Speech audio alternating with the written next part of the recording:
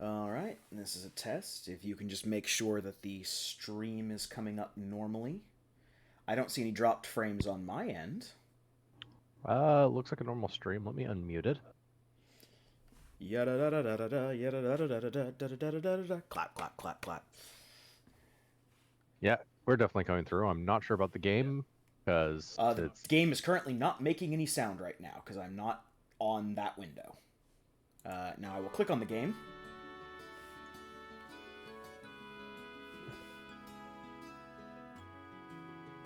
Yes, the game is coming through. Okay, can you tell me if it's a little bit loud? It doesn't need to be adjusted. Probably needs to be adjusted a skosh up. Scotia up. Yeah. How is that? Keep in mind that anytime I hop out of the game, the sound from the game will stop.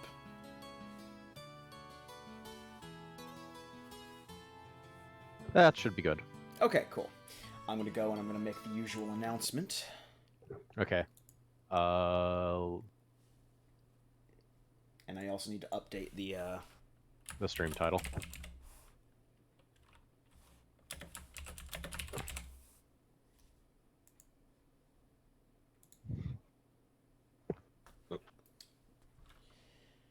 Okay.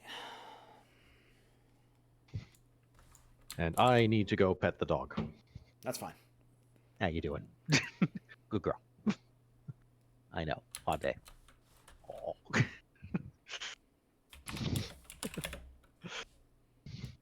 Okay, dog has been petted. Cool.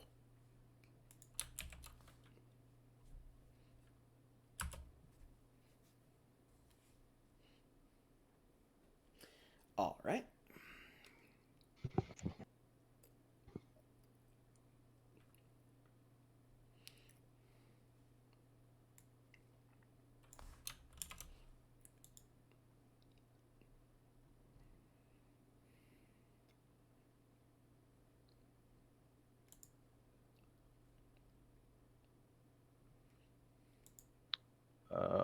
Okay, I think we're just about ready to start.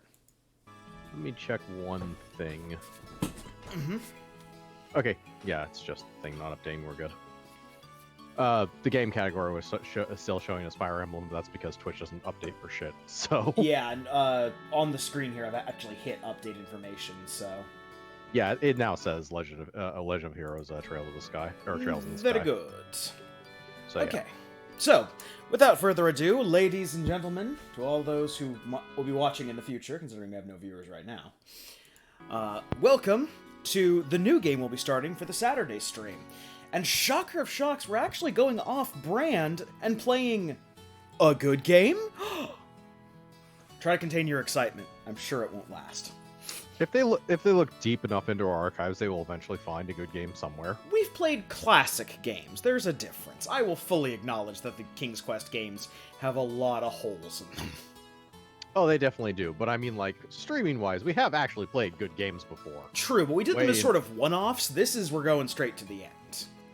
Granted. So, as an introduction, this is the Legend of Heroes series, which is actually a very long-running series of RPGs and games. But this was sort of the jumping-on point for a lot of people. It is originally a PSP title, I believe, from 2004. Legend of Heroes Trails in the Sky. It is developed by Nihon Falcom, which is a very prolific developer of RPGs, but of RPGs that the mainstream might not have heard about. They're the guys who I believe do Ys and a bunch of other titles, which are very highly regarded RPGs. Just get overshadowed by your Final Fantasies, your Disgaias, whatever. It doesn't help the fact that, hey, Borden. Hey, Bart.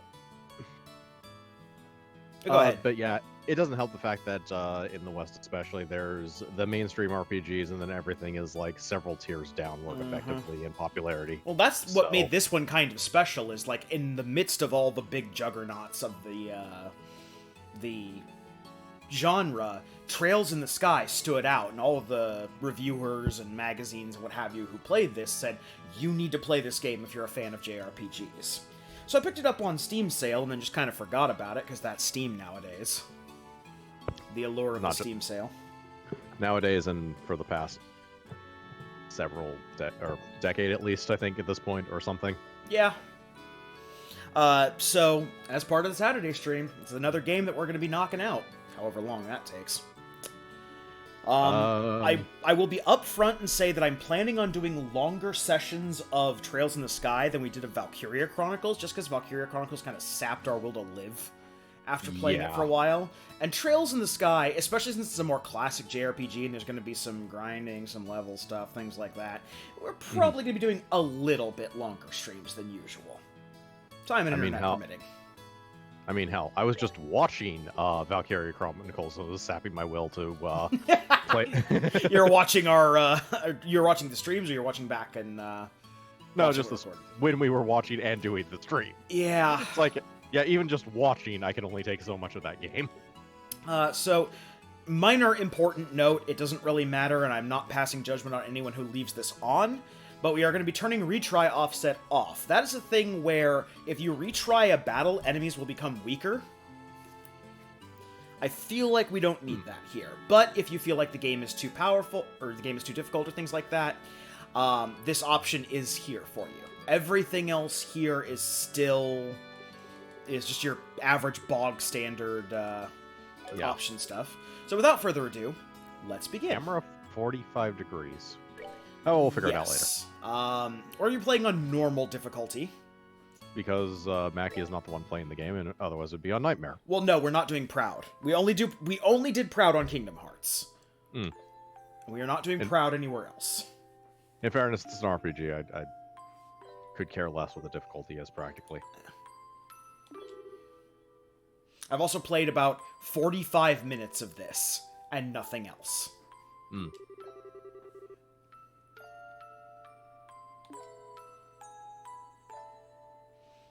Also, this being a PSP game, I believe there's no voice acting, so... Almost certainly none. Or if there is, there's going to be in, like, animated cutscenes only. Yes, and we're not going to be doing the voice acting for it. I'm going to lay down that rule right now. I know we try that for other things, but... There is probably too much dialogue in that. Yeah. So Mackie will exclusively be doing the voice acting for the entire game whenever he's on stream, if he's on stream. Same difference, basically. This is Cassius. This man looks suave as shit. Yes. Look at that mustache.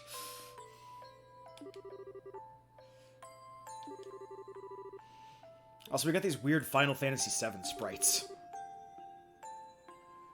It's not quite that bad. Actually, these are less Final Fantasy sprites and more like maybe a mana game. Yeah. Maybe some of the later ogre battle.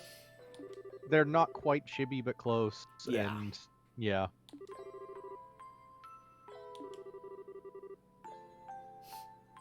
Hey, don't gender lock. She can do whatever she wants, Cassius. It's fake in a medieval setting. Give it some slack. It's no excuse. I mean, it's a medieval setting, but he's got a gas stove back there.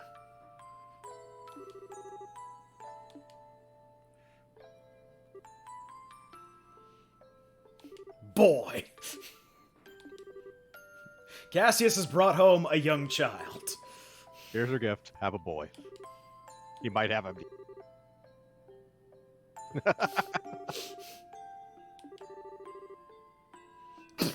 No, Estelle, we brought you a dead child to practice on.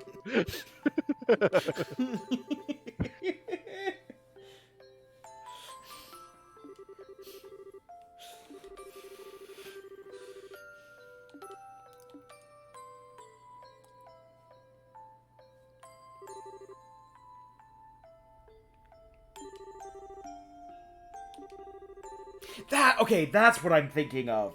I'm thinking of Final Fantasy Tactics sprites.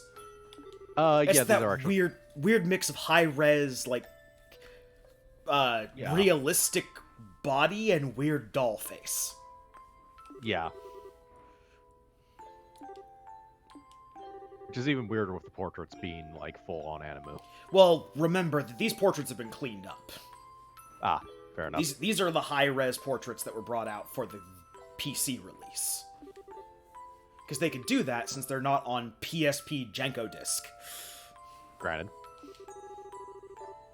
The only bad decision the PSP made, which was made up for by piracy. In the sense that running a game straight from memory card was better and faster.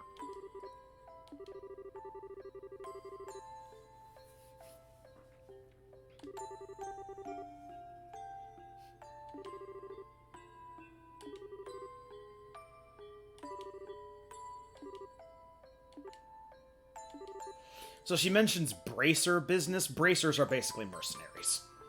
Ah. Bracers are adventurers. Need a dungeon raided, needed rats killed, call a bracer. Well, of course, Vorton. She has to ask the real questions, otherwise we wouldn't get exposition of the universe these people are in. Yeah. Well, to be fair, she also asked the question of, like, did you bring home an illegitimate child? Stop asking questions. I have no idea who Boy really is. But, The answer will almost certainly be dumb.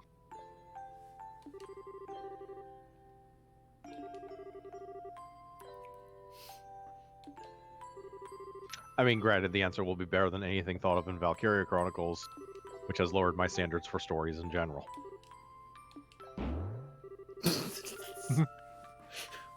Oh, my chest!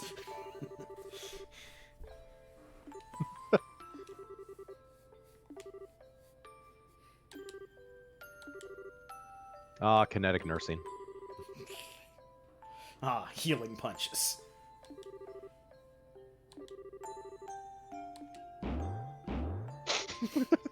I see this world obeys cartoon physics.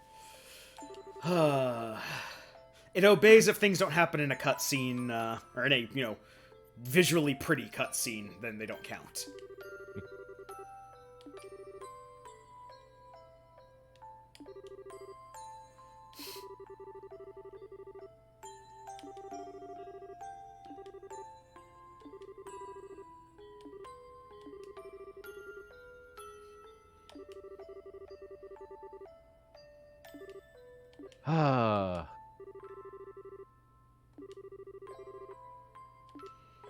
Also, one of the things that can slip by you in this cutscene, the boy knows the name of Cassius.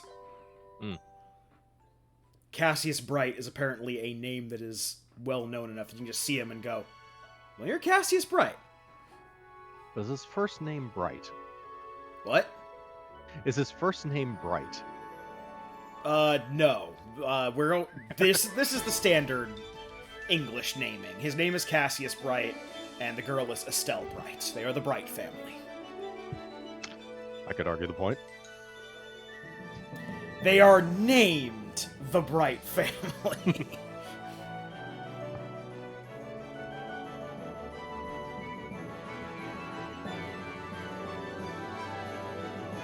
Look, Vorton, it didn't happen in a cutscene or a fight. We're good.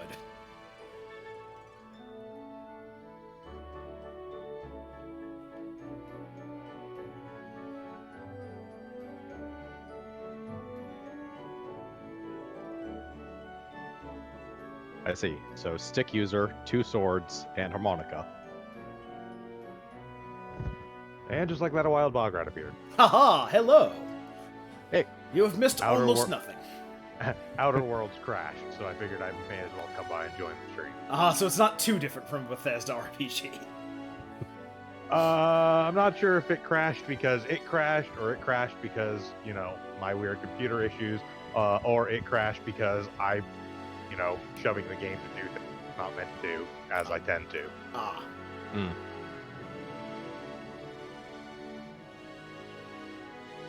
Also, if you think that the cutscenes are looking a little bit, weird and choppy, that's because the cutscenes are hard-locked at 30 FPS. Yes, the rest of the game is not. This game in particular, because this is the first trailer. This is the first one, yep. This was a rough port. It was a very rough port. It was ported from PSP, they did what they could. This was, right at that cusp of, about maybe 6 to 8 months before PC ports of PlayStation and Xbox games actually became decent.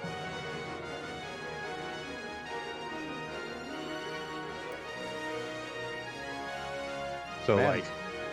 they were working to make a lot of ports, but weren't doing a good job at it. Like, say, the port of the original Dark Souls.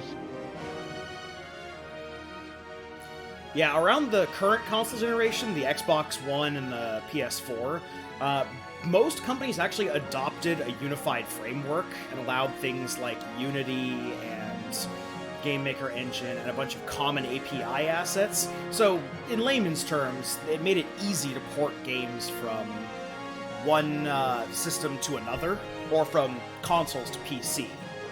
Yeah, the two big players in that actually are Unity, as was mentioned, and actually the fact that both Microsoft and Sony set it up so that Unreal Engine 4 could actually work on the PS4 and Xbox One. Yeah. Which made a huge difference. Because programming-wise, stuff built in Unreal Engine 4 for PC is virtually identical to Unreal Engine 4 for console, so porting is really just a matter of taking out a handful of small idiosyncrasies. And yes, Vorton, you did see a fist wizard in there. Yep. Yeah. We'll get to that. Presumably. Like I said, I've only played 45 minutes of this. So I'm wondering why the trailer for the game happens after we bought the game and started playing it. To get you excited.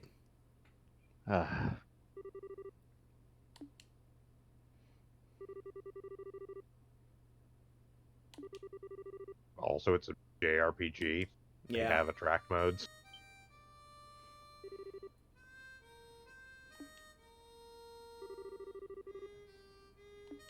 I mean, if you'd really like, I can go pull up the original Final Fantasy VII attract mode.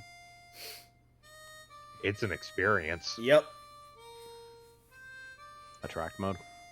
The when you cutscene sit on the plays, menu screen yeah. for long enough, it plays a. Oh, anime, that. like a yeah. No, that Nope. makes sense in a type of way. Hypothetically. Especially since dialogue. Stop patronizing me. Especially since sometimes I do actually remember very old game stores would just leave games running, so them actually having a trailer would be a feature. Yeah. But this is after we've already started the game and actually gone through a bit I mean, of plot. So That's not that uncommon for JRPGs. I know. I mean, I know it's not uncommon. I'm just calling the practice into question altogether. it's like an anime opening. They always do like the 2 minutes of show before they do the opening. In that respect, I'd have banned bad karaoke opening. That music was distinctly not bad karaoke. I want my money back.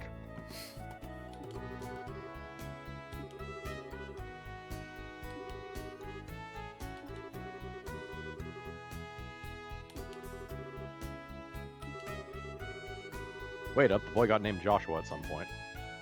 Joshua is the young child. Obviously. The young waif that Cassius brought home. I guess you have to name him something and not just call him boy the whole time. I found a child and got him across the threshold. He's mine now. Unless you're Kratos. Medieval law is weird. Now. Kratos' son had a name. He never used it. Yeah. Hell, he had 2 names. He had his Greek name and his Norse.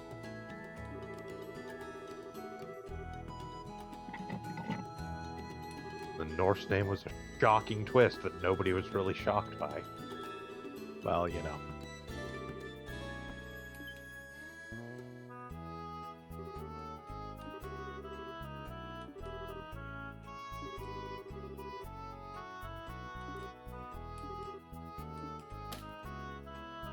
Just means the sequels are going to be extra weird when Kratos' son turns into a female horse and gets pregnant.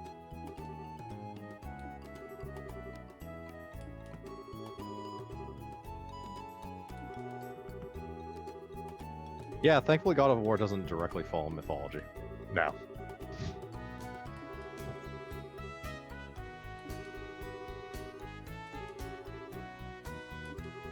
I don't know. Don't you remember the myth where Helios got his head turned 180 degrees around and then ripped off his body? And he uses a flashlight? In fairness, with the first 3 God of Wars, at the very least, you can say they take place at, like, the end of Greek mythology. That's not a luxury you can actually give to Norse mythology in New God of War. So is that what happened in the backstory of our card games? No. The Greek gods have all died. How? We're not saying. But it may have been a really angry Spartan. Rhymes with Suetos.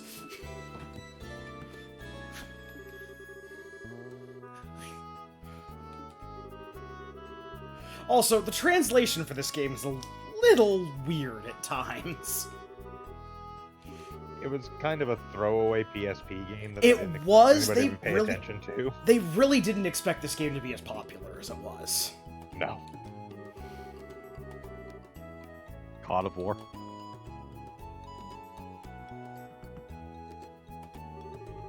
Yes, COD of War is one of the suits that you can get in the first game. Where Right, it uses that the one. fish. Yeah. My personal favorite was always God of Business. I think I like the cow one just for the cow pajamas that he wears. I don't know. Kratos in a suit hucking briefcases was always pretty amusing.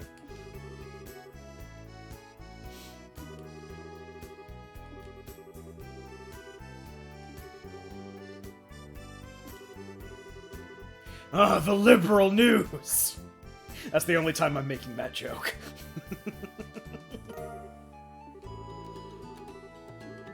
No, it's pronounced slightly differently. I'm not sure how, because RL is not a sound. Liberal.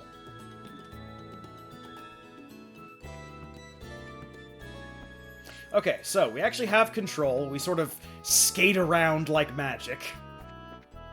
Apparently run like mad, too, but... Yes. No, that is one thing about this game. Your default move speed is about 4 times the speed of run speed in most other JRPGs. Hey, that's not a bad thing at all. No, it's great. It's Yeah. This game is like if you put speed hack on in a normal RPG. Yeah. It's amazing. So, this is our status screen. We've got Estelle. We've got Joshua. He's got swords that are varying length and shape at various times I've seen. Currently, they are kind of like 2 long knives. Well, they're Dirk. So, Yeah. like, quite specifically, they are twin Dirk. Yep. So they Yeah, you are can see them. exactly very long knives. Yeah. That's literally what they are. And yeah, you got your standards, you got equipment, you got orbment. I also... This Yeah, will be go ahead. explained to us. Hmm. That's This- why most of it is, like, sealed, and don't worry about it at the moment, yeah. apparently. Basically think Final Fantasy X level up system, but contained to smaller grids that you can swap out between people. Your items. We got a map. Tactics, you can actually change your character position, your battle position, your break. This probably does something. Basically, like It's break. basically a limit Yeah. break kind of thing, but for the whole group. Ah. And you can choose different people to get different effects. And I assume character position and battle position affect something attack, something damage, something how often, blah, blah, blah. Something? Something like that. We're gonna drop a save here just in case, and then by God, when you start this game, if you haven't already done it, change the camera to fixed position. Because this game will whip the Yeah. camera around in every way, shape, and form. Because the PSP didn't have the second stick for camera movement. So it had Oh, intelligent automatic camera movement, Which quote is unquote. bad. which was nothing of the sort. Got it. Aside! I mean, it could have been worse. It could have been like Metal Gear Solid Peace Walker, where they put the camera controls on the D-pad. Thank you, game. I'd so love to know where something is in a distance of a measurement I have no idea. That's the 49 context for. Selge. That's like So- 800 yalm. Those kids are practicing their wave dashing. That man's just walking into a box. Oh, our hometown.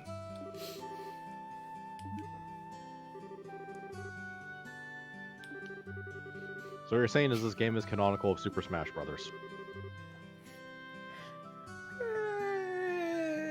Hey, is that I don't Marth? No, that's not. think I know, but it looks like him. Trails of the Sky character or any of the Legends of Heroes characters appeared as spirits.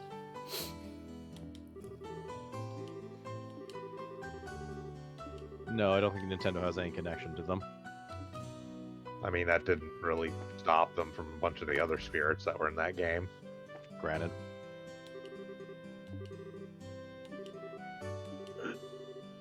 I mean, even tangential ones. I mean, like, yeah, Rayman is. I don't even think on any of their systems, but it is an Ubisoft thing. They do have, but they do have. I think Rayman Legends was on like the Wii or Wii U. Okay, so at least that. That's a good question, actually. Oh,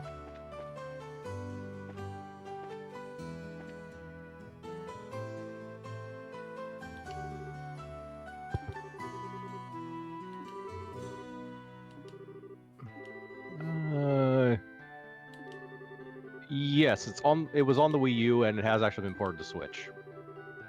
yeah, I figured. So it is not one of the few holdouts from the Wii U that has not yet been ported to Switch, or a effective upgrade has been made on the Switch.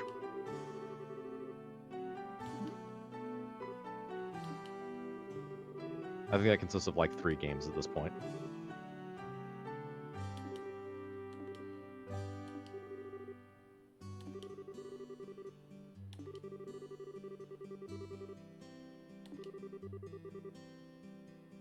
Yes, that was literally the one thing Ballgrap missed. Yes, that's the only thing. Healthcare via kicks to the chest. I have Like- played this game before. Okay, And by kicks, you mean jumping directly on his chest. that's a drop kick.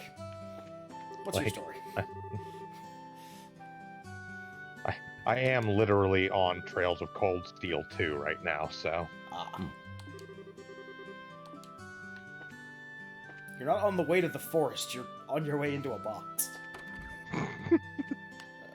Also, as I recall- Might be a pathic issue. Or he just likes that box.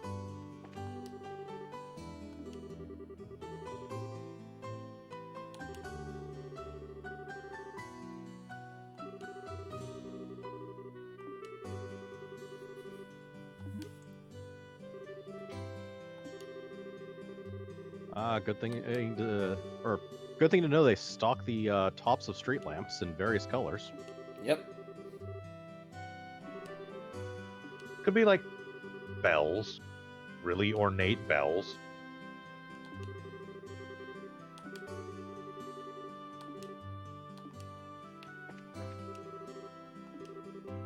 Or like, I don't know, Blastia. Blasty were like jewels on various accessory pieces or something. Yeah, it could be Blastia inside a very ornate cage. My day, we didn't have orbments. Superpower granting jewelry.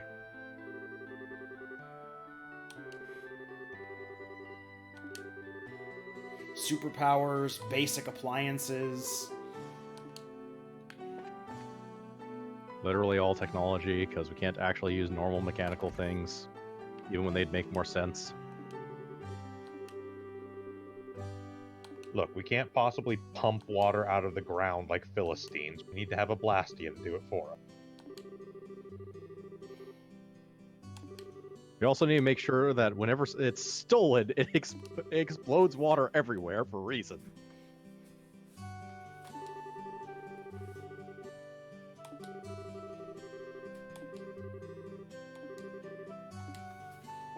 Well, Vorden, that would explain this game. Unfortunately, the rest of animated media makes everyone look incredibly fit no matter what, with very few exceptions. And usually if it's an exception, it's a piece of their character for reasons. It's like people like to look at pretty people or something.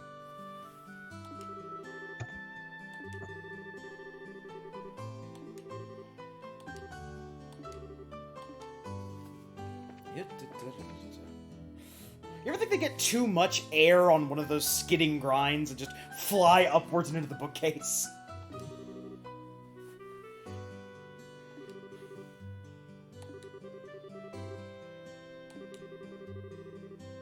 I assume it happens often enough that they've accounted for it.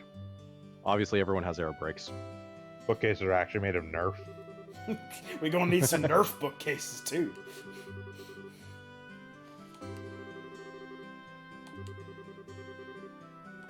The entire planet is actually soft and plush. Ah, Yoshi's Woolly World, the JRPG.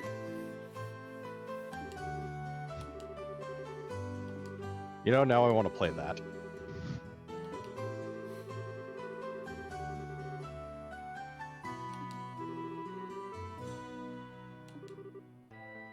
If only because that would actually be like effectively Super Mario RPG-ish. Kinda.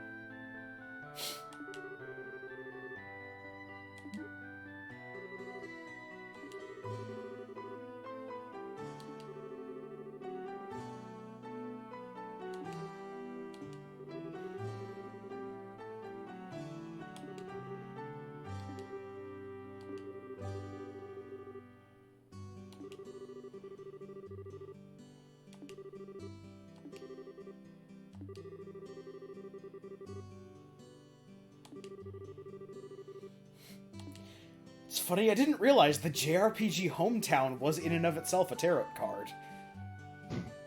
And it's burst into flame. Well, I'm sure that doesn't mean anything.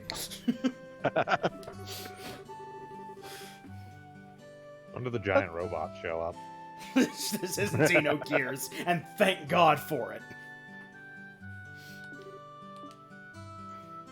I don't know, if it was, we'd only have to play like half the game, because the rest of it is basically, Disc 2 is just a cutscene. yeah. By Ah. cutscene, I mean the main character sitting on a stool while it explains what would have happened in the rest of the story. Orbal energy. You're making that up. I mean, yes, but it's true anyways.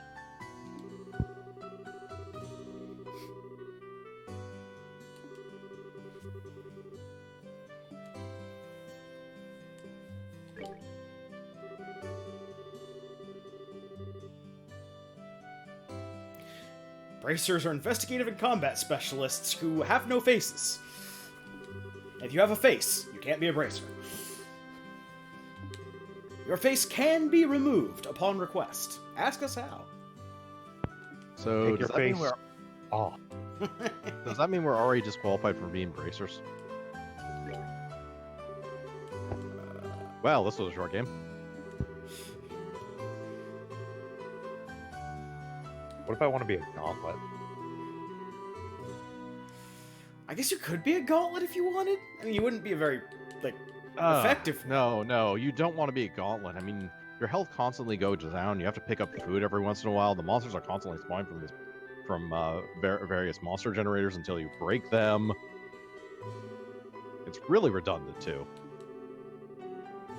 And range combat is the only viable option.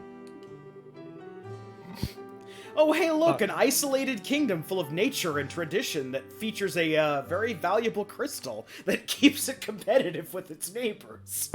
Oh, man, are we sure we're not playing Valkyria Chronicles?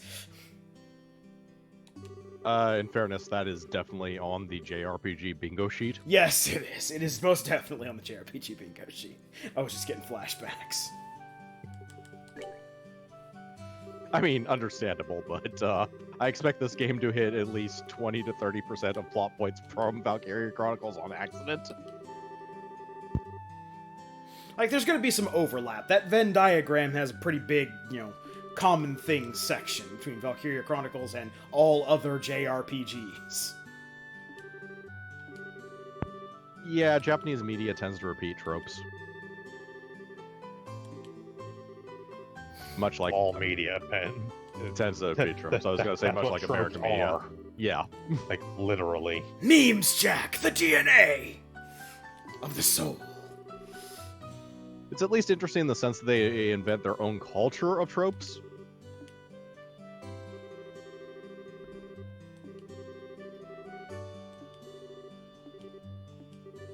Like that previous example we just mentioned of isolated country that has special something that keeps itself afloat?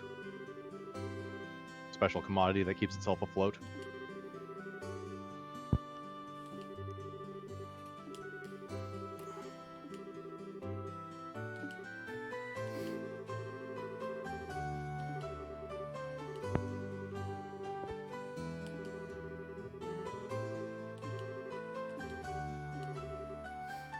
I forget because I'm only half paying attention to the dialogue. Does the main character actually have amnesia? No.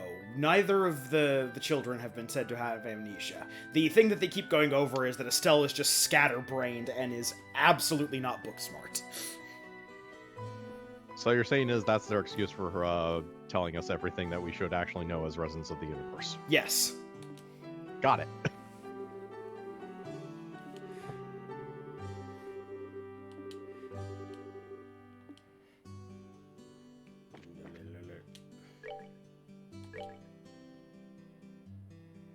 People who know this game more, is there a ditzy blonde stereotype in here? I don't know. I think Estelle is probably honestly about the ditziest Yeah. character in the game, being real.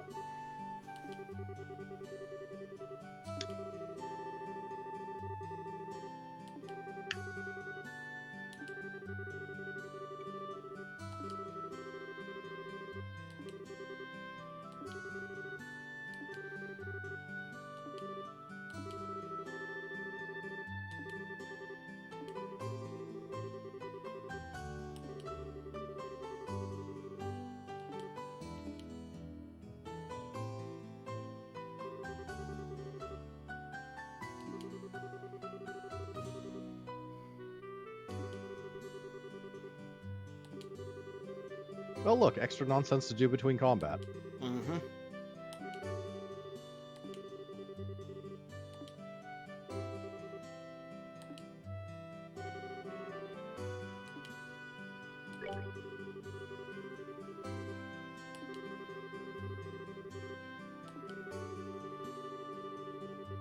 Battle ordnance.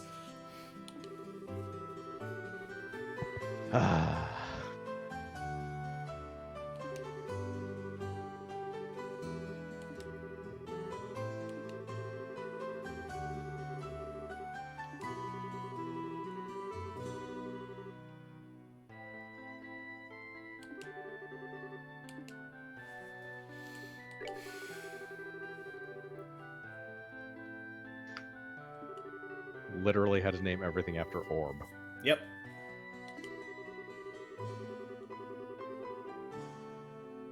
Well, I admire their dedication to a theme.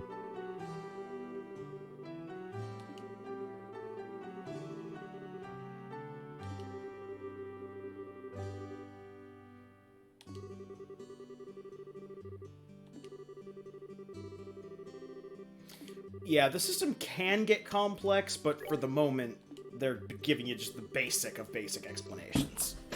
Yeah. Put your ability quartz in your orbital thing, and you can use abilities.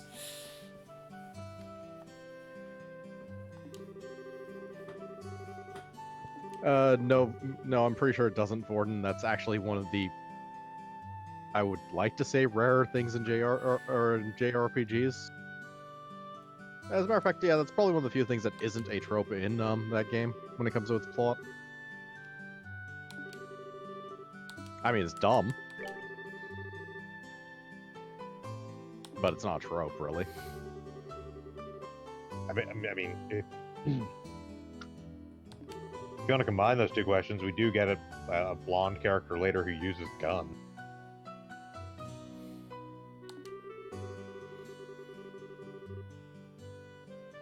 Yes, but does he or she or He- it... Okay, does he shoot a different character in order to unlock their hidden power?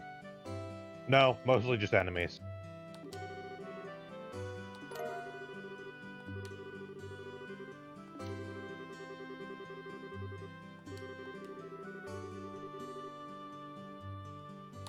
Time elemental.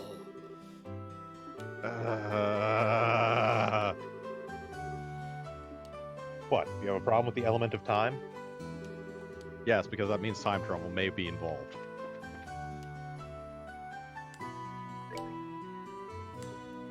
Okay.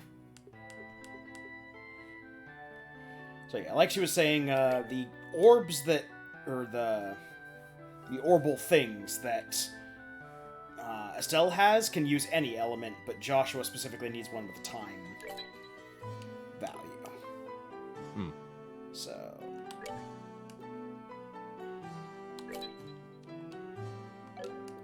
go in a slot, here. These slots are openable. I mean, they're not open, but they're openable.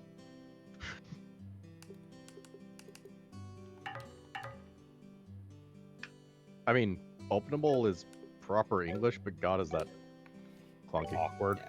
Yeah. So... there we go. Found the right button. Orbit. Step. So yeah, by slotting that into that slot, we got Clock Up, which increases speed, and Soul Blur for Joshua. And Estelle. And she gets Firebolt? Yes, she gets Firebolt. Okay. The other thing that they were saying is the more slots that you open on your Orb Watch, the more AP you, or more EP you get. So it's worth it to, whenever you get a new Orb Watch, to unlock the slots as quick as possible. Orb Watch is just pieces of equipment that we can buy and upgrade. Buy, upgrade, get from other places. We'll be getting a lot of them, and we can swap them out. Okay. In various places, as I recall. Josh, feel free to correct me if I'm wrong. Close enough. Yeah.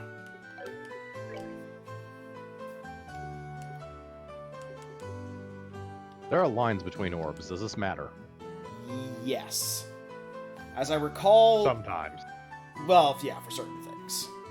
I think there are, like, upgrades you can get that power up adjacent nodes or something like that. Okay. I already did this. They need to make sure you know. And don't actually have, like, a binary value to make sure you... whether or not you already did it, apparently.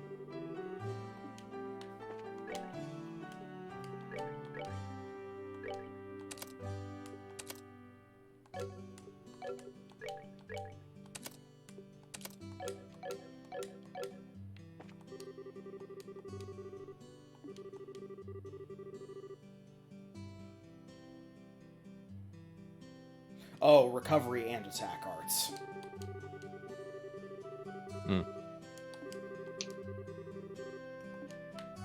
Yeah.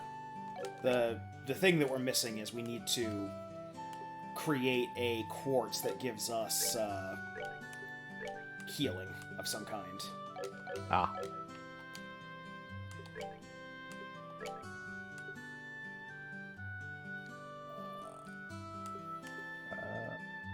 I would imagine the HP one does that. HP 1, maybe action, maybe defense.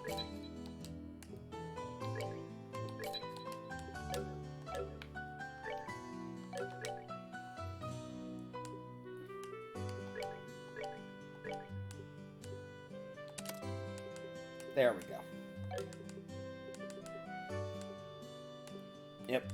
Water and tear and aqua bleed. So I was trying to think best of how to explain the importance of the lines. There's a whole thing about elements, the lines, and like stacking up the elements to feed the lines correctly so you can use certain arts. Like the system gets really complex later, let's put it that way. I also see that this system also stereotypes water as the healing magic. Kind of? Oh, other elements actually are healing. Not so much that as it is water is more than just that.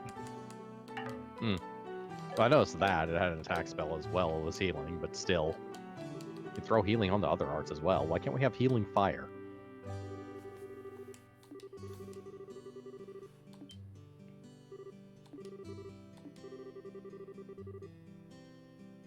Or healing hydrogen.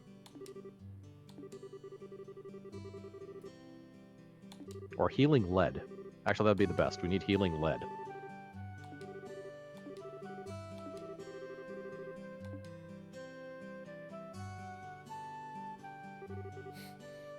Help me, there's no friction on the floor!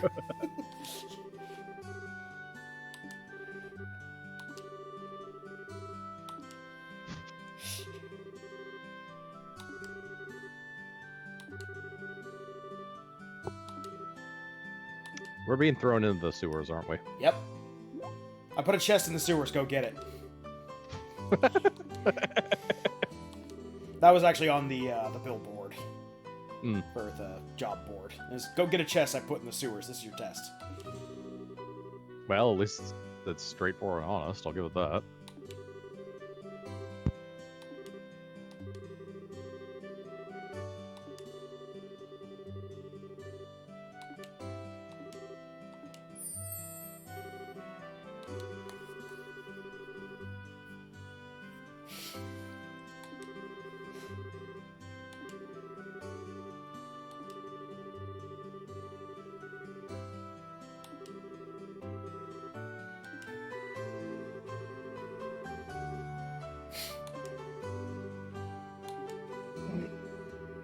Well, if it makes you feel any better, Vin, I was looking through them because I couldn't remember off the top of my head.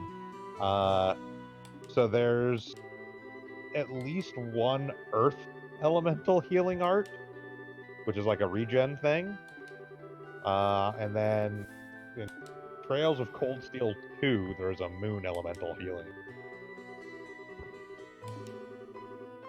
So they're not all water. No. Even if moon element makes... As much sense as time. No, it makes less sense than time in a way. Especially for healing.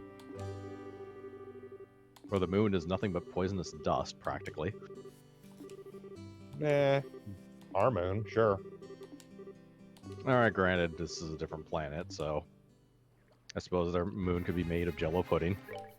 Okay, so first off...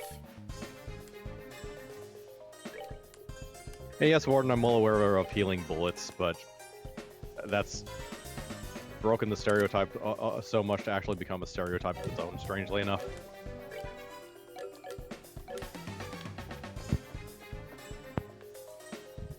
Ah, Also, enemies on the none of map, us I see.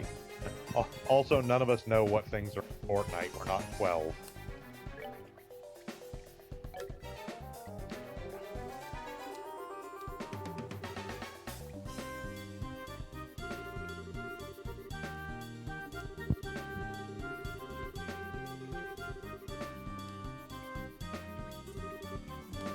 Okay, so that's our save point slash healing point. Yeah. Well, I don't think it's save. We can save anywhere. Yeah, you can save anywhere, but these are recovery stations, essentially. Yeah, I think Magic Triangle. I think they also let us leave the dungeon. No, not that I'm aware of. Okay, might just be leave the menu. Yeah, that's pretty sure what that's what leave means.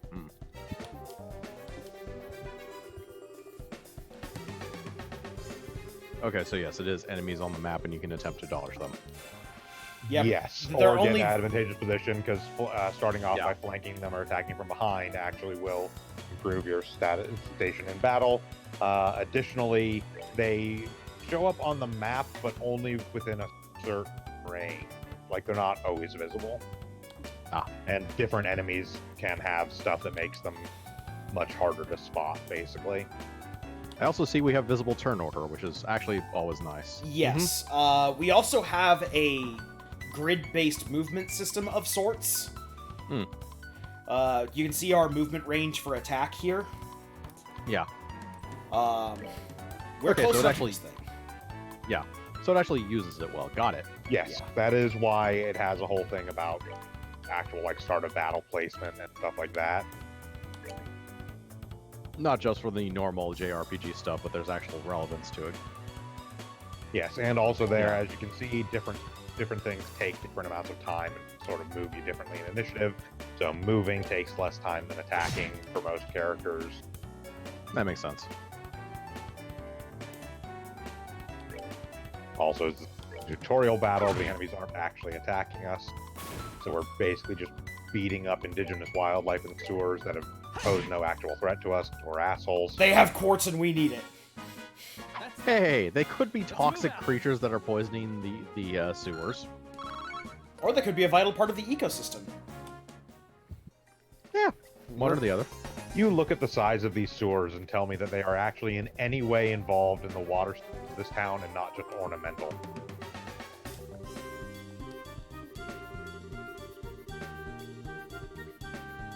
So what it actually was is they wanted to build a town exactly like Venice, but failed, paved over it, and built a normal town on top of it. Here's your explanation about art, because flying enemy. You don't have the gun user yet.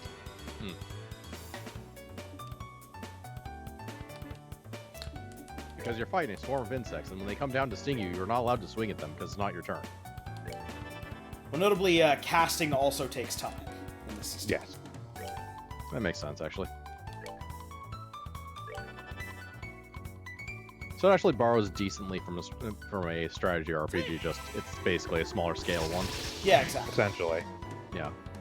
It has SRPG elements, but in and of itself is, like in design, a more traditional JRPG. Yeah, you'd need more things on the. Yeah, Well, it's not only that, but it's also like it's actual like it's not mission based like a lot of SRPG. Yeah. Stuff. No, it has more. It has more RPG tropes than or RPG elements than it has SRPG Yeah. elements, but borrows some things that are actually interesting for RPGs from it. Yeah. Which I'm more surprised that more RPGs don't do. Now we have crafts. yeah, separate but legally distinct from arts are crafts. Crafts are character-specific skills that can have any number of effects. They are cast instantly, but you get CP by attacking or being attacked. So, for example, Estelle can cheer people on. Come on. Come on, stop being a bitch. And his is Dual Strike. And then there's the S-Craft, which is again the super thing. When they have like maxed out meter or something. There are triggers for it. I don't remember how many of them are actually in the first Trails of the Sky. They dropped a treasure chest. Since I'm like 3 games past this, my knowledge of mechanics is somewhat iffy because there's mechanics that develop across the series. Yeah. Understandable. I don't remember which mechanics are actually in this one and which mechanics were not until later games. Explosive revival. Balm, not bomb. Hey, I can interpret words however I wish. Yeah, see, here's where we learn about S-Crafts and S-Breaks. Yeah.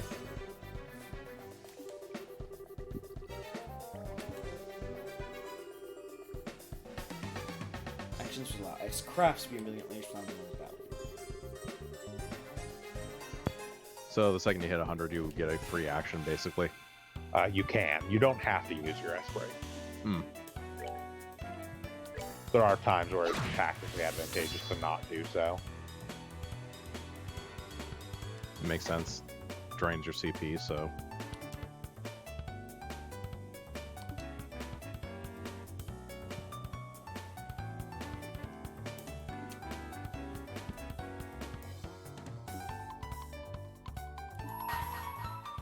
Notably, in this port, I have to click that button. Or you can hit the number 1. Yes, but I can't use the You can- controller to do it. No, you can hit the number key based equivalent to which character has the S-Break.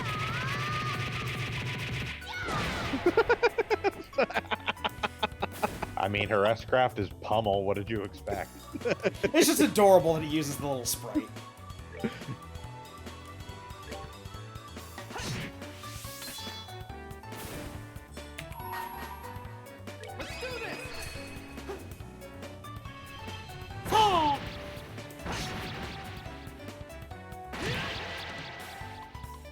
That's lacking dialogue. Well, I mean, he's just doing hole, hole, hole.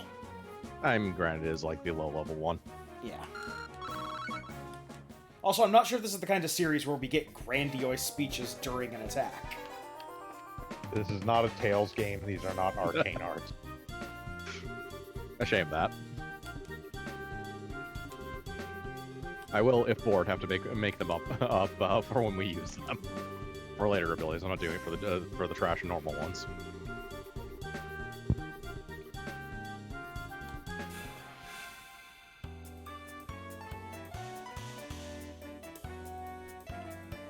Yes, and this is the reason you want to know about turn order, is because Yes. certain turns will have a bonus to them. And you can use the interrupt of S breaks to take a enemy's turn. Or enemy's bonus turn.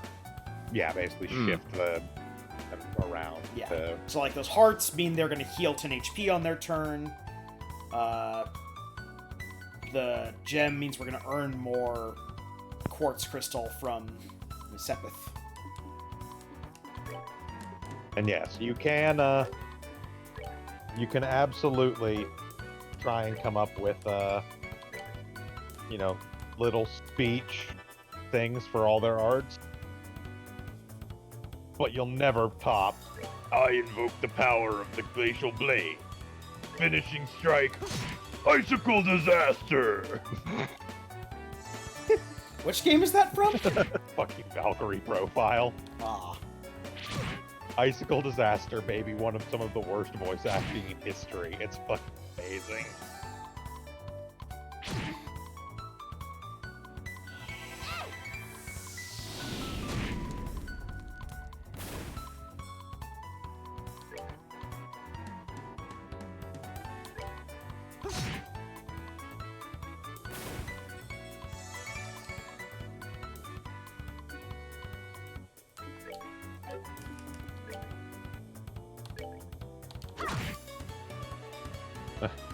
It's not helped by Icicle Disaster itself being a fucking terrible move. It is literally the weakest PWS in that game.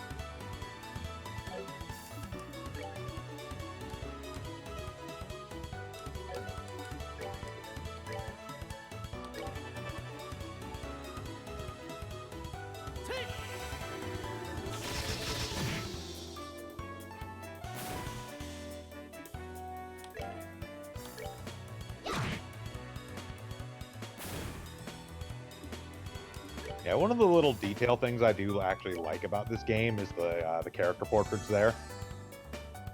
You look actually kind of reflect status to a certain extent. Yeah. As they get more hurt, they will actually look more hurt.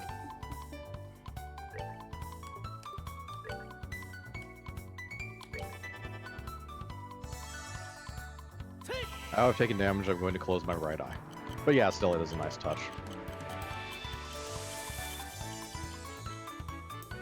Certain status effects will also actually reflect in their portraits.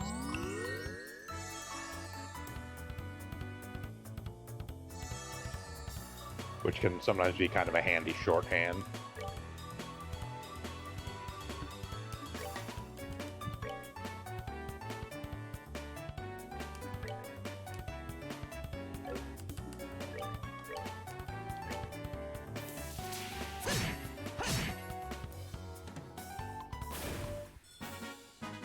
That's that then.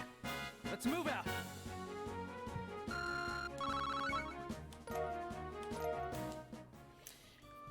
Now, notably, this is one of those games that has an achievement for doing something wrong. Yes. Actually, There's has a couple two of those, actually, yeah. So, the achievements for doing something wrong are The first one is you're doing it wrong for having 1,000 of each type of those Sethith crystals that we get from defeating enemies, which means you haven't gone and turned them into quartz or used them to open any slots yet. And the other one is, would you go spend these already? Which is for getting 3,000 of each of them.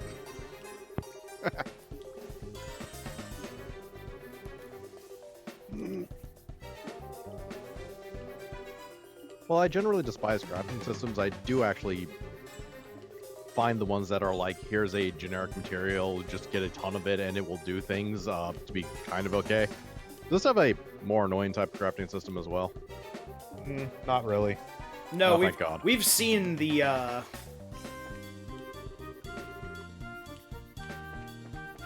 The main crafting system, basically. we've Yeah. seen the main crafting system. There's nothing to worry about. Yeah, the Sepith into Quartz thing is basically all there really is. There's a couple other minor things, but yeah, for the most part, that's essentially it.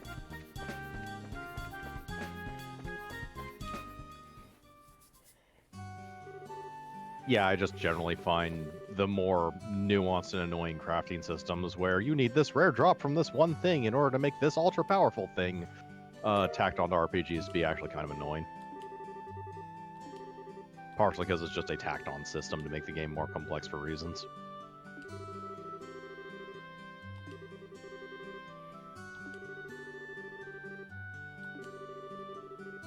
Cocaine. Thank God they didn't open it. I'm not going back to jail.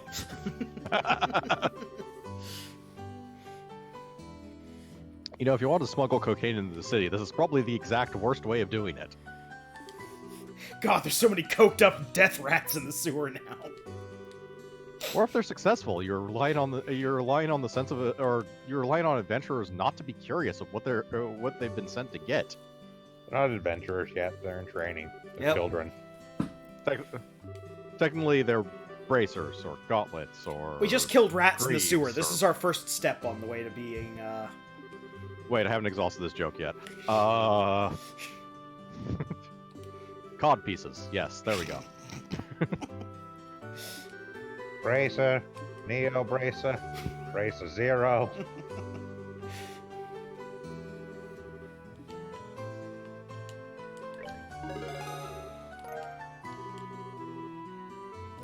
Junior Bracer, 9th class. Classes go up or down? I'm going to assume up.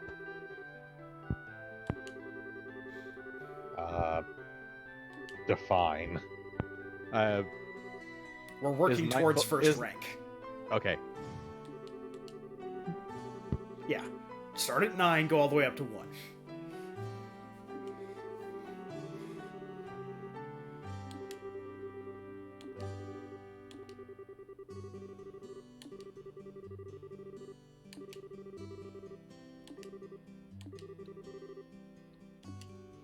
Ah, the whip.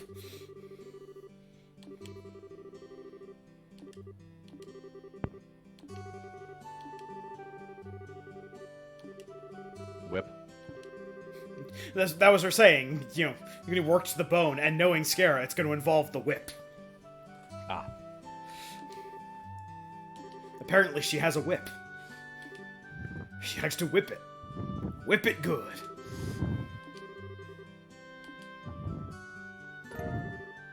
Stop that before we get a copyright strike. Alright, we got our Alchemist pocket watch. I mean our glove watch. Junior Woodchuck Handbook. Urban Ranger's badge.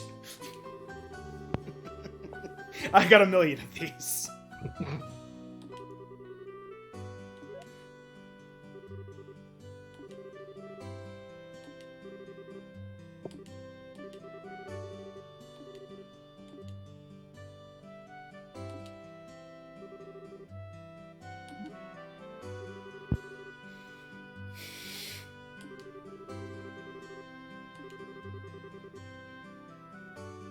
I have some rats I need to get cocaine from.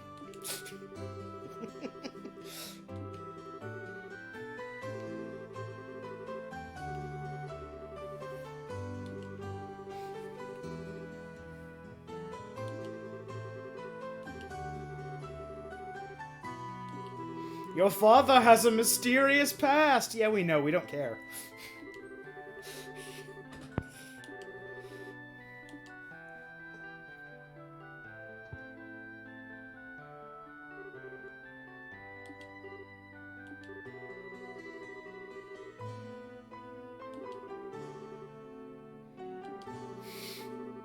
Your father is involved in a plot twist later. Your father's keeping mum about the coke operation in exchange for huge sums of money.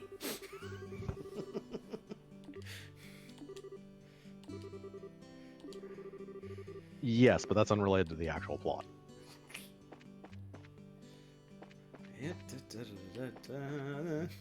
No, buddy, you don't need to get that close to read it. Like, step back to where I am. He really wants to look in the details on this one. Hey, it's single- Ridge! Where's your friend Ledge? Ridge and Wedge. Ridge and Ledge, yep. Ledge, yes. That iconic duo.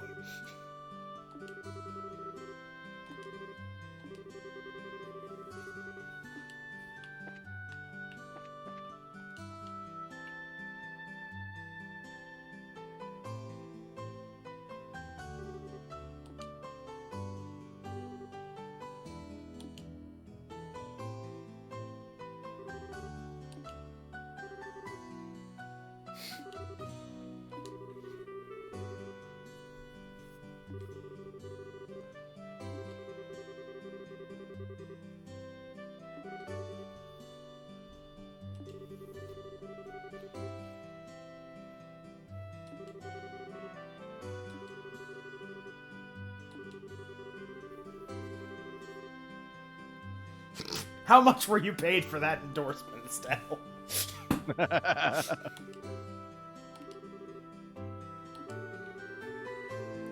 Oh, I love our character. Dumb as a post, strong as an ox, beefing with the little kids.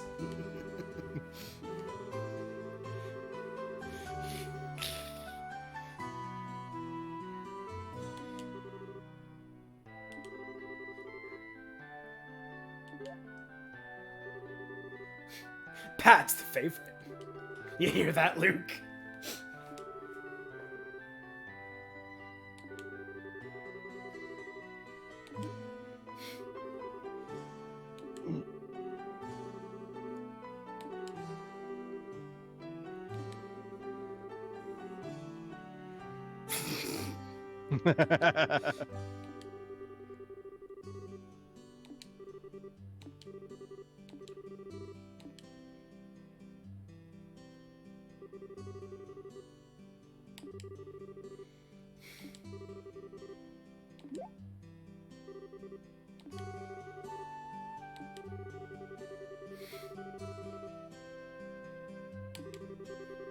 Now that we're bracers, we instantly have quest sense.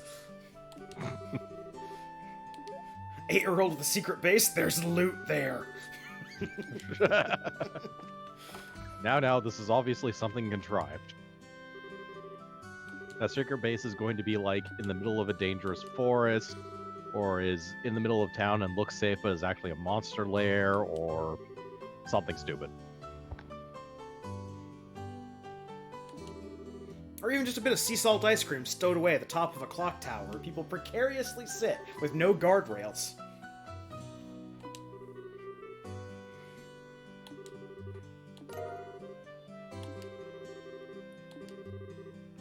It's fine. The gravity in the place is way lower than Earth, so you can take a fall like that without actually getting hurt. Renan, how much have you been paid for this endorsement?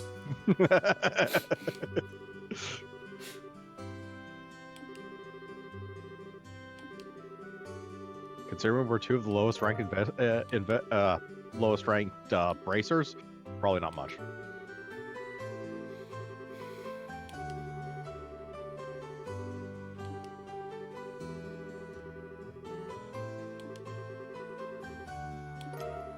Eat this cookie.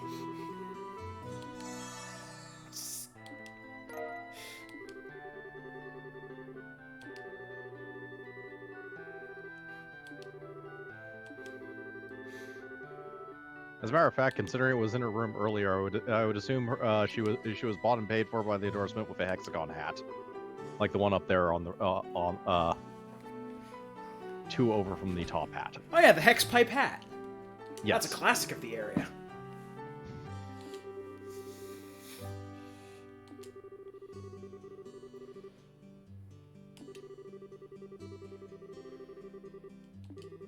I'm actually just confused by the model in general. It's not like they can't draw around things.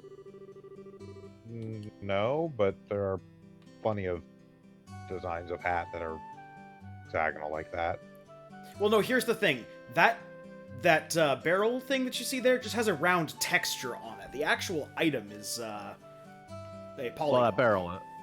Oh, yeah, that is a hex polygon now that I look at it. Yeah. Yeah, all the pots and like round things, quote unquote, are just Textures polygons. on an Yeah. actual. Yeah. I mean, especially keeping in mind this was originally a PSP game. Yeah. So the reason I keep pulling this menu up is because that's the what's tied to the Y menu. This is the bracer book that we got that just lists a bunch of Random Yeah. things. All the Orbital arts. So see there where Okay. it says required elements? Yeah. That's what I was talking about with the line. yeah. You need 3 connected in a line in order to do petrify breath, for example. Oh, okay.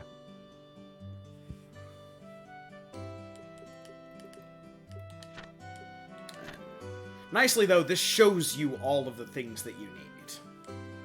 Well, it shows you all the non-hidden ones. There Yes. are hidden. Yeah, there are hidden ones, but you at least get a good guide to start with, Yeah. which I actually do like. And for the rest of them, you just look them up online like everyone else does. Or magically stumble across them. Probably look them up online.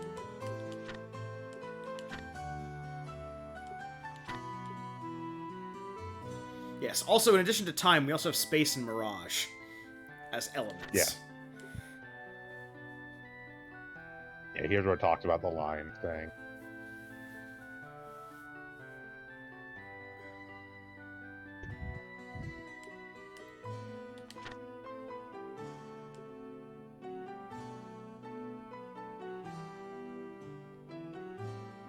And yes, that's also the other reason why you may not want to immediately use your S brakes, because you can actually get CP all the way up to 200, which does a maxed out version of the S craft. Yep. You'd be extra angry. Or something. Whatever the hell CP stands for. I'm pretty sure it's just craft points. Yeah, something like that. Elemental damage. Note that elemental efficiency only applies to the 4 cardinal elements: earth, wind, fire, and water. Yeah. Time, space, and mirage have attacks, but can't be strong or weak against a particular enemy. Yeah, they just are what they are. They're basically non-elemental attacks. Yeah. Well, that makes sense at least. Or at the very least, it keeps strengths and weaknesses from going stupid.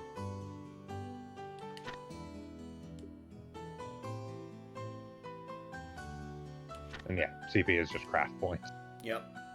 Yeah. Okay. Got the paper. Go over here to learn some new recipes. Wholesome pasta. We learned how to make pasta. Yes. Who does the cooking? Our current mission / quest is literally just wandering around town. We haven't actually gotten anything specific yet. Technically, I have to take the paper back to Yeah. Dad.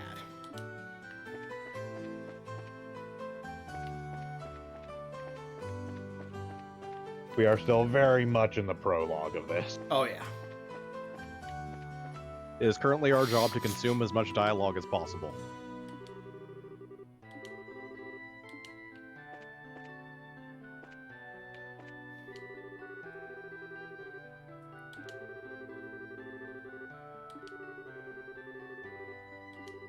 Tasty, tasty work. Oh, Carnelia. This is also a achievement thing. It is? Yes. One of the items that we just got is Carnelia, Chapter 1. We will probably not read this thing actually it's really on stream. fucking long when you get all of it. Yes. It is some kind of adventure / I think romance novel. Yeah. So if you get all of it, it's an achievement and possibly something else. It's an achievement and it's a whole like miniature novel. Yeah, Vorden, people in this town like to walk into random objects for reasons. Yeah. Look, people are getting their cardio in, Vorton. It's important. Also, that wasn't a kid. That was an old lady. She has a son. Yeah.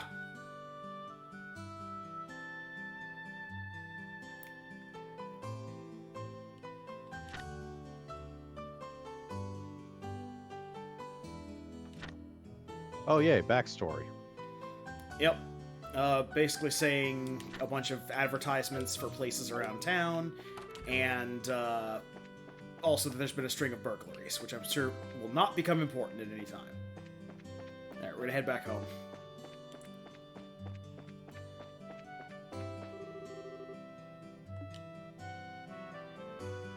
Or maybe not.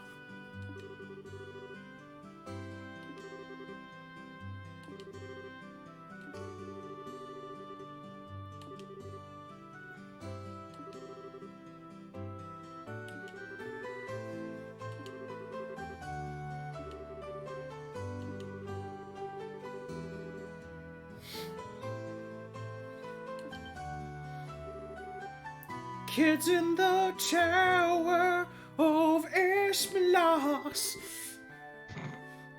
It's a breeding ground for monsters.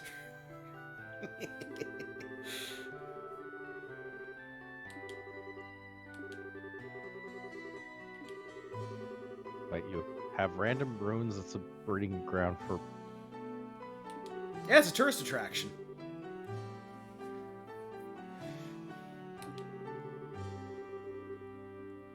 And it's a tower, a thing that is fundamentally easy to guard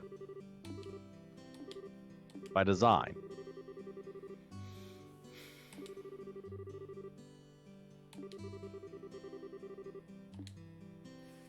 Why don't you just clear the thing out, then station like a couple of dudes there?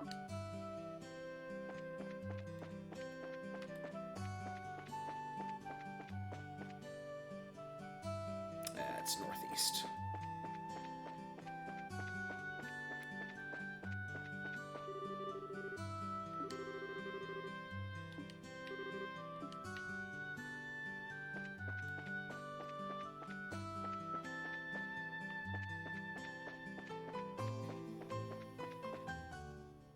There we go. It's that northeast.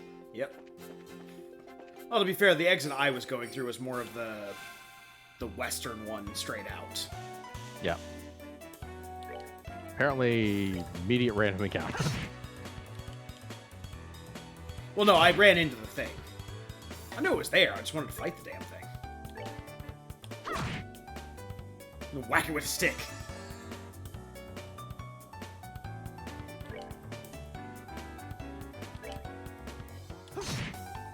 You knock that off. Weird chicken cat thing.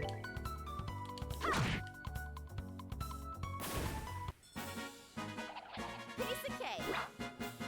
Flying chicken cat thing. Eh.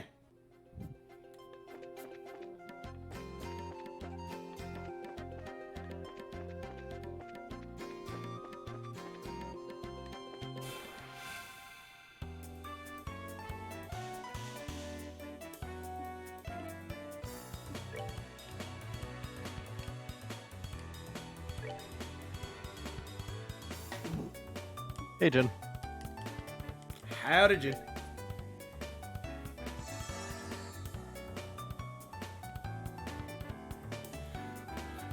Well, haha.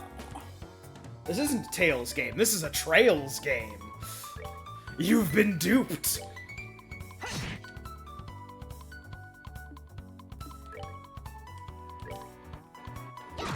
Wham. I mean, it's still a JRPG, so you're in for an experience.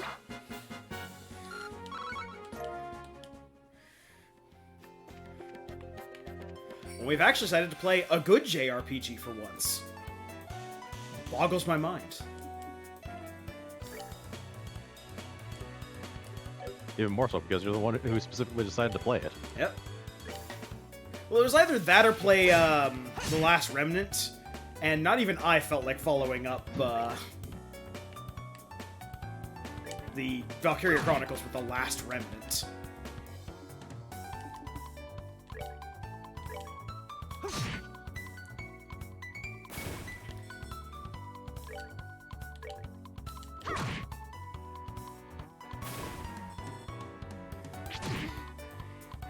Yeah, if I saw this thing flying at me in the woods, I would just hit it with a stick as hard as I could.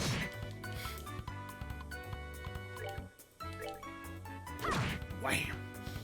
That's just right. Piece of cake.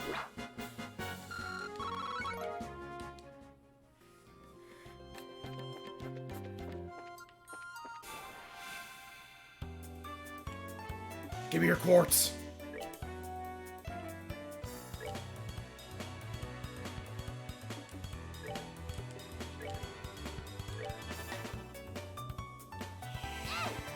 Does EP recover after every battle, or...? EP does not. It only recovers from resting at inns or the rest points that we saw in the sewers. Okay, so it's a hard resource. Yeah.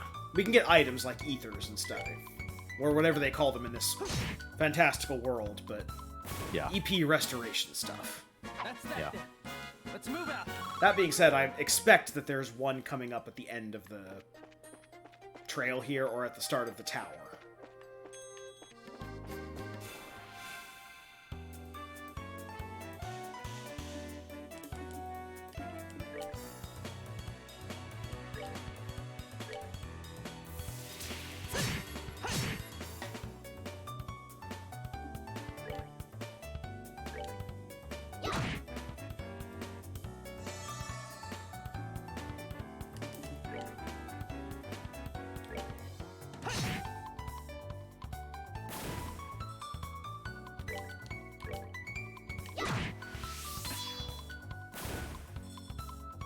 Yeah. So also of important note, the those Carnelia novels are a fictionalized account based on two characters we actually meet later on in the series.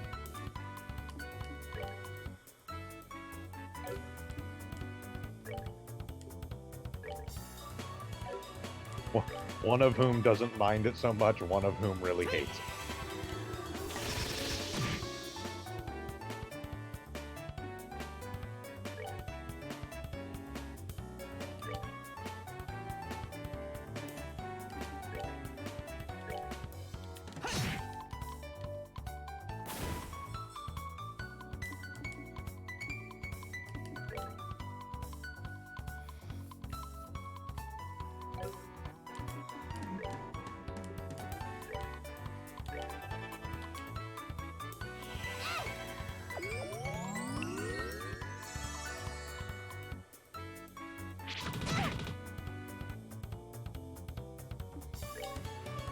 As notably, there's also a lot of knockback in this combat.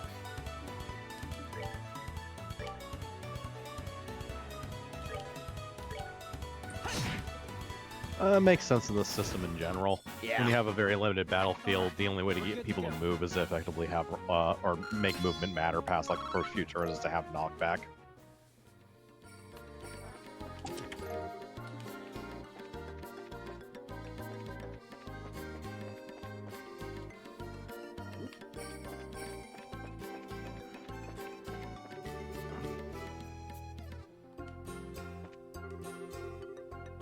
Well, those distances mean something.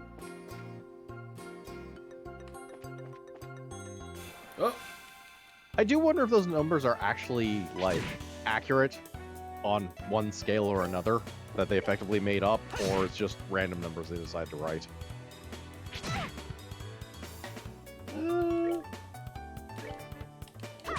I would say probably decently accurate given the layout of things. well, really, they don't need to be accurate. You just need to have an idea of this is how far away a given value of a slenge is, or whatever. Selge. Selge, yeah. Slenge is a dirty word.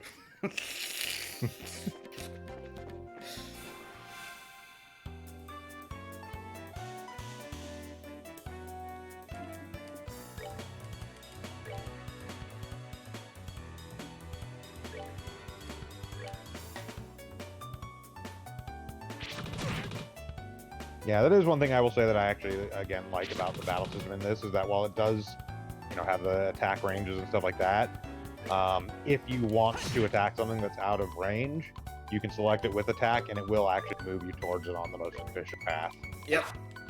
That is kind of nice. rather than you having to be like, oh, I can't reach it, better back out, go over to move. Let's do this!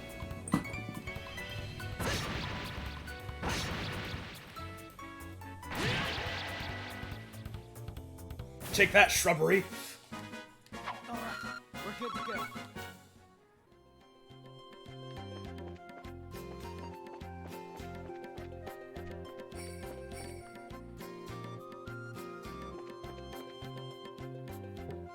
That slenge thing, for reference, is a joke from an LP that will never be completed or released. Which one? That was from Tales of Asteria. Oh, okay, so one of our cleaner ones. Yeah, but remember there was the chief of whatever village whose name was Slenge, and we were just thoroughly convinced it was a filthy Oh. word. Right. It was one of our cleaner ones, but we never actually finished it because that game isn't actually good for 4-player multiplayer. Nope. No. Hell, it's not even good for multiplayer because the camera decides to vomit all over Yes. the place. You started battle in the wrong place. You will not see shit. Yeah. We may want to think about possibly trying to do, like, Berseria at some point. Because Berseria is apparently in all ways better than Zestiria, which Zestiria wasn't a terrible game, but had some issues.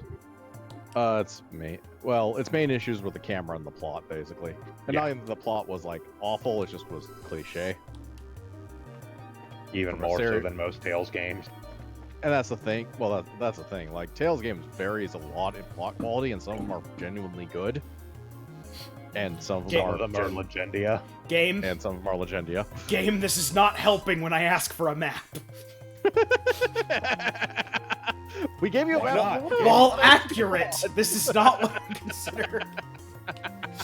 Gave you a map. Apparently, when you ask for a map, you shouldn't be wishing on an asshole genie for it.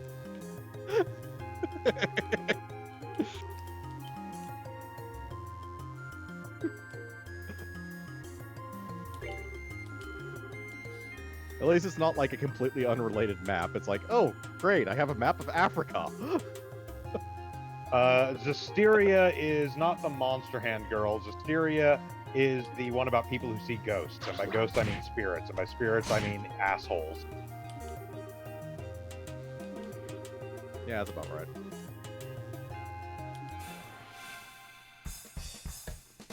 Where you run around as the Chosen One, fighting malevolence. I get some lively, important fight music here. Co-opted a fucking loop on soundtrack. Pay attention or I'll hit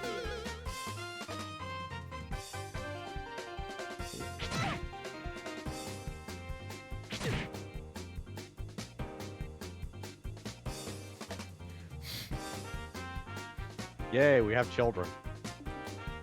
Or marching forward towards the enemies to get their asses handed to them.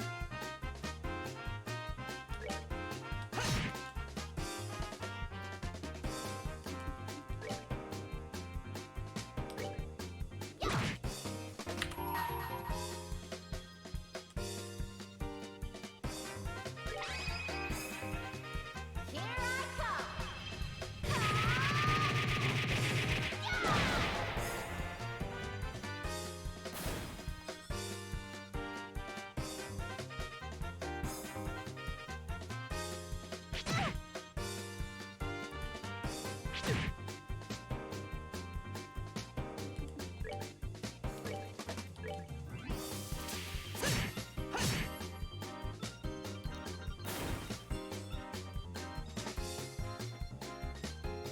Children, stop hogging the turn. Bonus. We're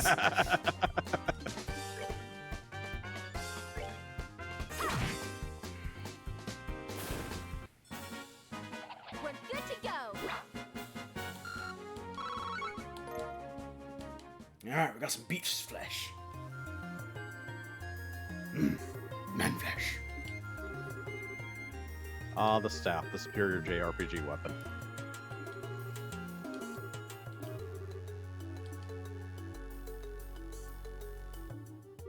Because when all your damage is in numbers, cutting doesn't mean anything. Unless it does because the system says so.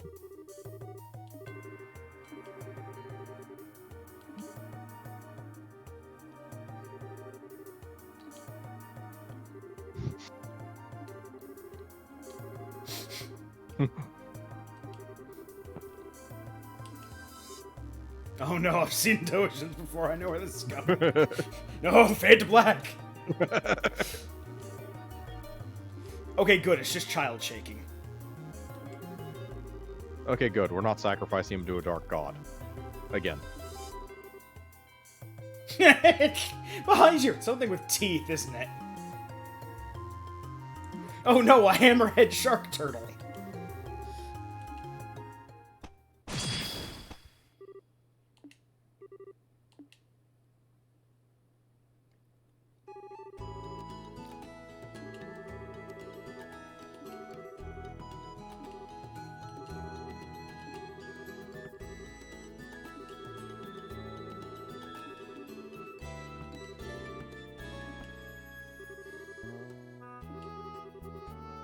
Yes, to be a bracer, you must fit onto someone's hand like a glove and protect them from weapon attacks. Yes.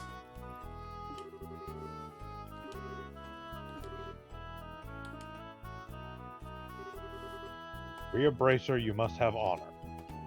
Honor and it. I can't say that last part.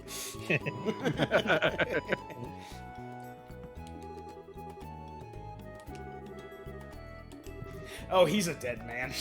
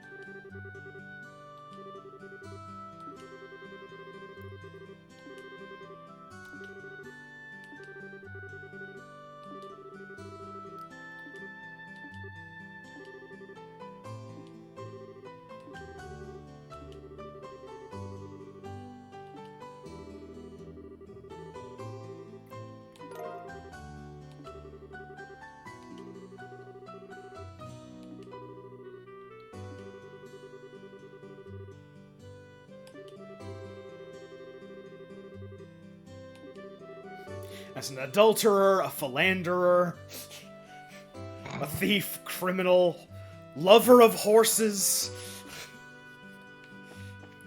Meddling across state lines.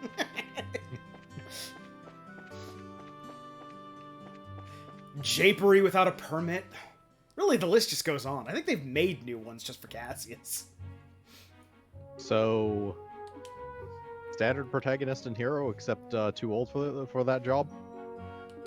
Well, he's retired. Mm. Unfortunately, protagonism is a hereditary disease. Ah. His daughter has caught it fairly hard. It causes you to be dumb as a brick, but also to be incredibly powerful in the martial arts.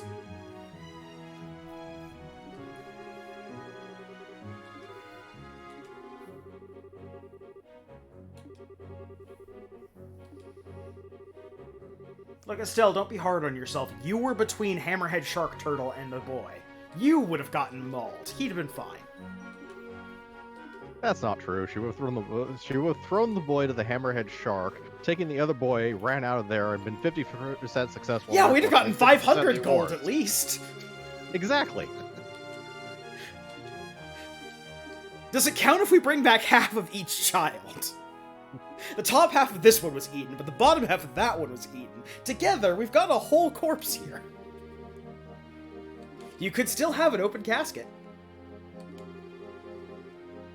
Yeah, just sew them together. It should be fine. Yeah! We'll put some twigs in there to keep it propped up. If you want it to be extra special and a little bit funny, just get a necromancer. Or a very inventive puppeteer. It's a thankless job. Yeah, what's Anthony Stewart Head doing nowadays?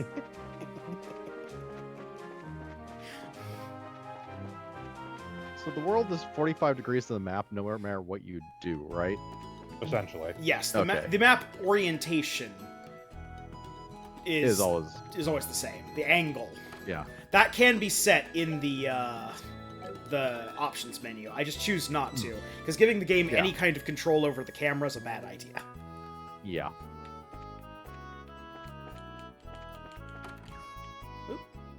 It's what happens when you only have one analog stick on your system instead of two. Yep.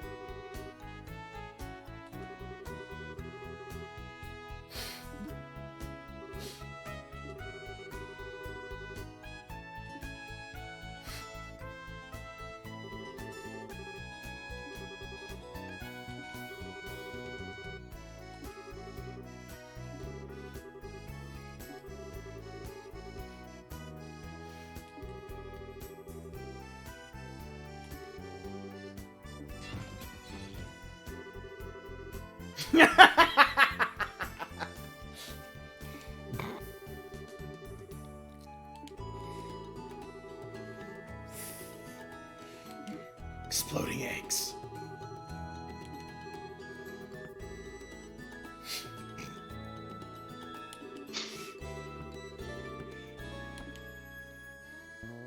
I'll eat one of my books again. See, you can solve this curtains lying on fire problem by just making it of a non-flammable material, like asbestos.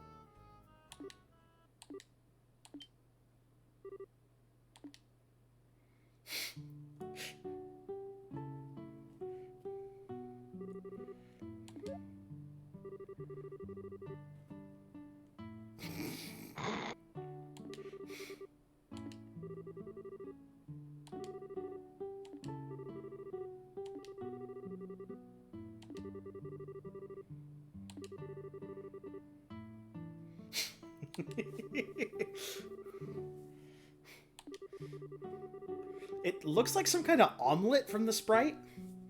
I think they're trying to do omelet rice. Yeah. Yeah, Or almost something like certainly that. rice. Yep. Yeah.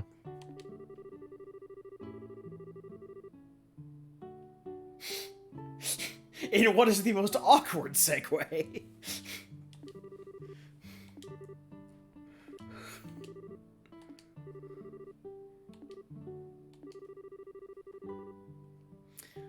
Looks like my days of octagoning have come back to haunt me. Don't ask what that is, just know that I have to leave before the cops show up.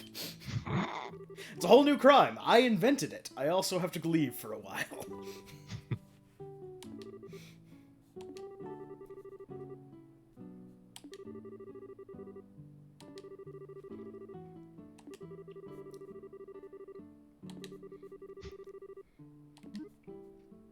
Yes, visit a number of places. We call them safe houses.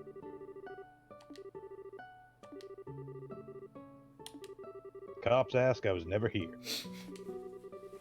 The cops asked, I died in the fire that consumed our village. There's no fire that consumed the village. Bye, Z's. Well, Warden, the game is Japanese, but they're obviously trying to do a more European aesthetic, so... Yeah. And remember, no matter where they're trying to depict in an anime, they'll always eat Japanese food. Except in Pokemon when it's jelly donuts.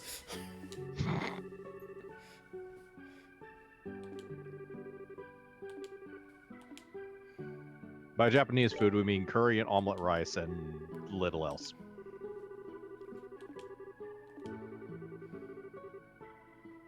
The occasional rice ball. I think I covered like 90% of anime food. It's ramen.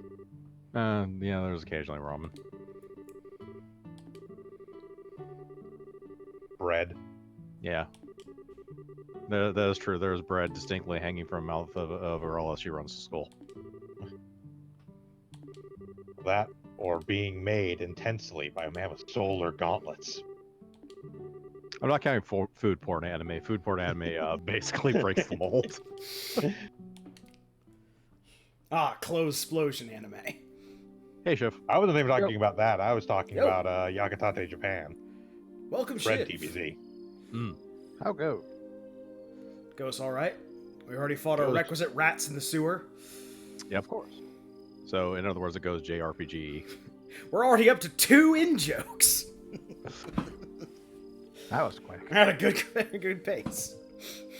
Sound Goblin, come to us for in-jokes from Come to us for material the we have canon not that- release.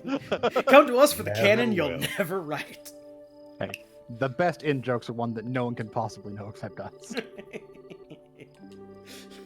Makes it the most exclusive group.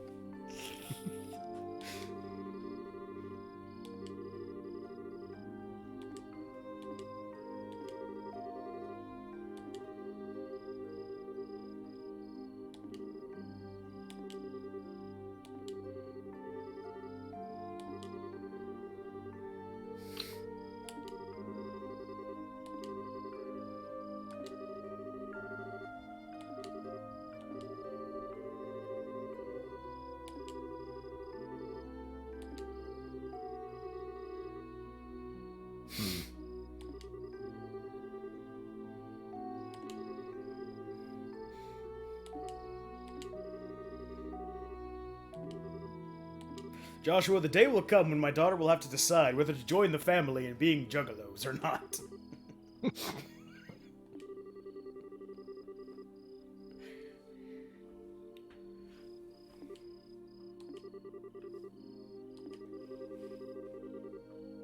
You know, one of these times when I play a JRPG, I want to go into the sound files, find the sound effect for the typing out of words on screen, and replace it with something.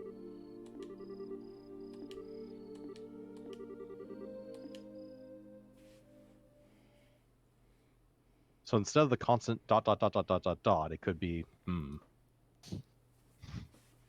And now we're in the prologue. Wait, so we were in the prologue. Uh-huh. pre-pro. That is the end of the prologue. We're Oh, actually in okay. chapter 1 now. Okay. It does end cards, not front cards. So we're in chapter point 3. No, I mean- a sensible person wrote this. We're in chapter 1. Well, we're in chapter 1 of Trails in the Sky, first chapter. Yes. So the chapters are divided into chapters. Well, there's first Yes. chapter and second chapter, and the third game uses a different naming scheme. It Well, might just be third. maybe?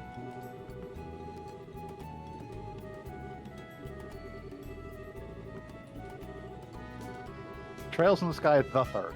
Yeah, Trails in the Sky, the third. And then we get into technically Cold Steel. Yes, Cold Steel is technically next, although There is the Trails of Zero stuff, but I don't think those have gotten an English release. they haven't got a release, and they aren't important for Cold Steel 1 and 2, but they are for 3 and 4. Yes, they are. So they're a prequel for halfway through the series. No, they're a whole separate game. There's a bunch of Okay. games in the Legend of Heroes series. Yeah, Legend of Heroes has been going on for a whole long time. Like the first one Yep. was Super Famicom, I think. Yeah. No, it was like a PC-88 game. Shit. Like the Legend of Heroes games that actually have Legends of Heroes in name, there's like 5 of them, and they're all before Trails of Cold or Trails of Sky. Yeah, the first one was Dragon Slayer: The Legend of Heroes. Yep. Which is the 6th game in the Dragon Slayer series, but the first in the Legend of Heroes series. Yeah. We got 4 of the 5 Legends of Heroes games. So which, if which I is want more to, confusing because they released Legend of Heroes 1 here, they Heroes 2, and then they released 3, 4, and 5 as a trilogy, but went in the order of 4, 3, 5. so if I want to start at the beginning and somehow magically knew Japanese, Do you have a Famicom? okay, so it started on the Famicom. Earlier than that, actually. So the original game came out on the NEC PC 8801, the PC 9801, the FM Towns, the MSX, the TurboGrafx CD, the Super Famicom, the Mega Drive, and did also have a Windows, PlayStation, and Sega Saturn. And that was for Dragon Slayer: The Legend of Heroes. Then there's the sequel, Dragon Slayer: The Legend of Heroes 2. 2, which we didn't get. Then there is The Legend of Heroes: A Tear of Vermilion. Then there's The Legend of Heroes 3, Song of the Ocean. And there's also The Legend of Heroes 3, Prophecy of the Moonlight Witch, which are all 3 parts of Legend of Heroes 3, basically. Well, no, 'cause there's Legends of Heroes 3, 4, and 5. We got 3, 4, and 5 as a trilogy, but they did them out of order. A Tear of Vermilion is actually the 4th Legends of Heroes game. Yes. Legend of Heroes 2, Prophecy of the Moonlight Prophecy of Witch, the is Moonlight Witch actually we the got as 3rd, Legend of Heroes 3, The Moonlight Witch. and then Legend of Heroes 3, Song of the Ocean was actually the 5th one. So they did a trilogy Yes. of the last 3, but also did them out of order. They released them in the wrong order for us, yes. Okay, so if I want to go back to the original Dragon Slayer, there was eventually a release on Game Boy, and I think that's the most playable platform. They did a Super Famicom release. Of Dragon, not the Tales of Heroes, but the actual Dragon Slayer. Oh, the original Dragon Slayer, yeah. No, but- Yeah. Game Boy But is Game Boy is literally- the most playable of the 2 modern consoles that it's on. The other one being Sega Yes. Saturn. But the thing about that is that, oh, and actually... Hold on. The first Dragon Slayer was released on PC 88. Well, It's also Dragon... considered to be the first action RPG. Yeah. Yeah. Well, and it looks like Dragon Slayer: The Legend of Heroes did get a U.S. release, It did. apparently, Which is kind of ironic considering the series on the is not an TurboGrafx action CD. not an action RPG at this point, unless it goes into an action RPG from here. No, but it started out as an action RPG. I think the Legend of Heroes line was where it stopped being action RPGs. Mm. But the original Dragon Slayer were action RPGs and basically the progenitor of the action RPG genre. On PC 88. Yes. And PC 98 and the MSX.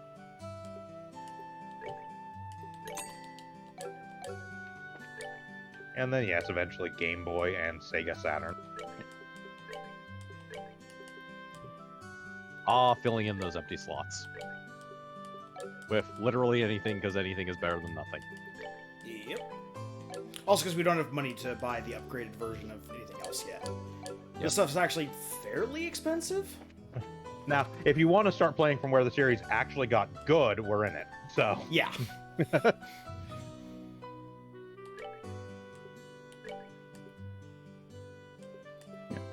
because Like, while basically- we did get 3, 4, and 5, they weren't actually good. But basically, Trails in the Sky, the Crossbell arc, which is Trails from Zero and Trails from Zero, the games we haven't gotten. Yeah. And then Trails of Cold Steel all take place in the same world, and during the rough same time period.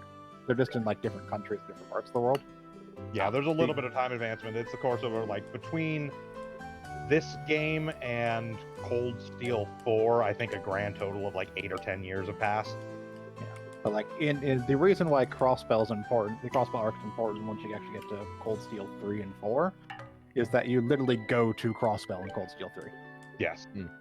And you get party members from Crossbell in 3 and 4.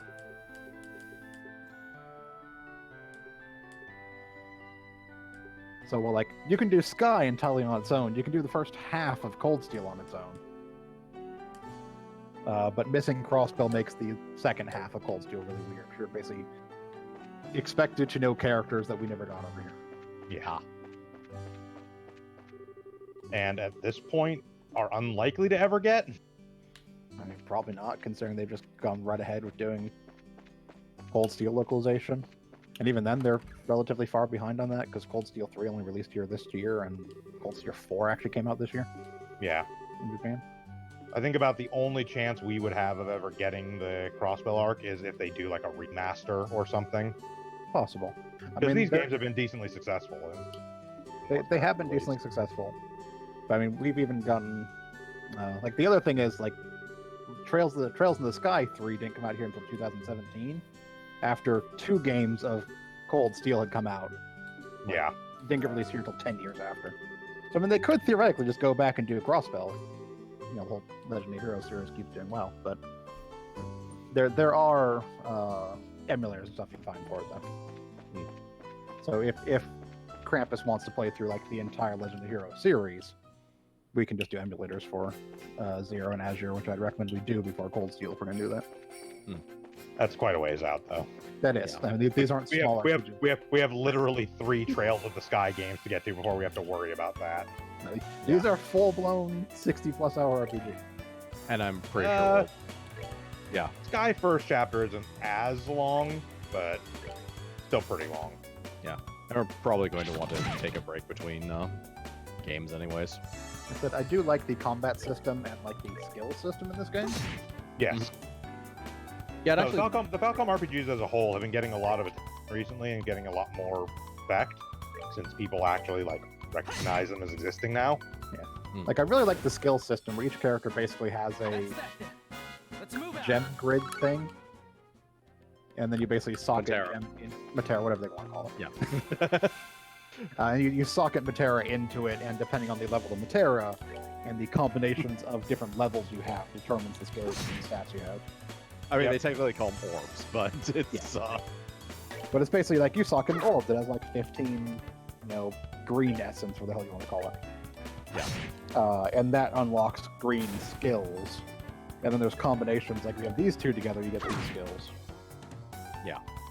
And like everybody's thing is divided up into which ones actually match up to which also, you have to do some strategy about where you place things in order to unlock certain skills. Yep.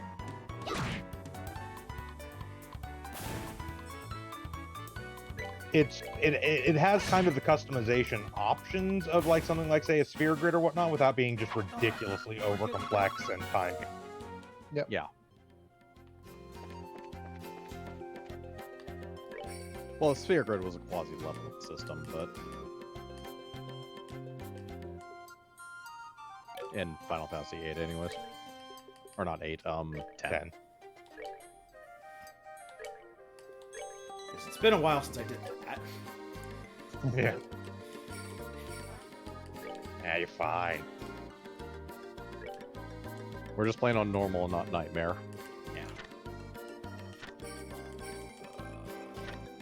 Is however Krampus playing. I mean, yes, but it's not HP.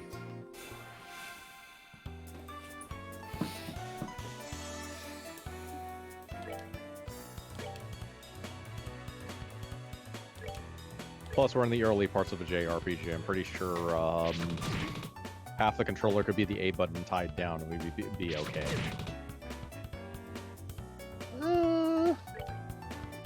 They're doing respectable damage. Yeah, the Falcom Yeah. RPGs do actually expect you to engage in their systems pretty quickly.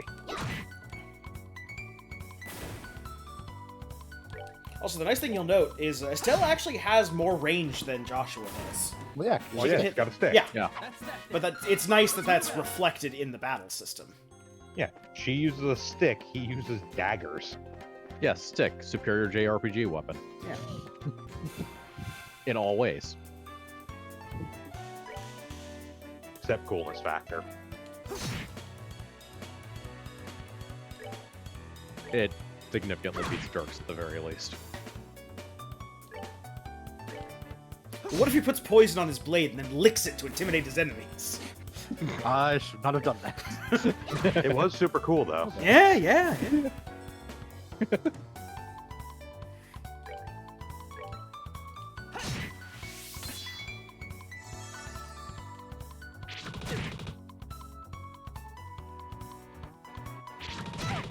Oh no, that plant's gonna get bonus 7. Oh no, that plant's eating our bonus.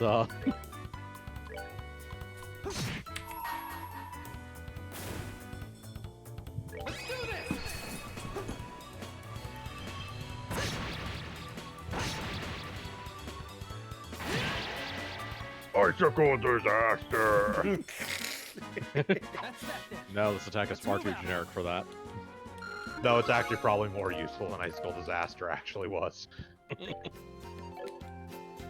Well, there's that too.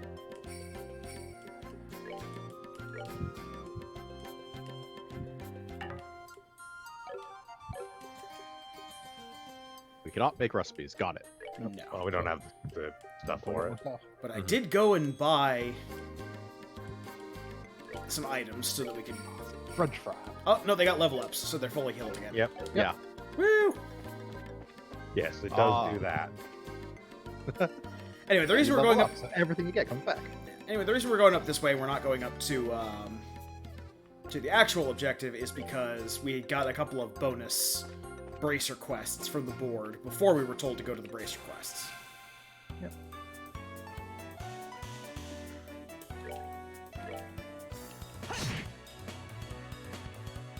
Also, just so we can get some more raw quartz, unlocking sigils and whatnot. Makes sense. It's also XP. Yep. Yes. Ah, the time-honored tradition of grinding in a JRPG. I mean, this isn't out of the way grinding. This is just incidental on the way to the thing grinding. Yeah. Also, these games are actually pretty good about not needing to grind. Unless you want to do optional, stupid stuff.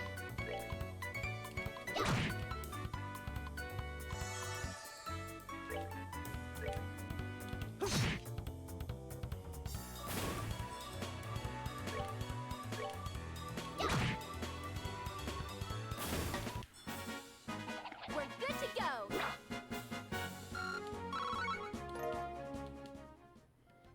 Plus, we're getting a shit ton of fresh herbs.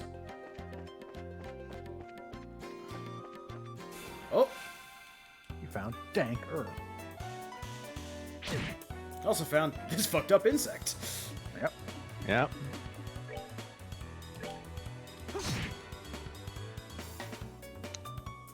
So he carries 2 daggers, but most of the time only attacks with 1. Just for show. Yeah, the second one's for only when he does a special move. Yeah. All right, we're good to go. And clearly he's holding the second one back for defense.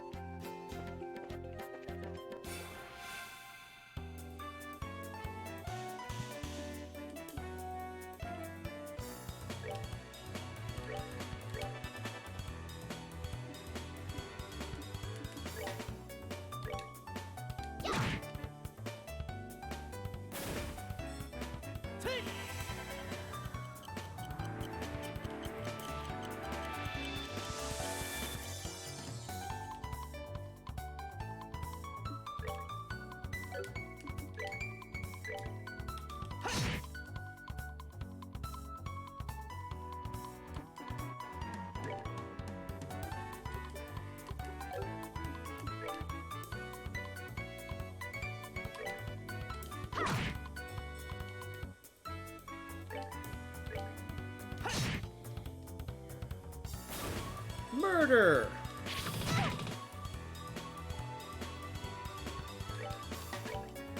Said murder once a plant. It's got a face. We're Does good to go. It's still alive. I mean, we beat in its face. Doesn't that mean a farmer would be a mass murderer? A plant, Yes. yeah. Point.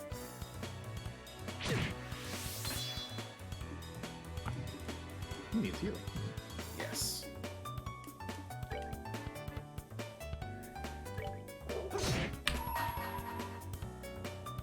Let's do this.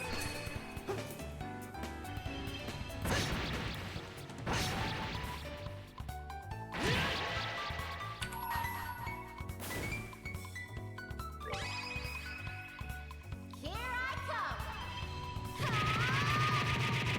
I also don't feel like giving these bugs a critical turn. Nope. Nope. Piece of cake. Quick, cram some French fries down the throat. Damn straight.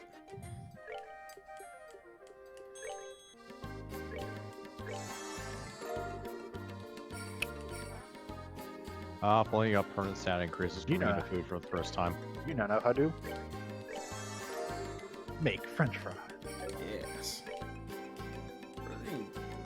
So first, you need to brine a potato for a week. 5 days, not a week. Oh, sorry, 5 days. Business week. It's a lot of ingredients, French fries. Make a curry applesauce.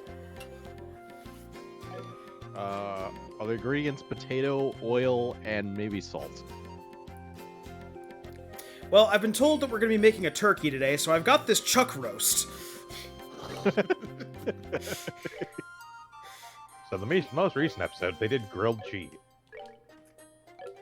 For our audience at home, we're talking about, I don't remember the name of it. You have an Josh? audience? Yes. We have chat. Do you not see it over there? I don't have it up. Okay. Yeah, No, there's a series of videos on the Epicurious YouTube channel wherein they have chefs of quote-unquote 3 different levels make a thing. And there's this one lady who comes on as the professional chef who just doesn't do what the fucking assigned thing is. Okay, campus the menu. When I make waffles, I like to use a donut batter, then you're making fucking donut. There we go.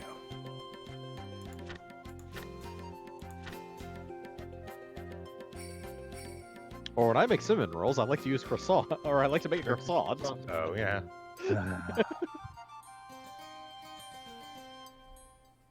And yes, one of them was French fries, to which the professional chef, literally the first things out of her mouth is, I have to ferment my potatoes for 5 days. It's like, I don't want French fries in a fucking week. I want them now. Yeah, that was brine, I believe, not ferment. She said ferment. Okay. Technically, brining is a form of fermentation. Yeah, okay, fair enough. Flying feline.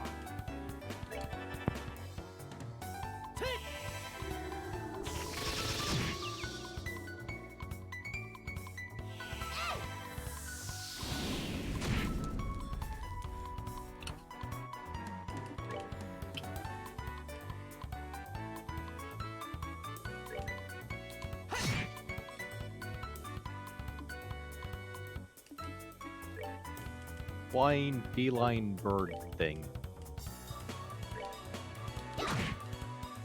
What's the actual name of those things? Flying feline. Fair Yeah. enough. They are literally cats with wings. And like And Bird weird, leg. like bird claws. Yeah. But no, they're just called flying. yes, these are red insectos. Really intimidating ladybugs, got it. No more Kawagamon! I mean, we can joke about them being very intimidating ladybugs, but they're beating the shit out of Joshua. Yep. Yeah. Yes. Oh no, the death piano has begun. Danger mode. And yes, red insectos are actually one of the more dangerous enemies at this level.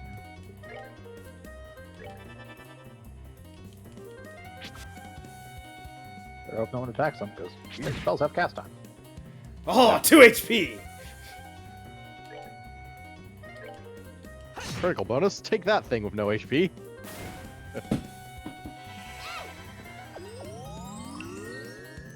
We're good. Death piano has stopped.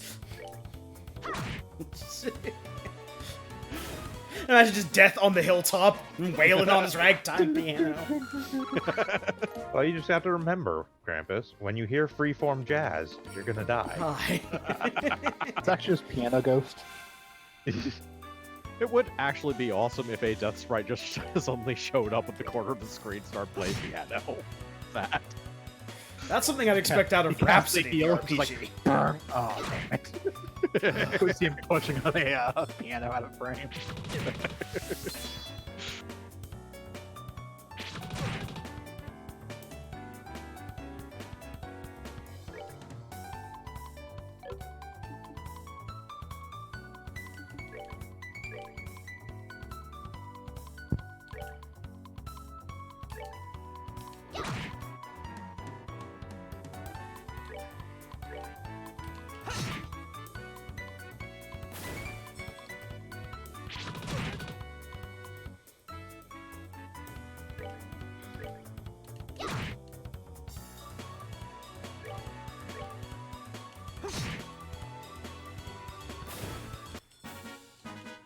All right, we're good to go.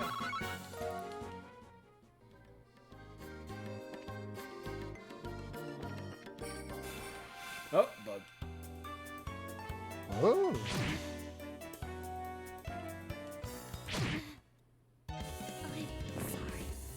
Oh, Death Piano's back.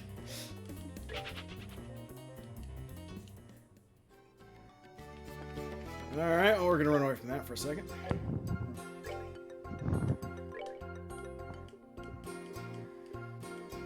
Healing items, healing spells, healing. Yeah. Your choice.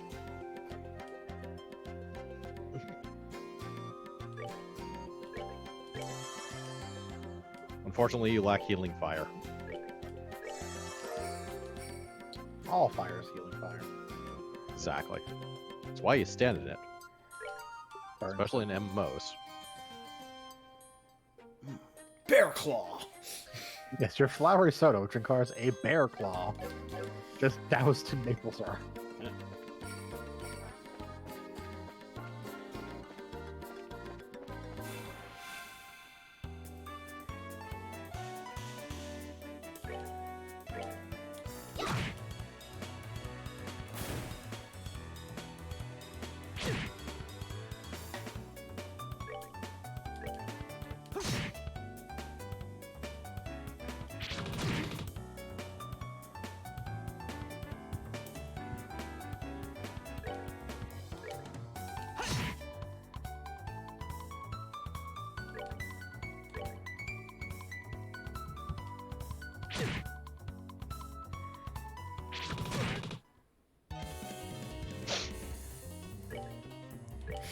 Well then. Seriously, can you kids make up your mind? This piano's heavy.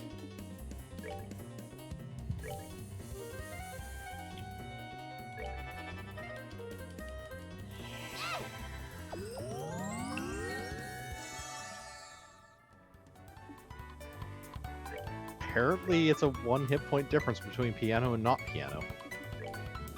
It's probably... It's based on percentage of total HP, actually. yeah. That makes sense, but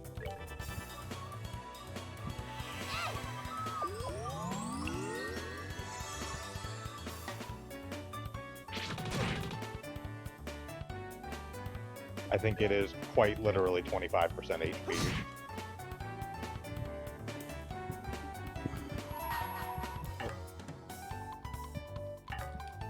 What the hell?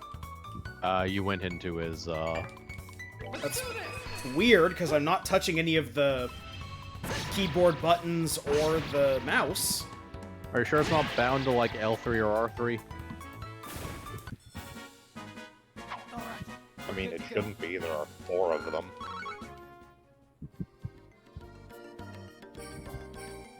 Maybe it's tied to the stick? Possibly.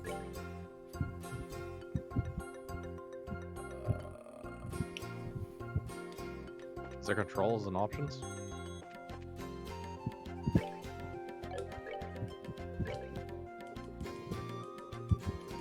No. No, there is not.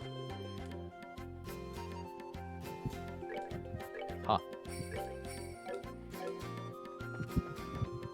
Yeah, this game was well before you got customizable controls.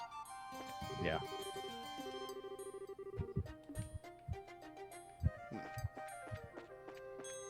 Alright, well, this trip was worthless.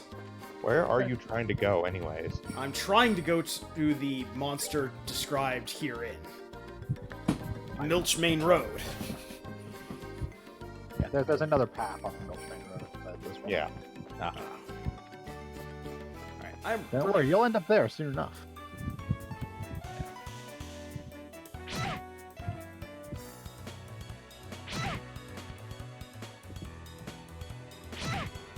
So welcome to Bug Gangbang.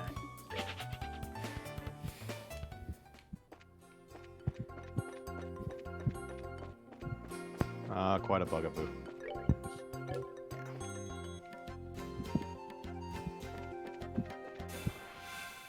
You probably want to heal before you get into the fight. But... These things specifically pop out of nowhere. Like, whereas you can Yes, see a bunch but you of... literally Yes, have but run you- across a you screen didn't and a stop half and without heal. healing. You have healing items. And healing spell. And...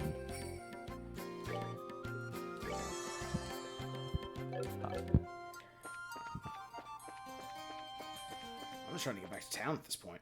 Also, they don't pop out of nowhere. They're just very well hidden. And the game crashed. God damn it. Ugh. At least you saved like 15, 20 minutes ago. Yep. Right, this is also before autosaves. Oh, yeah. This is... Like, even JRPGs nowadays don't autosave. A lot of them do. Okay. This is from 2004. Yep. Okay. We're not going to waste all the time we spent going up that way. We need to all grind later. We'll just head back to town right now. Since we already know this is the wrong way to go.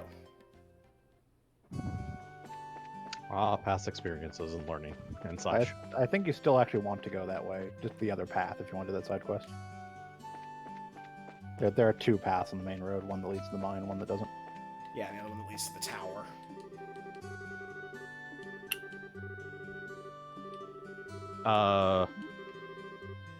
The Discord stream. ended. Oh, right. Sorry. Give me a second. Yeah. Discord stream. Go live. There you go. There we go. Okay.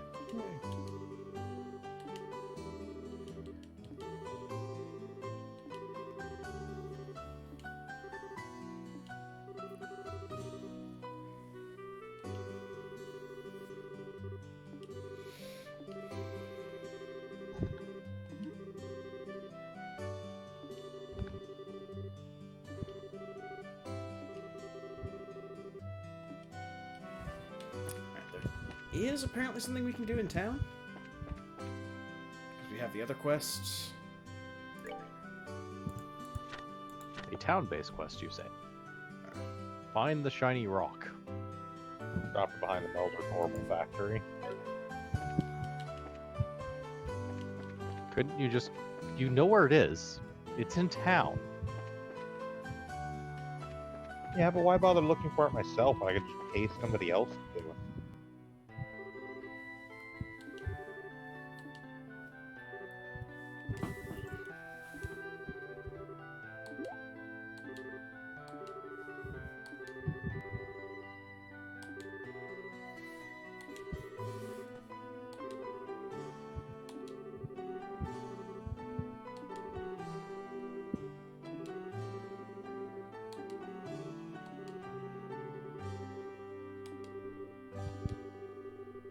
Yep. Group of ruthless mercenaries doing random odd jobs for children. We have plenty of Ruth. Alright, retracing his steps.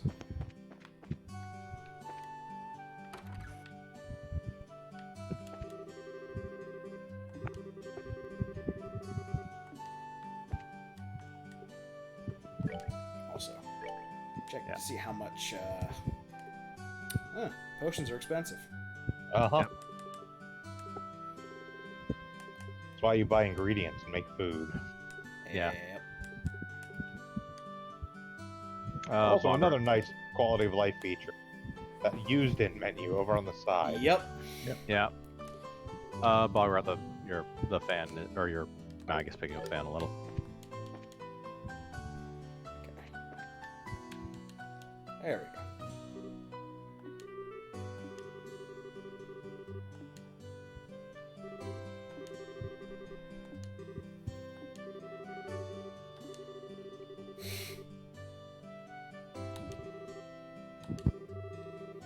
think she's had a head wound.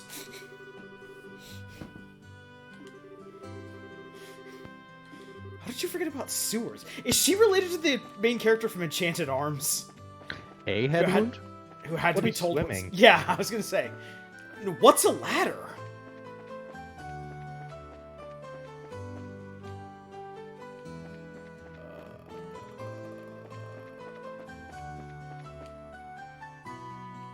Clock tower.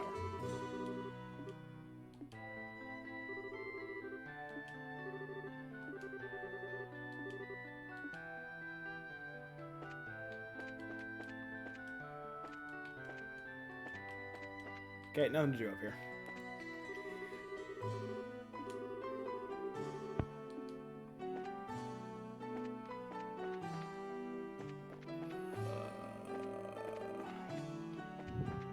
I'm trying to remember where the sewer entrance is. I think it's up here. No. Behind the chapel.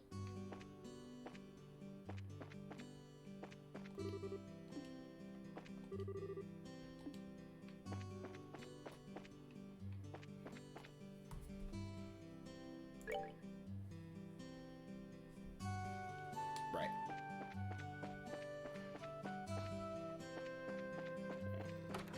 That's the hotel.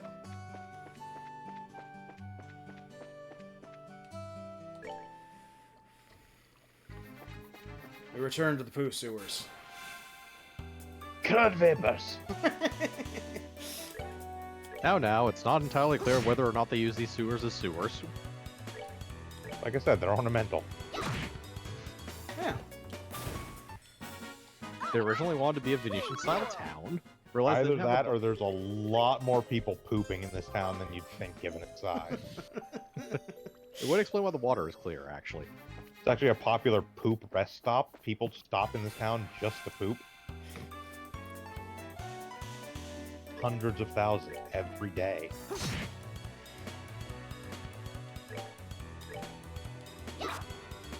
Man, this town's a dung heap. No, but we rest on one.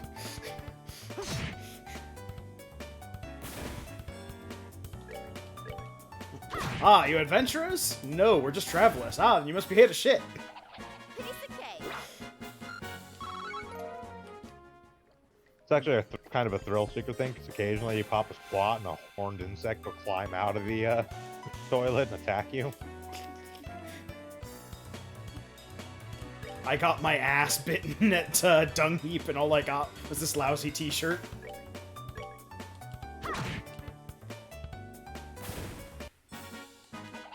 Piece of cake. Stick. Best way to kill a swarm of insects. Yep. Why were those flies carrying an onion? Don't ask questions. Scree! I didn't see nothing! Oh, the reason that your craft attack just went off, more than likely, is because they're linked to the D-pad if you accidentally hit the D-pad. Ha, okay.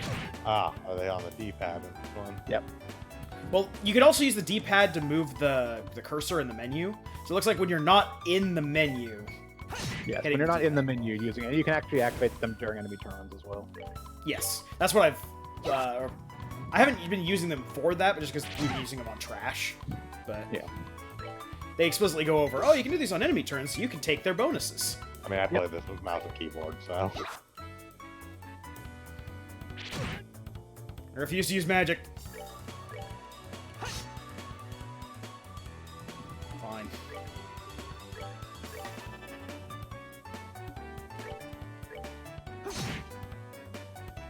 See? That's that then. Should have just got swinging. Move out.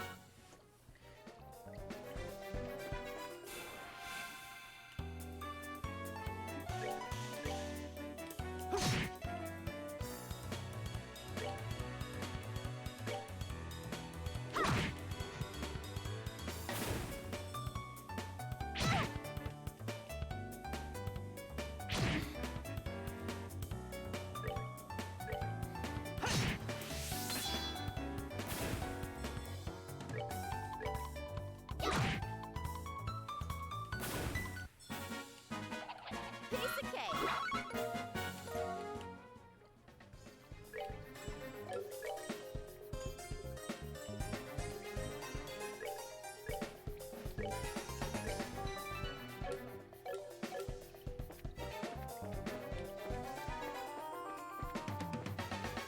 Oh, no, there's the shiny. Yep. Bees.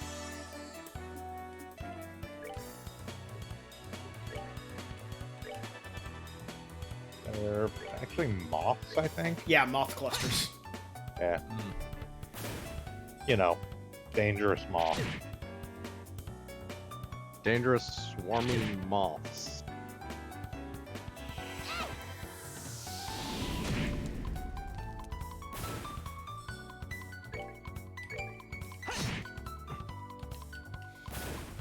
What is a collection of moths even called? We're good to go.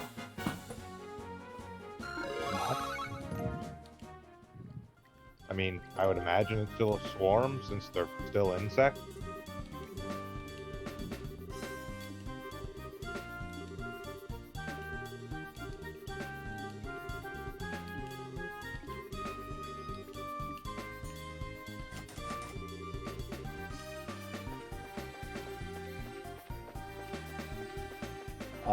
The correct term for a group of moths is an eclipse.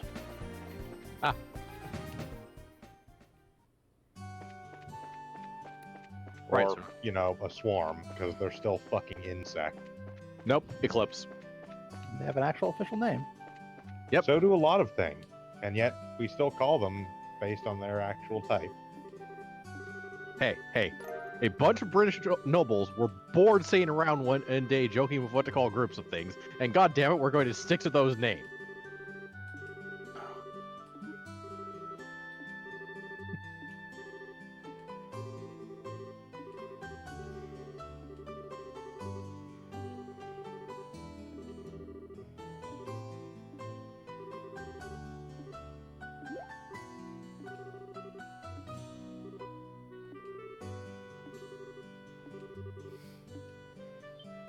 Ah, yes, Charles, secretly the Dark Lord. The drill meatball. Yes, because this child without a portrait is certainly the end boss of the game. Yep, Yep. fucking them tropes.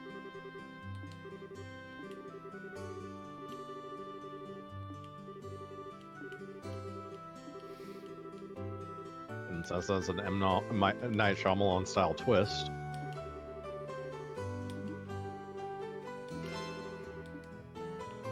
Find the shiny rock.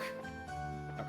Also, strictly speaking, the end boss of this game is sort of a mid-boss of the whole story. Damn. Also, something I've noticed, we're still in the prologue. It says up here on the save file, Prologue City of Roland, after I just saved. Yeah, fair enough. Okay. Right. Where so the we're- actual chapter breaks are is a thing. Thus, our original assertion that there was a pre-prologue is actually correct. There is a pre-prologue. I mean, there's a Yeah. tutorial section, yeah, I guess.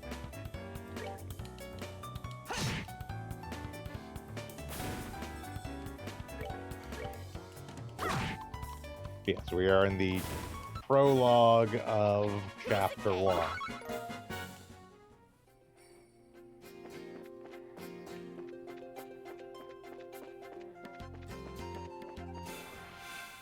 Because apparently with the Trails games, Falcom set out to make a series more difficult to talk about where you are in a given story than either Super Robot Wars or the Arc the Lab game.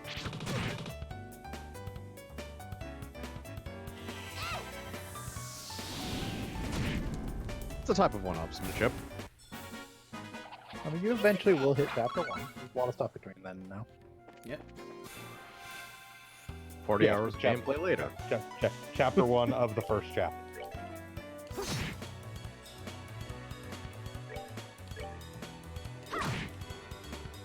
Chapter 1 of the first chapter, which is the first game in the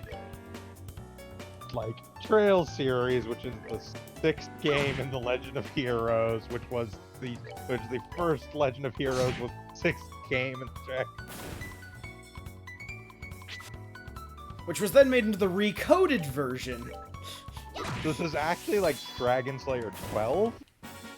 At least I mean, At they least stopped with Dragon Slayer after Legend of Heroes 3. I know.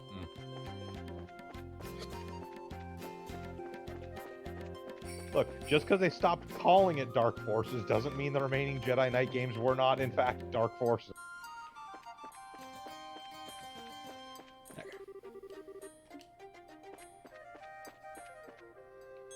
well, at least they haven't kept the chapter numbers from the original game onward. Otherwise, we'd be on like chapter 27 or something.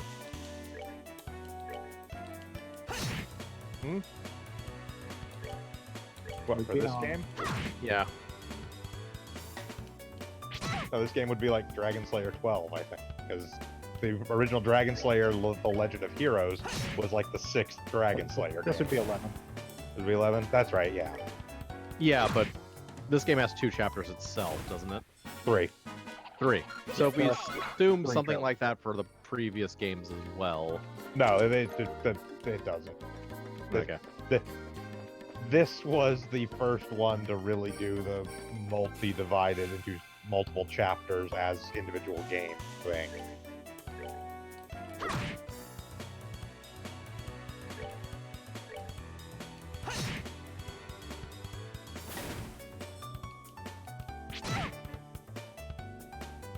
Which also may or may not have been intentional from the start. Well, because when this was originally released, it was just released as The Legend of Heroes Trails in the Sky, not Legend of Heroes Trails in the Sky first chapter. Technically speaking, when it was first released, it was Legend of Heroes 6, Trails in the Sky. Yes. Oh, Then, yes. then when they re-released it in Japan, they dropped the numeral 6 and just made Trails in the Sky first chapter. Yes. Or Trails in the Sky FC, technically. Yes, FC and SC is second chapter, and then the third. I mean, they're not even the first trilogy. Technically speaking, the Garhog trilogy, which was Yes. 3, 4, and 5, were still a trilogy set. Yes, but they weren't done as... They had their own individual names. They didn't have first chapter, second chapter, etc. No, they were just Legend of Heroes 3, 4, 5. Yeah, because there was like one of them, the one that we got is like Song of the Sea was like Cage Song of the Sea or something. Which chapter was that? Cage Song of the Sea was... That one was the one that was 4 that we got as 3, I think, if I'm remembering. You're also focusing way too much on the chapter thing, because these are the only Trails in the Sky 1 and 2 have chapter as part of their name, technically. Yes. Like, Crossbow doesn't use chapter at all, and Trails of Cold Steel is literally just... Trails of Cold Then Steel, no Trails Kaseki of 1, Cold 2, Steel 3. 2, Trails of Cold Steel 3, Trails of Cold Steel 4. Yes, I'm aware.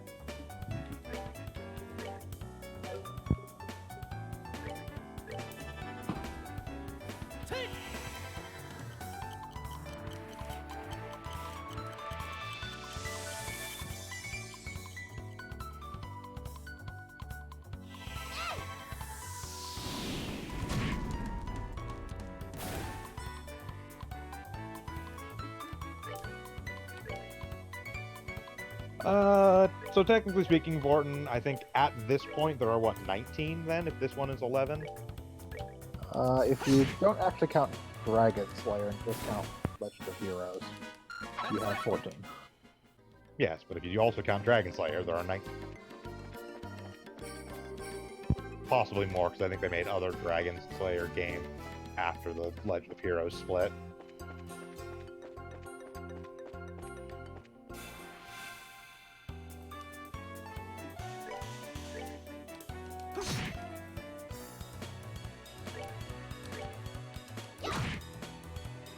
I mean, effectively what I'm saying is that theoretical section of a game store would be significantly smaller than, like, Final Fantasy.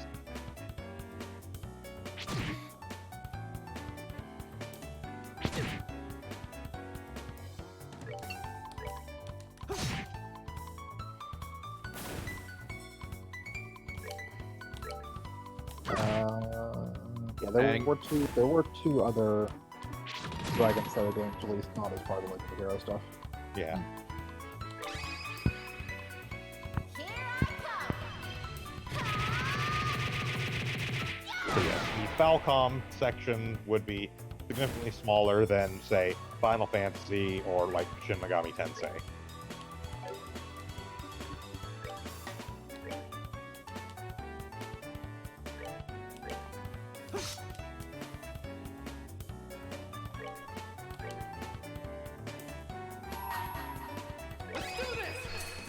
Also, Krampus, if you've said anything for the past like 50. Oh no, I've just been letting you guys go. I've just been doing the battle stuff and getting back and forth in places. I'm heading back to town now because I don't know where this thing is, and I'll just find it off screen. Actually, sorry, three things in the... Holy shit. Never Oh. mind, more confusing.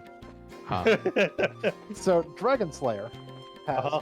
Dragon Slayer, then there's also Dragon Slayer Gaiden and Dragon Slayer Michikarashi Hakuna no Sensutachi. Uh-huh. Then there's Dragon Slayer 2 Xanadu, which also has Xanadu Scenario 2, Yes. Xanadu, Revival Xanadu Remix. There's Dragon Slayer Junior Romancia, which has Dragon Slayer Junior Romancia Another Legend. Then there's Dragon Slayer 4. Then there's Sorcerarian, which had a bunch of expansions. Yeah. Sorcerer Additional Scenario Volume 1, System Utility Volume 1, Additional Scenario Volume 2, Additional Scenario Volume 3, System New Scenario Volume 1, Selected Sorcerarian 1, 2, 3, 4, and 5, Gilgamesh Sorcerarian CD or Sega Mega Drive, Sorcerarian PC Engine, Sorcerarian Forever, Sorcerarian Shishinamaho no Shito, Sorcerarian Original, Sorcerarian Mobile, Sorcerarian Online, Advanced Sorcerarian, and Sorcerarian Complete. Then you have Dragon Slayer Legend of Heroes and Dragon Slayer Legend of Heroes 2. Then you have Lord Monarch, came after that, which is Monarch, then Lord Monarch Advanced, Super Famicom, Chikoto Sento Densetsu, Original, the first online, Pro, Monarch, Mini no Monarch 2, and Mobile Edition Lord Monarch Mobile. Then Legend of Xanadu and Legend of Xanadu 2. Fuck. Legend of Heroes, Cedar Rhythm, Curtain Call. We're all thinking the joke.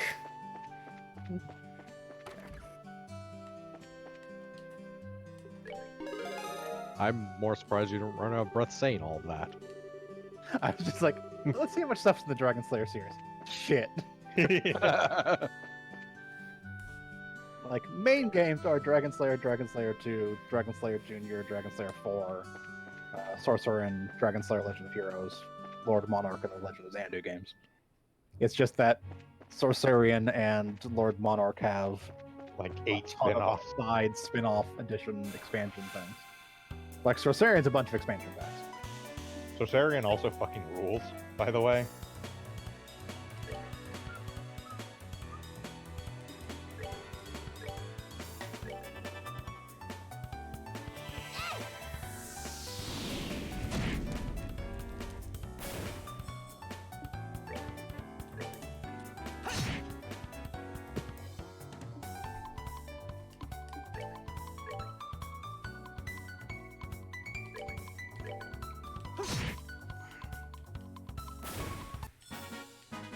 That's that then. Let's move out.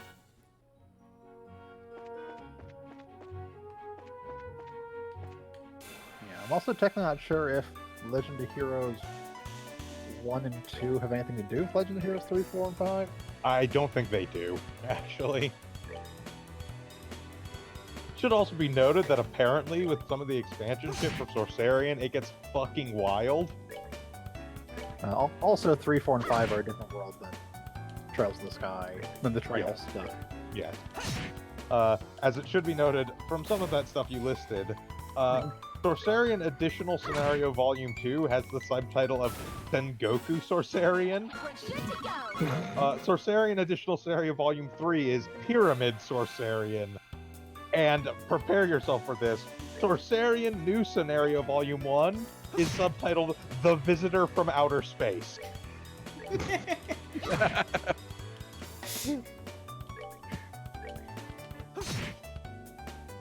I mean, sure, why not?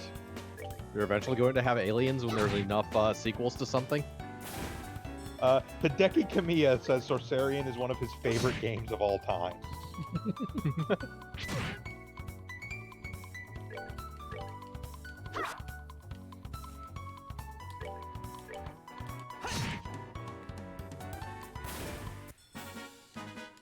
All right, we're good to go.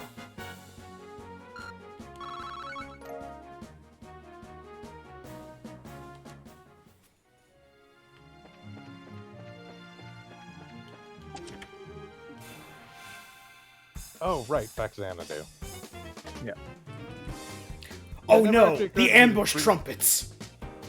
It never actually occurred to me to realize that Sorcerian and fact Xanadu were actually essentially in the same series as Trails. Kind of. Like, since like past, Legend of Heroes 1 and 2, they're entirely separate from Dragon Slayer at that point. They came from the same place. But they're not part of the Dragon Slayer series anymore. But they're part of the extended universe, and that's what counts. Not really?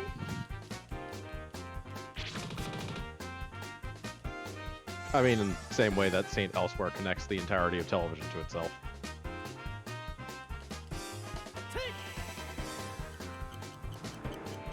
Well, the Flying Feelings. Yep, we got ambushed, and the ambush trumpet started up. Ah. Okay, I'm sorry. I'm sorry, That's that's the ambush synth trumpets. Bograd is a huge fan of ska, and he will surely scoff at what are not actual trumpets. These are mildly tolerable synth trumpets. Because they're just kind of trying to sound synthy. They're not using synth trumpets to sound like actual horns.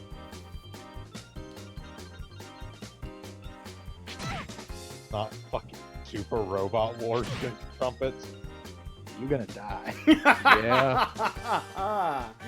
I'm not sure if I can run from this fight. I can run from this fight. Good. That's you don't have AoE attacks yet, do you? Nope. No. Nope. So we're just gonna leave that chest to itself. No, we don't have any of the fun party members yet. I mean, you could have AoE attacks if you just combine the right Yeah. Sure. forces together. Yeah, I just don't know if I have enough crystals right now for opening any Good. slot. I think I have enough for one, because it takes like 30 to open a slot. 30 of 3 different types. However, since we turn back time, we also have all these delicious healing items to use again.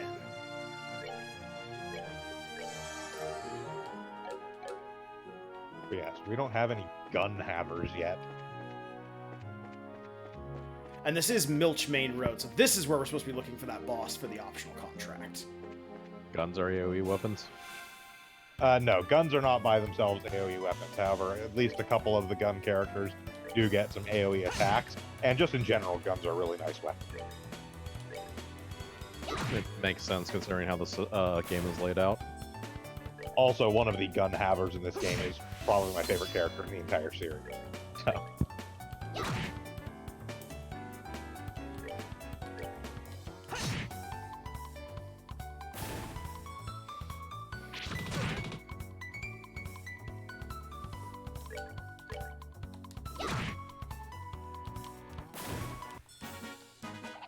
Piece of cake.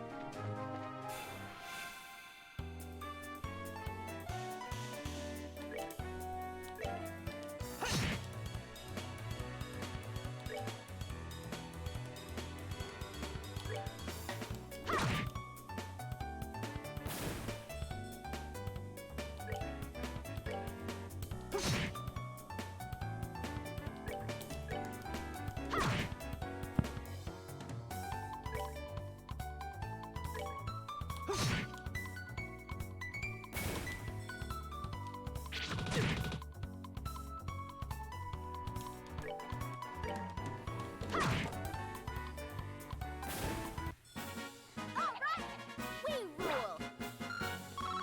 Whacking things with sticks. Sticking it to them.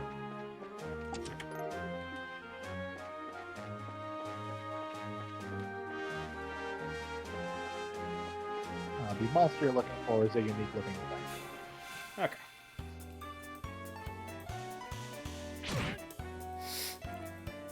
Everything in the world hates Joshua. Apparently. He has that great taunting skill. Which is weird, because Estelle's the one with the actual taunt skill.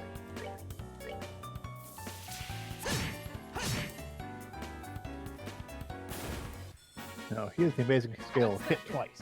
Let's move out. Yep. Remember that you have 2 swords and can use both of them?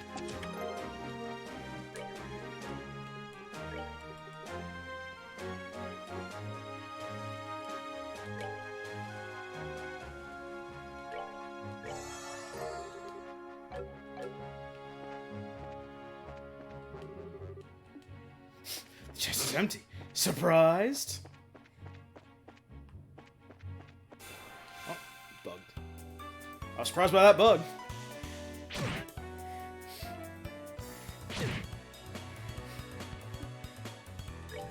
So the enemies keep spawning, or there's just a finite amount of them on the map? They keep Oh no, spawning. they keep spawning. Okay.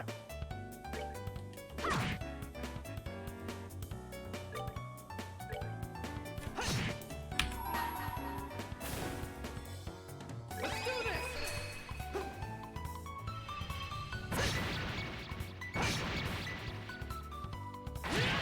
Special art of cut a thing apart. And yet somehow don't kill it. It's got 2 HP left. I mean, again, red insectos are sort of the top tier regular enemy for this. So, Yeah. Should probably heal.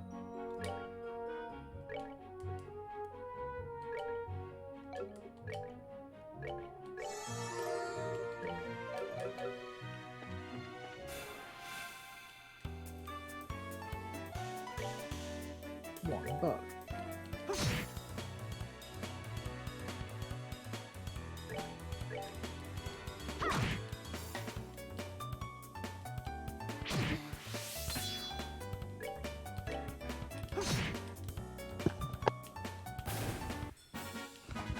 That's that then. Let's move out. Ooh, savory pinion.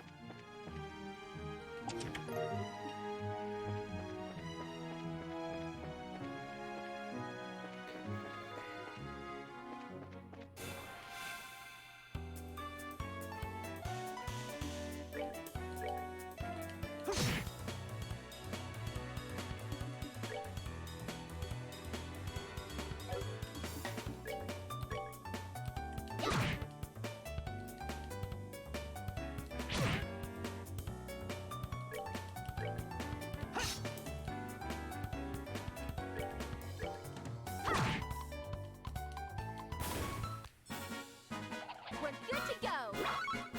Not one shy of a level. The monster's on the third section of the road. Third section. Got it.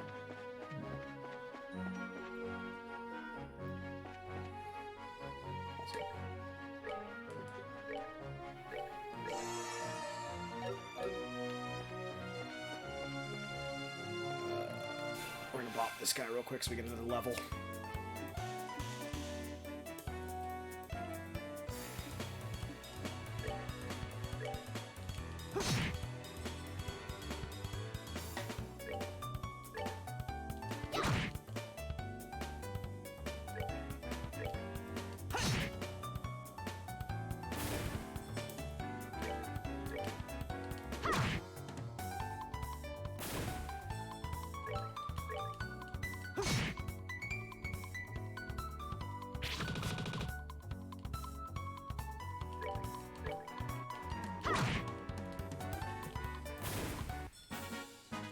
We're good to go. Woo! Yay, level, whatever it means. More stats, more or full HP, EP regeneration. So more gooder.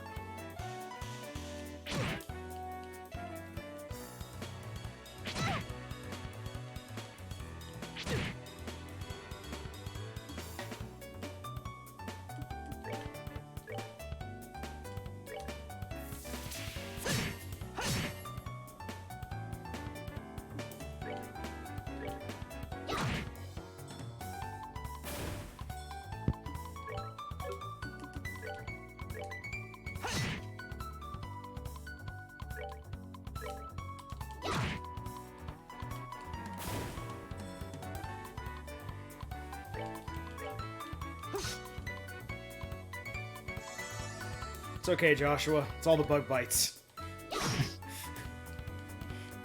Bug bites, cat wounds, seeds embedded in you. Also, don't forget to save at some point in case the game crashes again. Yep, that's Yeah. a good idea. Save. There we go. You need to set like a professional alarm for that or something. Every like 10 to 15 minutes. Yeah. Yeah.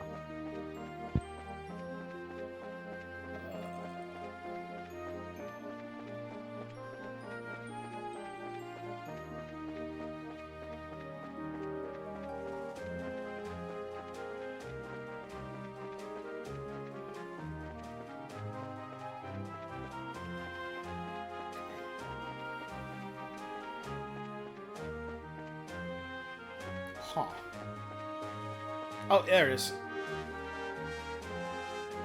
We just saved. Yep. Don't have to have a fire attack. I do. No, he is weak to fire. Yep. Yeah.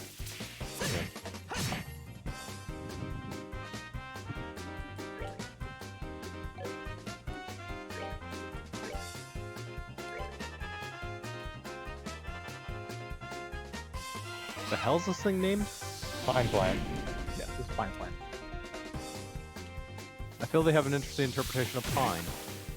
Looks like a pine cone. So Yeah. it's pine. Well, pine. Looks like a pine cone if you injected Genova Or cells like a into it. pineapple. Yeah, it looks like a pine cone if you injected Nito versus the Dead into it. Those faces? No. Okay. Just weird little deedlies. Yeah.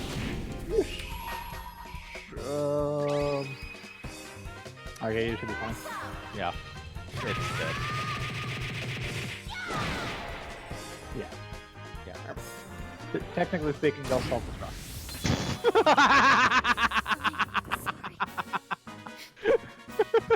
Fine. We're good. We're fine.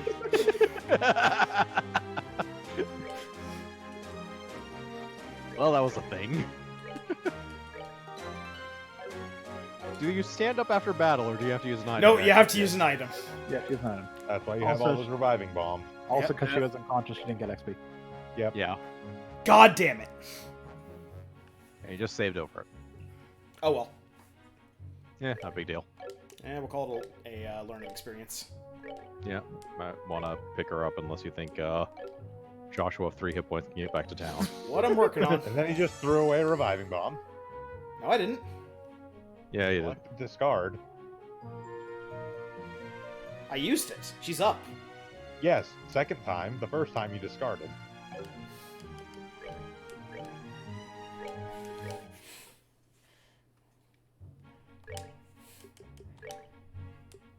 No, we only have two. No, no, you just yeah. put it over discard and then hit the other button because for some reason you love bouncing back and forth. Okay.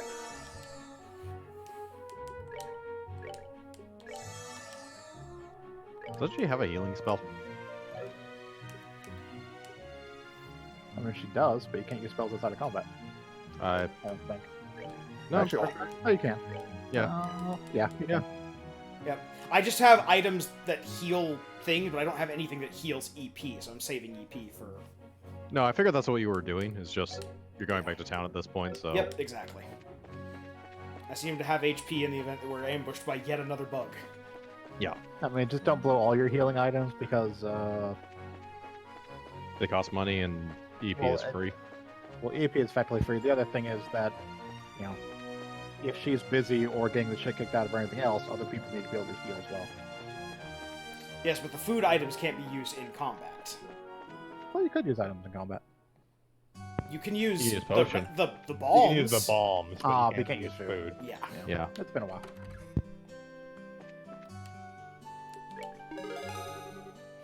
Ignore the pine cone debris embedded in my face. You got the information ability. Yep. This doesn't really matter much. This does nothing. It does something. It's just not nearly as useful as like Eagle Eye.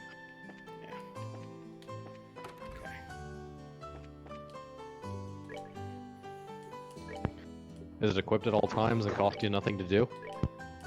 Yep. Have Well you- then, you're good.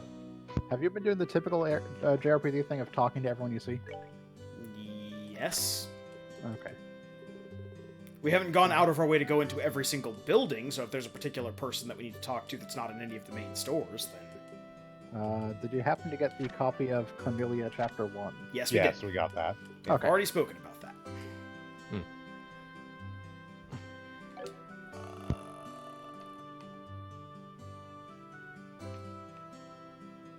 That's where we're going. Going to the orb shop. Orb shop! Okay.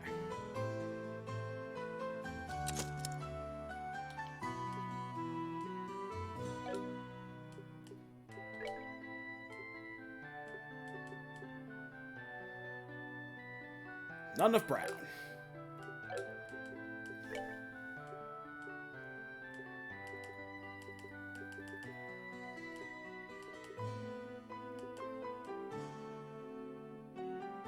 You didn't have anything you could unlock?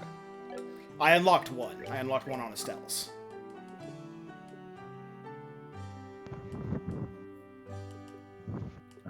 I would generally open everything you can as long as you have stuff to put in them. I don't have... That's the thing. I don't have enough points to unlock anything else. Hmm. I don't have enough brown Sepith. Ah, Yeah. Yeah, it takes he has- 30 of each to open. Yeah, he's been pretty starved of everything. Because, you know, Yeah. start of game thing.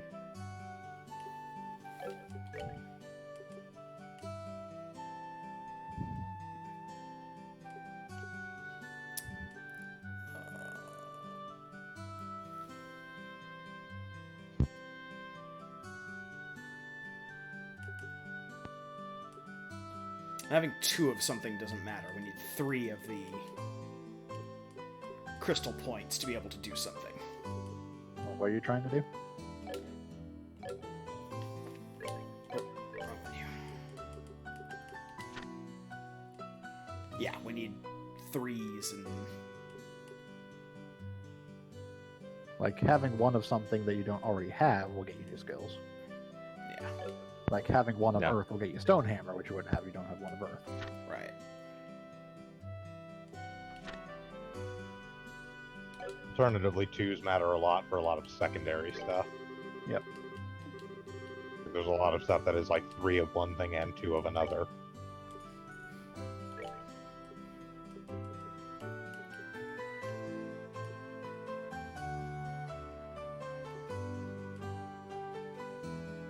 Yeah, you still also get whatever the effect is. So, like, if you get cast, your time to cast art is cut Yeah. regardless.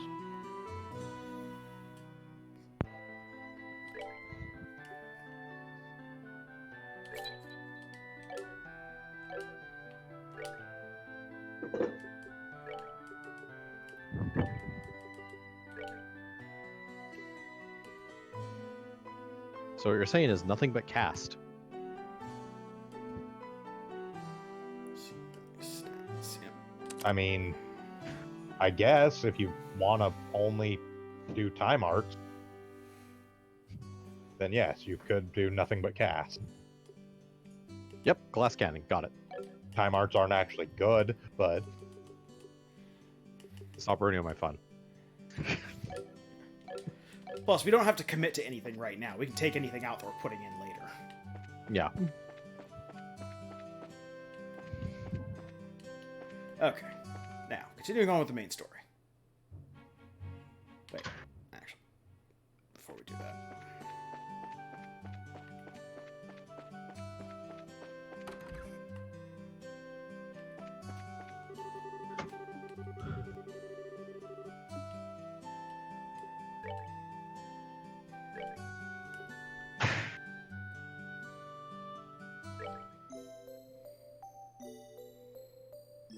I gotta bounce out. Yep, that's fine. Yeah. Talk to Okay. you guys later.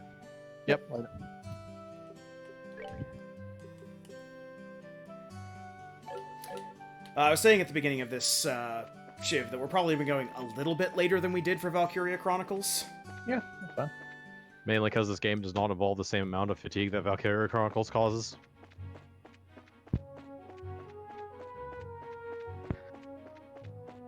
There's not long strategy RPG battle followed by long plot.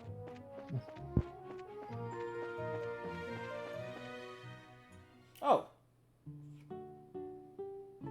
Huh, completely missed that chat thing. I'm sorry, 8-Pack Killer, assuming you're still here. This, so far, is a pretty good RPG. It doesn't do a lot that's different, but it also doesn't do a lot that's wrong. I mean, granted, we're a couple hours into a JRPG, so... I mean, the story... And the hybriding with a strategy RPG elements is actually kind of interesting. Yeah. At least as far as the characters go, no one grates on my nerves, and we really haven't gotten anything that's dumb or offensively stupid. Which is about all you can ask for in the first couple hours of a JRPG. Yeah. The series is pretty good at that. Yeah.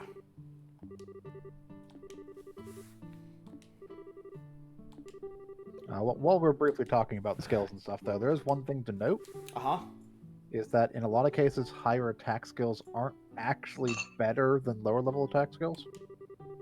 Huh. Unless they have extra effects on them, because of the way that damage is calculated. So all the attacks have a base damage value, Uh-huh. and then that base damage value is multiplied by 3.3 and added to a thing that's 4.1 times your attack power, your art power. So art power scales relatively well. If you're more powerful, your thing's going to do more damage. Mm-hmm. But base is just a flat additive. So for instance, for an easy example here, you have Stonehammer and Petrify Breath. Mm-hmm. So base damage on Stonehammer is 10, base damage on Petrify Breath is 20. So Petrify Breath only does 33 more damage than Stonehammer does. So the bigger thing for actually affecting how spells do damage is actually increasing your art power. Okay.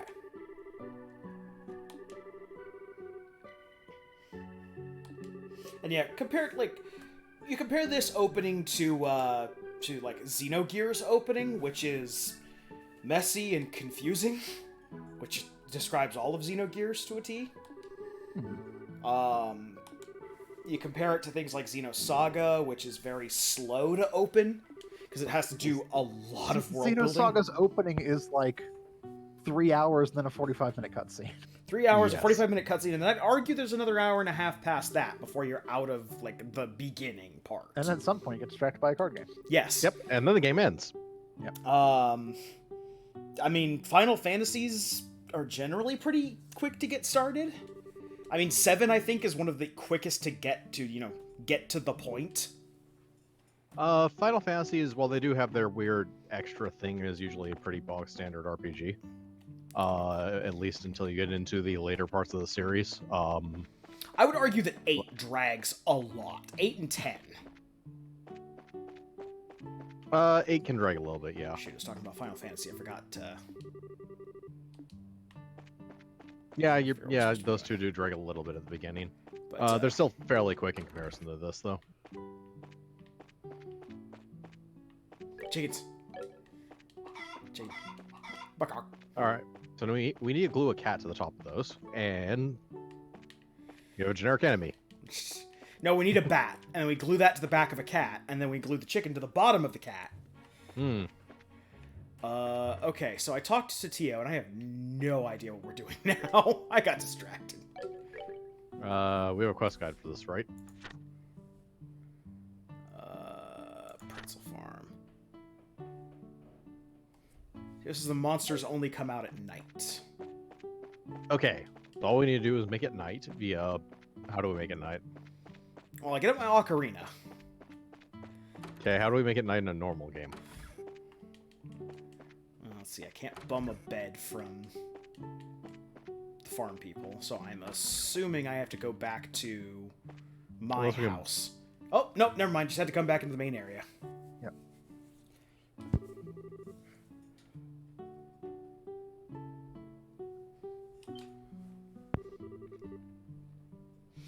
Okay, I'm about to say something controversial, 8-Pack, and I realize it's not a popular opinion. 13 actually doesn't drag all that much. 13 doesn't make sense, but it gets right down to its core concepts almost That's Portal. immediately. In keeping with the fact that 13 is basically lifting a lot of its plot elements from, or its plot mood from Final Fantasy VII, it gets right down to what the core concept of the thing is. Now, I'll grant you, you'll never figure out what Final Fantasy XIII is actually about. Or its sequels. There's probably a flowchart for that somewhere online. Yeah.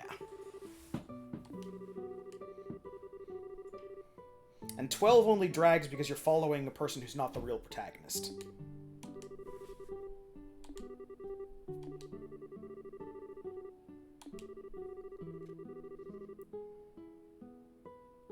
A chubby cat? Franz, are you sure that there just isn't a cat attacking your fields? They're known to do that. Be assholes.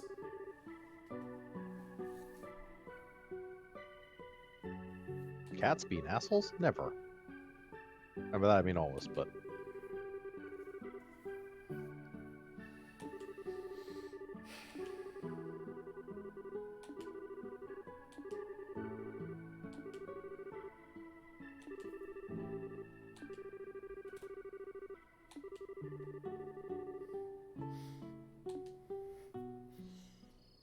I love those flat, baskets of apples. Yep. Our Basket of apple two-dimensional sprites are the apples. most delicious in all the county. At least they tried. You won't find more tasty pixels. Where it's very obviously a picture on top of a polygon. I don't know what you're talking.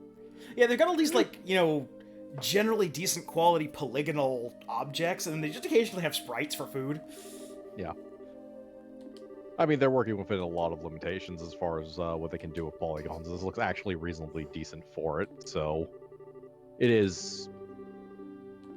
I think just after PS2? Effectively hardware? I think For so. PSP? I think, Yeah. I think this was out around the time the PS3 was getting popular. Yeah. So it's weaker than a PS3, which is where you have both the processing power and storage to do whatever the fuck you want, practically. So it's still working within the limits of, like, kind of PS2 architecture, maybe a little bit more powerful.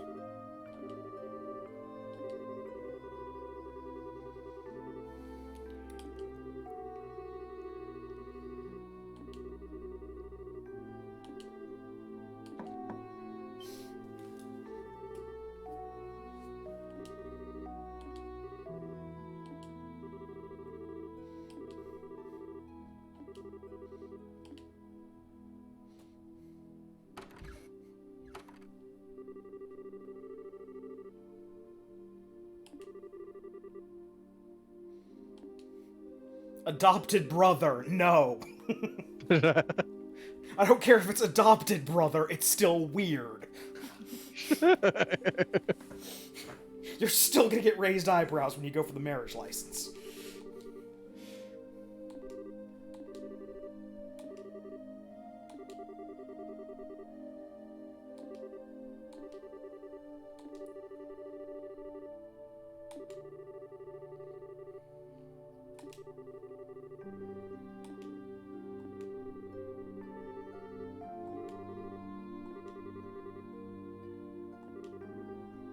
Ah, I got it.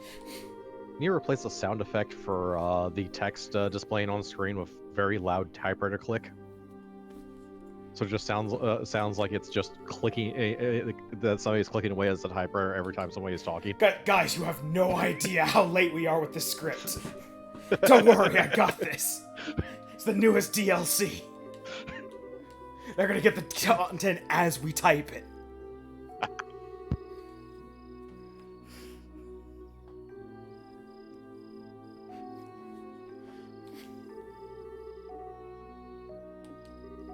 Oh no, Dave started sexting with his wife and he's in the wrong window.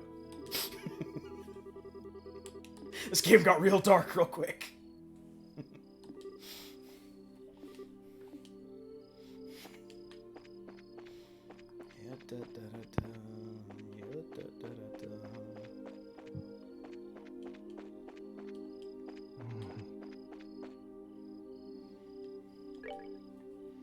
They're completely open shed full of two-dimensional food. Yep. Yeah, when food's two-dimensional, it makes storage real easy. They're completely open barn because they like their cows to freeze to death. Excuse me, this is a fantasy realm. Those are obviously mouflons or something like that. No, they haven't done anything stupid like that so far. We're using normal names for things. So we got As chickens, pigs, cows, death cats, So normal cats. quagamons. Flying felines, you know, the usual. It is a cute-looking game, Jinren. The Final Fantasy Tactics style sprites lend a lot towards it being like a more cutesy thing. It's just gonna make it all the more jarring when our protagonist's village burns down, you know. But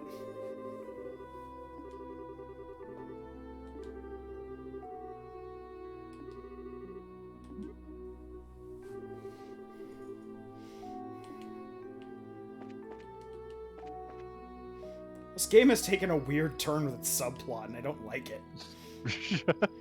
Oh, Jesus. What? They're just out all for a romantic stroll at night? That's like a Furby got lycanthropy. Nowhere, Furby. Yes, Jin. Final Fantasy Tactics was indeed dark as hell. It was during the- dark as hell, but it was adorably sprited. You can't deny that. The little blob people having their little political crises. I granted, it was only really dark during the very small parts of the game where you actually moved on with the plot. Yes.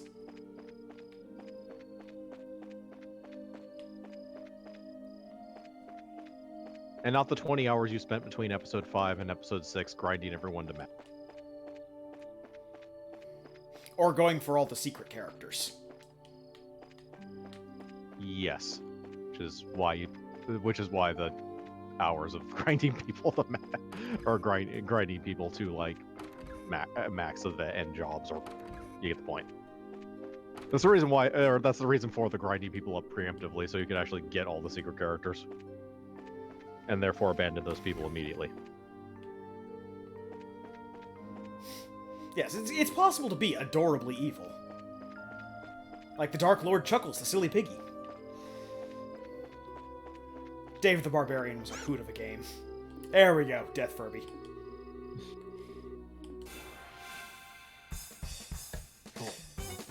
Oh man, they brought their even taller Death Furby friend. It's just two Death Furbies in a coat. Damn straight.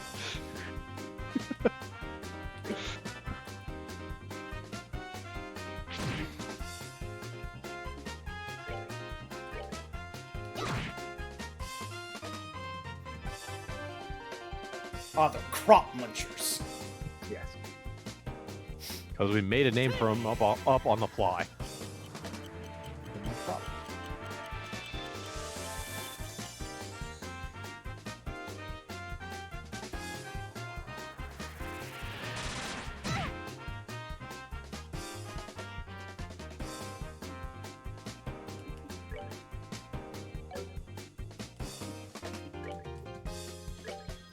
As long as I have this strength 50 up.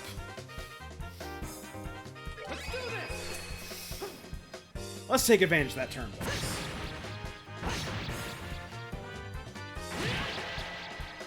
Dead. Yep.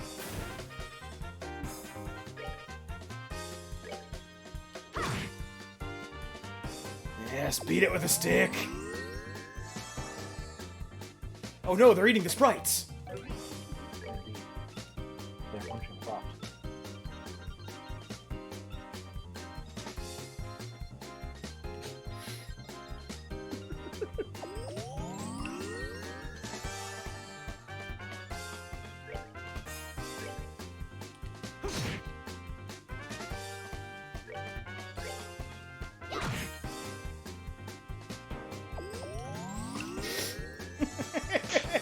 Two hours later. Should we know this is not intended to be a hard fight? Oh, it's No, not but hard, apparently- it's just long. Just keep hitting them, basically. Yeah.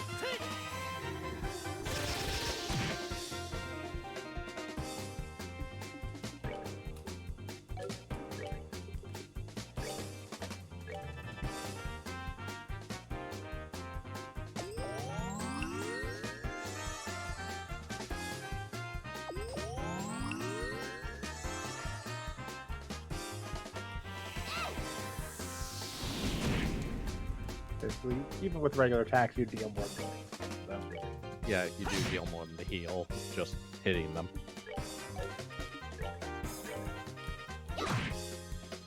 There. He's dead. Yep.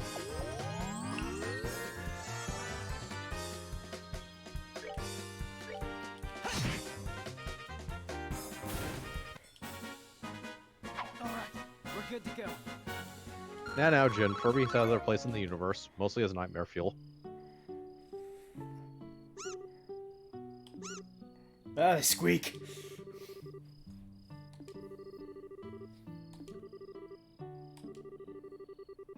Hee.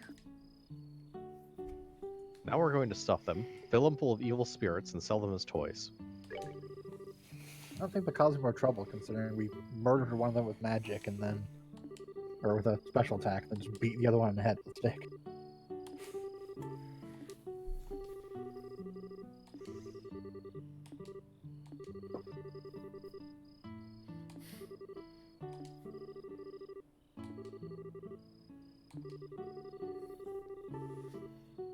But if we don't kill them, how are we supposed to get the experience?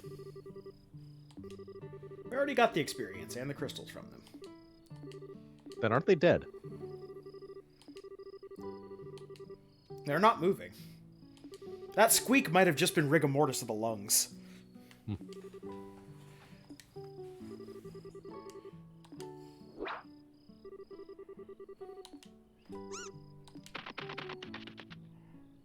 Meow.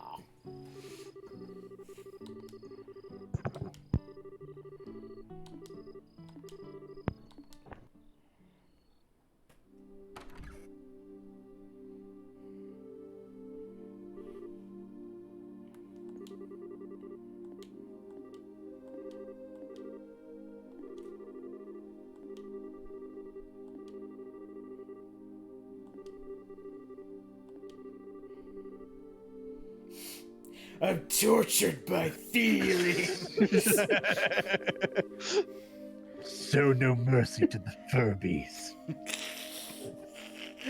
Joshua is apparently an edgelord. Suffer not the Furby to live. One time I got kicked out of Chuck E. Cheese's because I threw a steak knife through Chucky's eye socket. I can still hear the scrape of metal against the plastic of his eyes.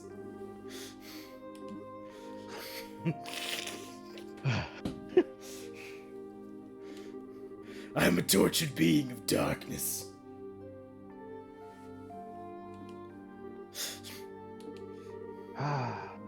Estelle, you should just handle this in the most mature way possible. Hit him Take with him into the bathroom and give him a swirly. Nerd. Hit him with a stick. Solves all your other problems.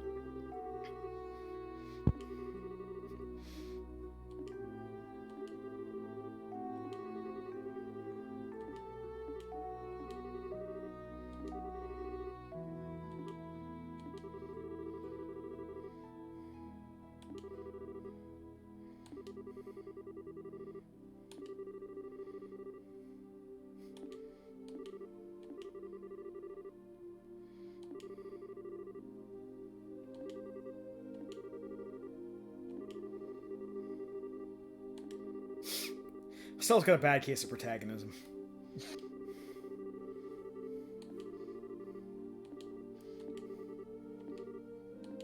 Joshua has a bad case of rivalitis. He doesn't even have a rival. I know. That's how bad it is.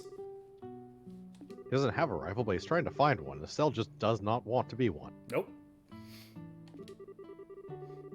Needs someone to confront the tortured darkness in his soul, and he doesn't have some weird kid with jorts and a keyblade.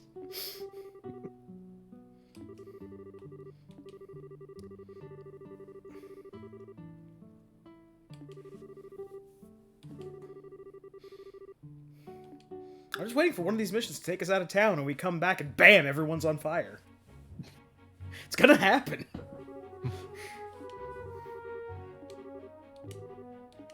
A backstory you can relate to, Jen? Whoop! Camera tricks.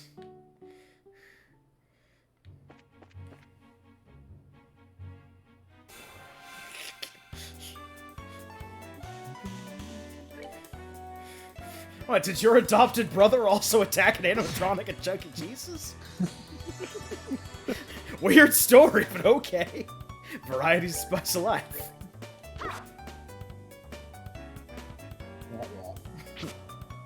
Wah, wah. That's okay, it's not a good day for anyone.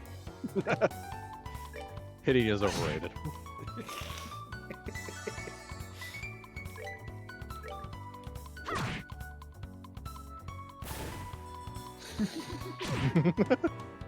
Aren't we all?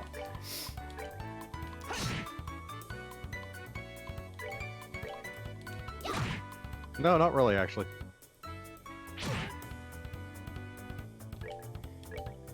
I'm trying to remember what that game was that was doing the YouTube rounds not too long ago about the off-brand Furbies. Something. Like, I can visualize it very clearly in my mind, but I can't remember what it actually was. Tattletale. Yes, thank you. That's what I was thinking of. Like, that's basically, I was traumatized by Furbies, now I'm gonna make a video game. Make absolutely sure that the rest of the world is traumatized by Furby. Damn right. I mean, I kind of dodged that because I was, I don't know, too old, didn't care, pick one. Mostly didn't care.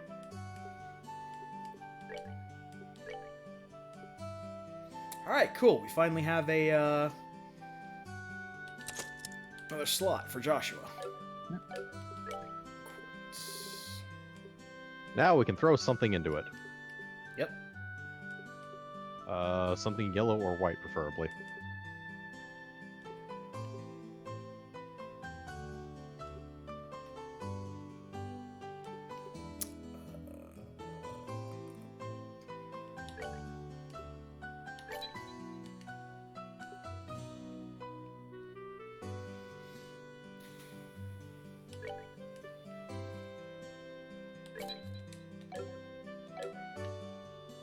Hmm. Orb.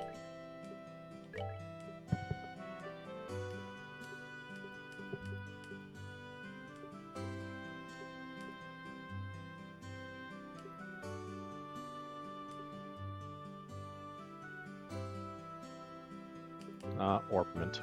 Because... reasons. I'm just gonna give him the hit. Yeah. Probably not a bad idea, actually.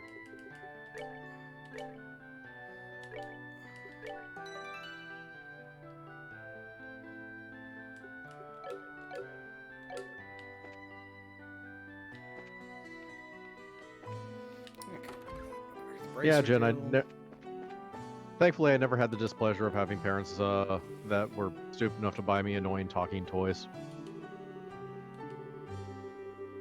But it was like the thing. But I was like, when did Furbies release? 90s. Not end of the 90s, early 2000s.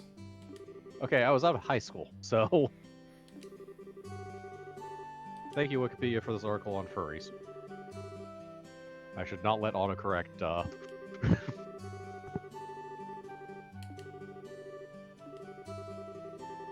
Yeah, 98 was the earliest. Yeah, I was out of high school. Yeah. Thus, peer pressure means absolutely nothing to me. Actually, in high school, peer pressure meant basically absolutely nothing to me. The advantages of being a loner and a loser. We should have more quests now. Oh, plenty of quests. Yep. There's a duration on these? Or is that how long they take? No, there is a duration. A number of quests will stop after certain points in the game. Oh, okay. Like, for instance, the ornament replacement quest you want to do immediately. Yep. Doing the next actual storyline thing will lock us out of that quest. Ah, okay.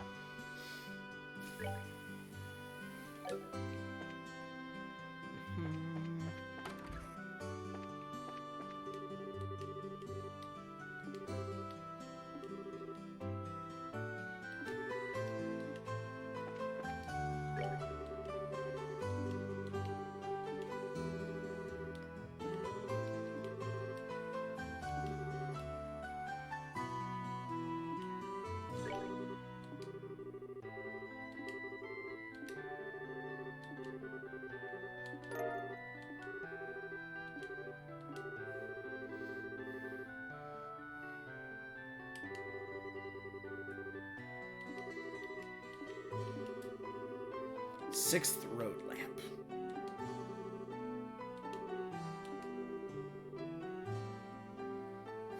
Don't worry, I have it. Good, thank Okay. you. I was looking for paper. I have a guide open just so I can kind of Excellent. direct us to things. Excellent. Good. I can pay even less attention to dialogue. Instead, stare at the strange interior of the shop. Not that strange. Actually, no, it's mostly normal, other than the multicolored lamp things. Yeah.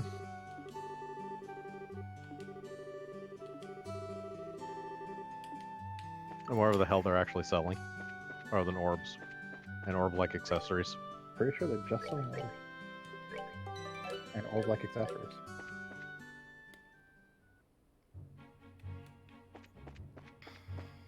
Makes you think it's round, but it's really a polygon. So when you get to the lamp, it's gonna lamp number 6. I'm trying to figure out those. These are what they mean by lamps? Yep. Okay, 2, 3, 4, 5, 6. 6.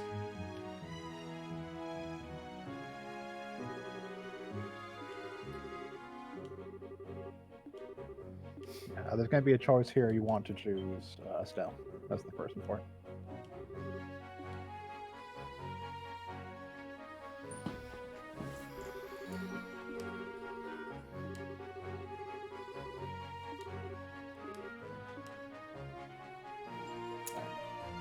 So I will fight the monsters. Joshua will replace the bulb.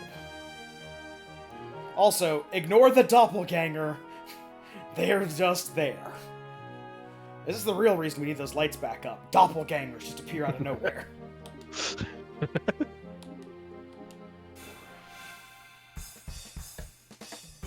think we may have made the wrong choice there. We'll find out here in a second. What? I think we may have made the wrong choice there. We'll find out here in a second.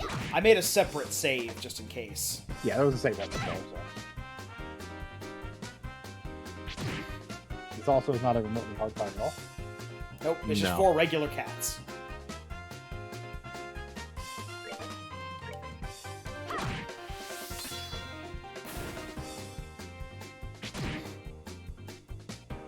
Okay, yeah, we did make a wrong choice. We want Estelle to be the one to actually repair it. Oh, okay. Ah. So the dialogue choice that yeah, okay. Yeah. Yeah, because we were choosing who to fight. You're choosing who to fight, but you want Estelle to be the one to repair, so you actually don't want her. Yeah.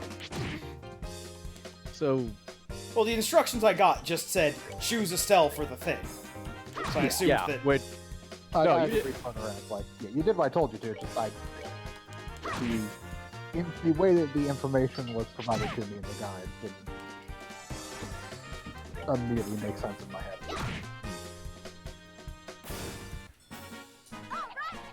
We rule.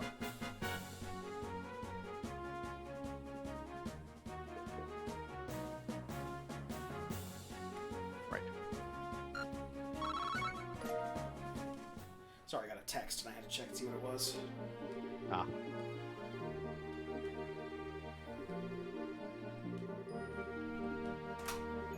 Yeah, but basically, we want Estelle to be the one putting the code because we actually have to remember the code in that case. We get extra BP for doing it. Oh, okay.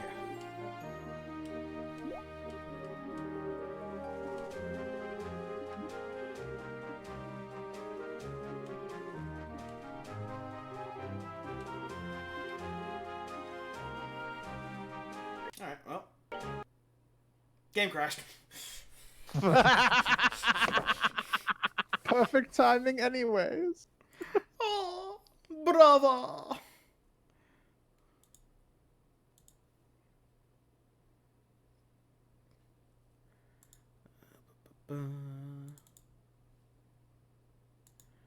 Play. Get the side stream started again.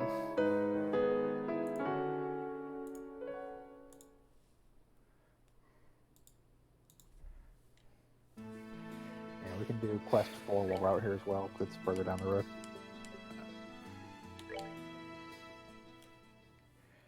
Okay. So when the choice comes up, choose Joshua. That makes him Yes, fight. Jo- And then... Joshua wants to fight. Estelle wants to repair.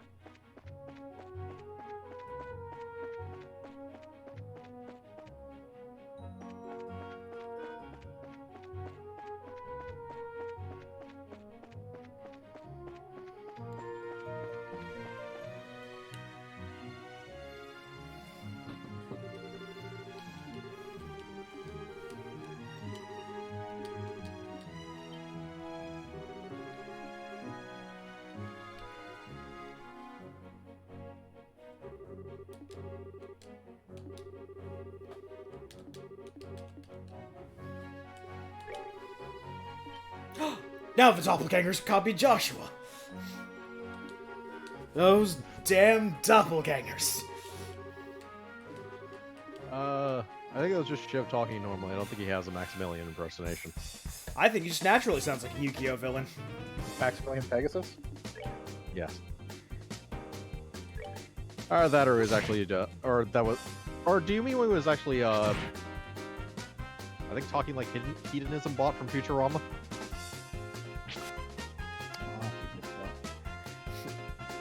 I apologize for nothing. I apologize for nothing. Oh, never mind. We can use Yeah, pretty sure you could use healing items food, in combat. food in combat specifically. Yeah.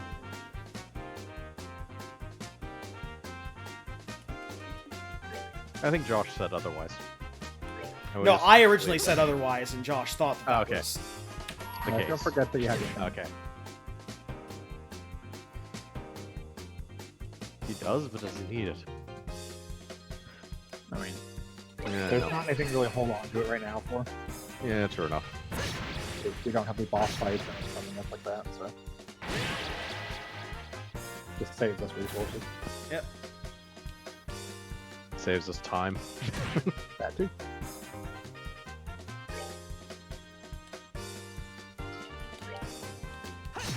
Okay, idiot enemy from Valkyria Crawls, you're gonna have to narrow it down a little. That'd be most of them. Oh, you're talking about Emperor Jojo's. But talking- him, yeah. Oh, yeah, Never- that Maximilian. Yeah, Prince Maximilian.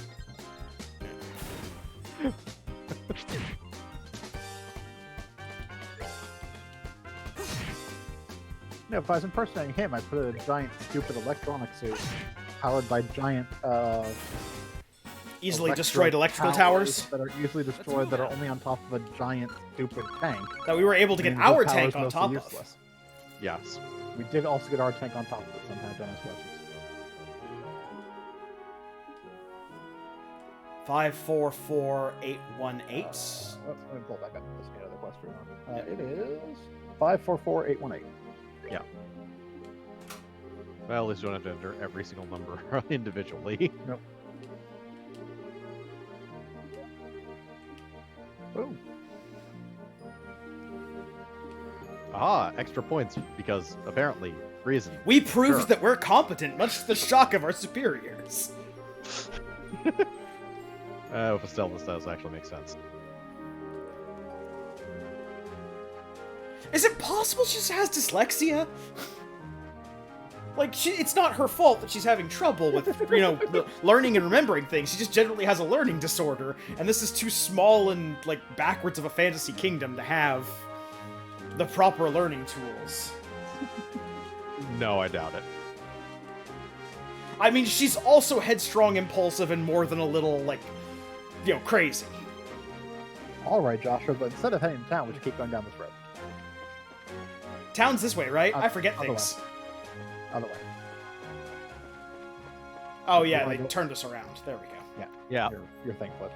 Woo! Okay. Basically, head all the way down until we get to the Vert Bridge checkpoint.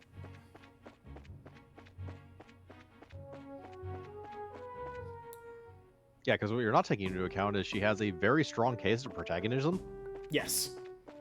which by a default means you have an intelligence debuff the Okay. whole time. So, where am I supposed to But go? Into occasionally this- There's a Sergeant Ashton that you want to talk to here, and there's a mock battle you can do. If you win the mock battle, we get extra BP. Excellent.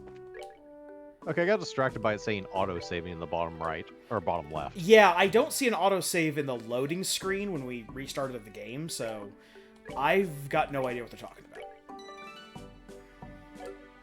But that did remind me to save again. Yep.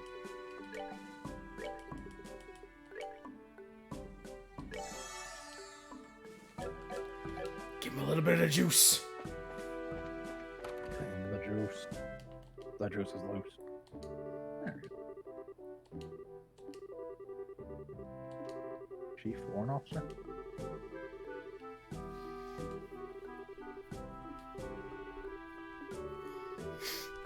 The casual sexism on display in town here is kind of off-putting.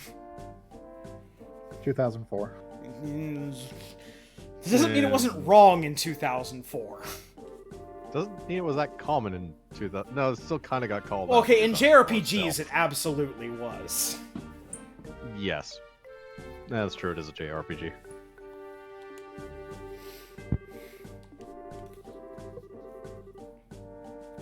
That's one of the things that's interesting about this. In any other series, it's like Joshua would be our main character, and he'd be the troubled loner bad boy with a secret past and I darkness mean, he's in still a his trouble soul. line or bad boy. Yes, but we don't care as much about that because we're the main character. Exactly. I accept your fight.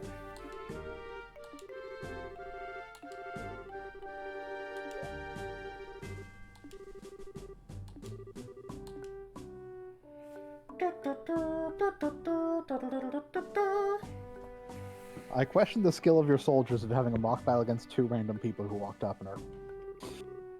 All right, gentlemen, these two 16-year-olds will be your opponents. What does CWO stand for? Chief Warrant Officer? Oh, okay. At least that's what I'm guessing. That's obviously the Callian Wrestling Organization. The guide I'm looking at uses the term sergeant, but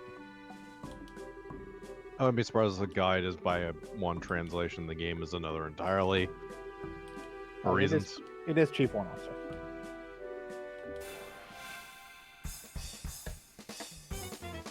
All right, we're taking this battle serious enough to get the trumpets out. Oh yeah. Oh yeah. Time Wizard. Oh god, they've got Ow! guns! That's a hard paintball. Oh, they've got guns. We've been trading so long that we've made our paintball guns lethal. Don't ask. Clock up. Walk up is a really good skill. Well, Walk up EX is a really good skill too. So it's like 9 time points.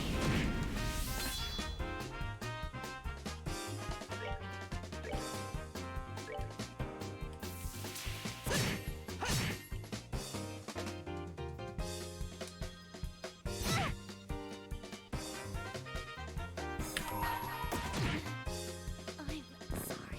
Oh, well. Oh no, Death Piano. Well,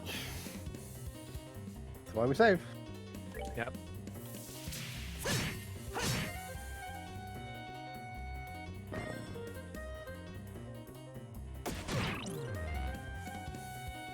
and now he's blind. You shot me in my eye.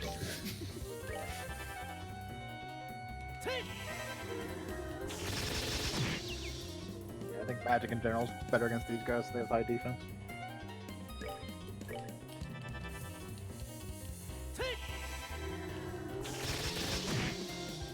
Actually, I should have used that moment to revive Estelle. Oh well. Yeah. Oh, We're good to go. still won the battle. Shall this fall further behind in XP? Because that's like the second ball. Or Boss died. like one boss Elof wasn't there for the fight, and one encounter was there for. Yep. Wait, she's actually only like 40 XP behind. Yeah, you don't actually get much per fight, it looks like. No.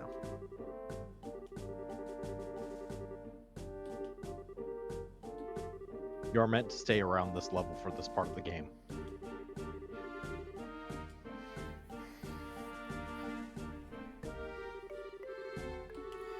Which is why you should grind to level 40 off camera.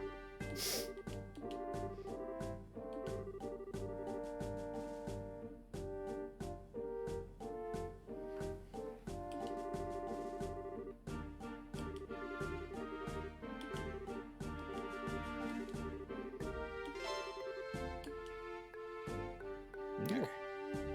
Now we head back to town and reap our rewards. Yep. Here's a shiny nickel. Yeah, there's 2 more side quests we can do, but we have to go back to town regardless because they're off different paths. What level are you?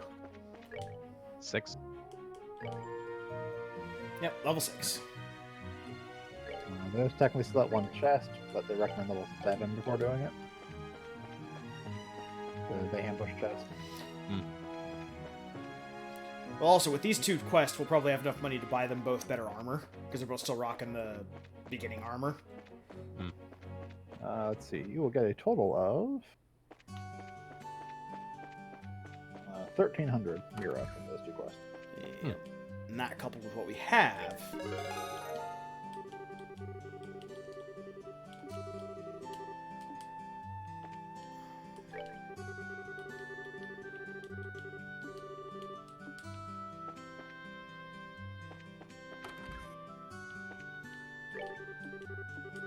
Right, we have to go back to these guys and... Yeah.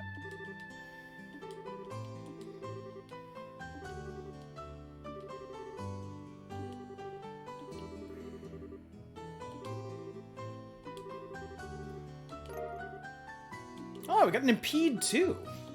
Yes, you get impede too. Nice.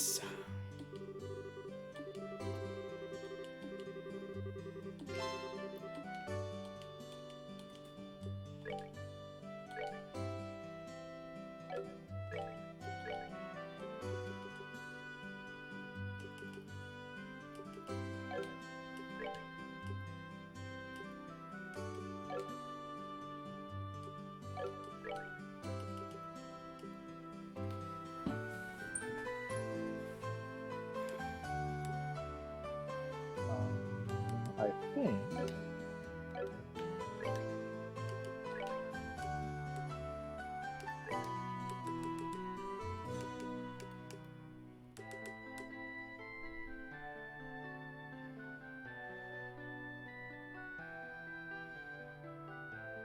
Yeah, they recommend giving Estelle HP 1 and Impede 2,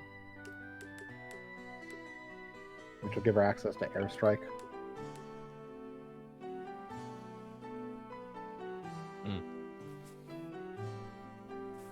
Which is hopefully an AoE attack. Not yet.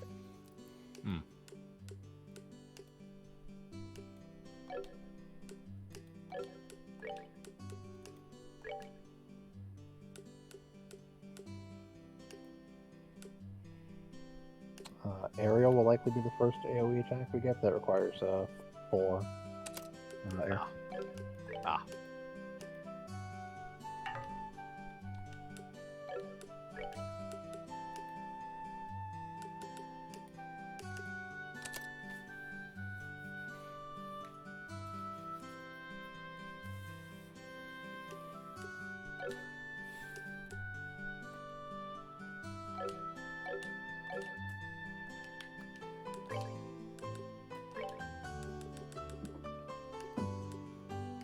It's also worth knowing that if you can get 2 or 4 Earth on someone, 4 preferably, you can get one of the busted spells in this game.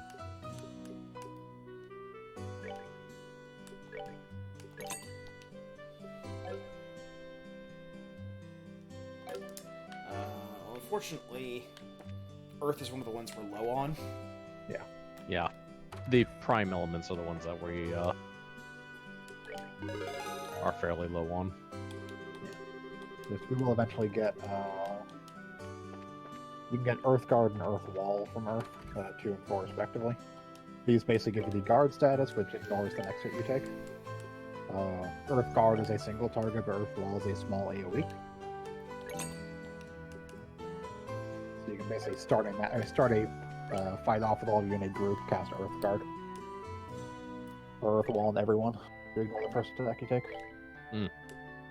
Or alternative later on, just keep him one in the giant pile casting arts and someone just casting Earth Wall every turn. Were you seriously walking around with his better weapon and didn't equip it? I refuse to answer that question on the grounds that it may incriminate me. It's a nice way of saying yes. But it's not actually saying yes. That's a very important distinction.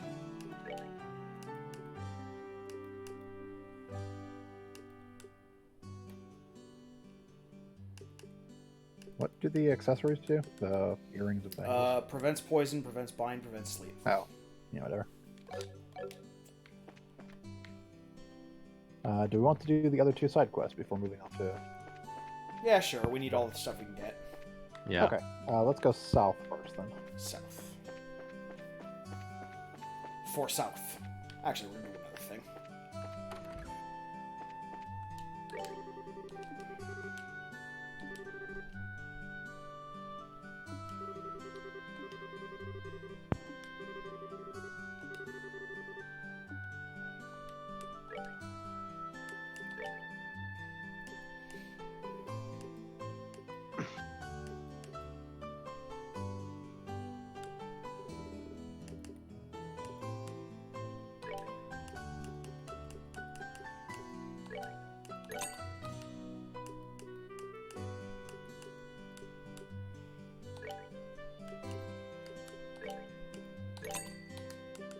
Take your data.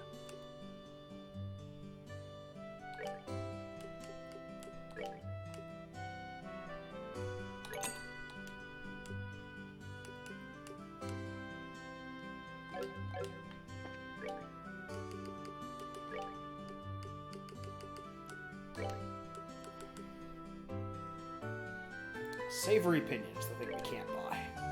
Hmm.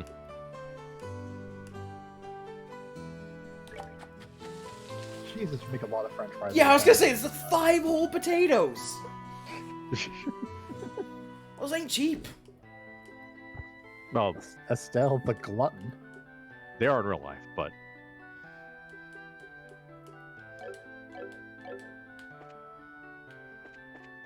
Yeah, not here in Fantasyland. Okay, so we're heading to Mistwald. So go south, continue south for 2 screens, then east at the intersection.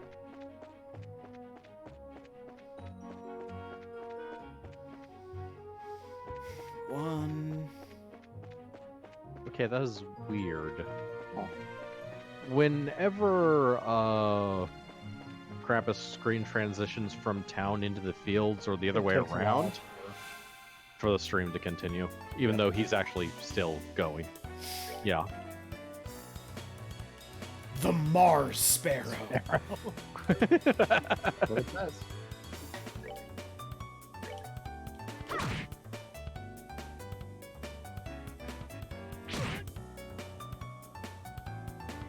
Yeah, significant difference in damage.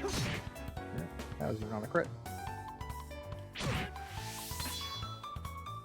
Should be know that there will be tougher enemies this way, Like a Mars Sparrow. like the Mars Sparrow. The Mistwall itself has a bunch of tough enemies. We'll mostly want to try and avoid stuff. We'll just drop in there real quick to grab an item.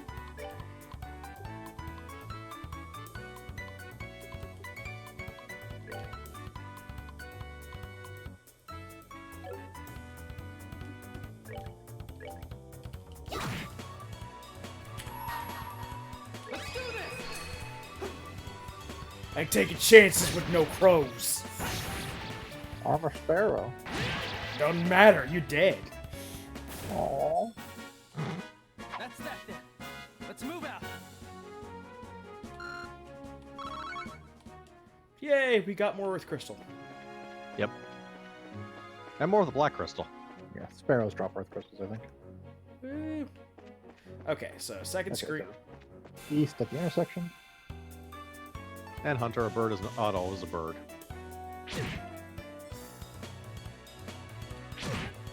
Sometimes it's a horse. Sometimes it's a you. broom. I'm a broom. To be honest, I'm surprised. Okay.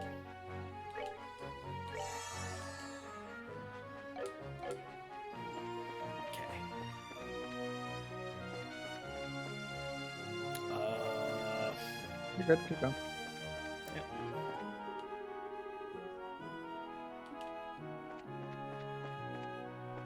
Does it take a left? East. You went west, but it's fine. So keep going. As long as we're here, keep going.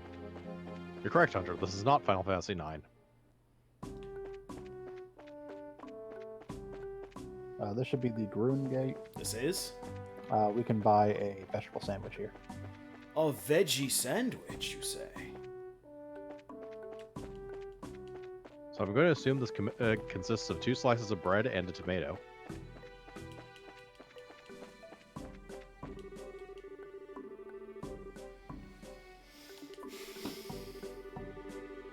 Basically, the only thing we really do here right now is buy the vegetable sandwich. Hmm. There should be a chef located directly across from the reception counter. So like that hallway or that hallway. Yeah. Buy Purchase. A vegetable sandwich. Later on, we can learn the recipe for vegetable sandwich. We eat that. Okay, Hmm. head back the other way because that's all we can really do here right now. Ah. Run, tiny little cherub sprites. Run through the horrible forest full of death sparrows. Okay. Now you said Yeah, head east at the fork? Yep.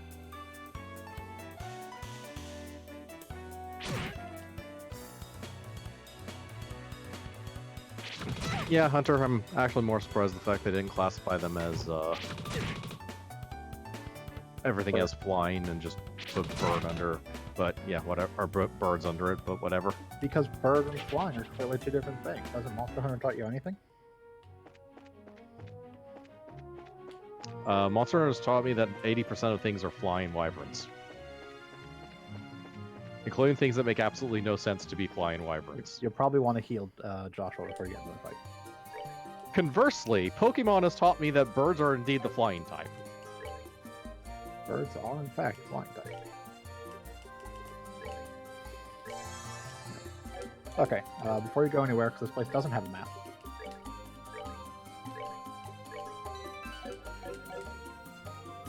Upon entering, head north. When you come to an intersection, take the east path until you see a treasure chest.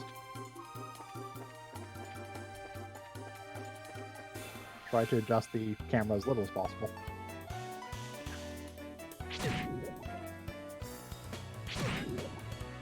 Oh yay, poison. Yep.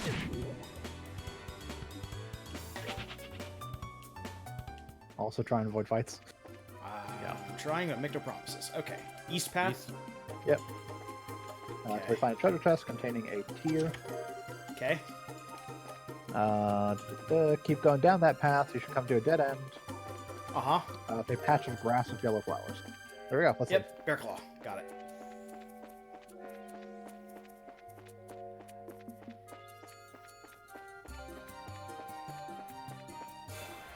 So there is technically other stuff to get in here, but it's not required from the quest, so you can come back later when we're higher level.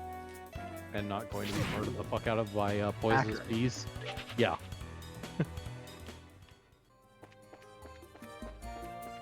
Do we have a bug wing? We probably have, or a monster wing. We probably have one anyways already, but Fucking camera.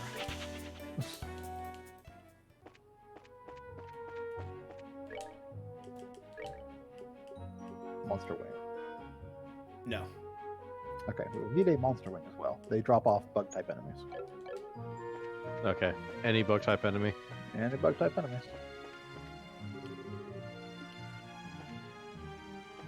So we can go back and beat up the weak ass things. Yes, we can keep being up. Like, don't worry about the bug wing. There'll be more bugs on the way to the other side quest. So the other side quest is on Mulga Trail, so northwest of Olymp.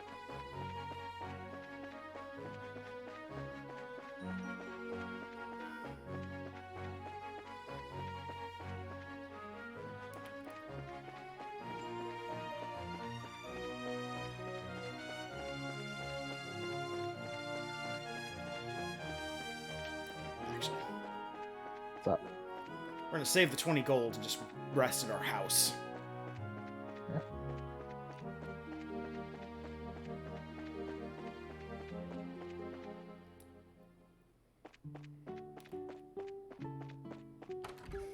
We're just gonna, sleep off that poison.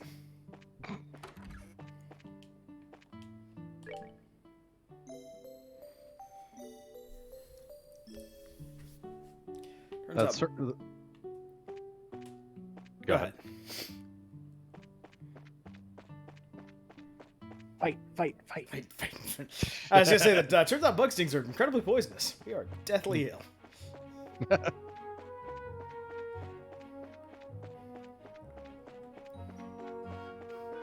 What is this? A road for ants? Yes.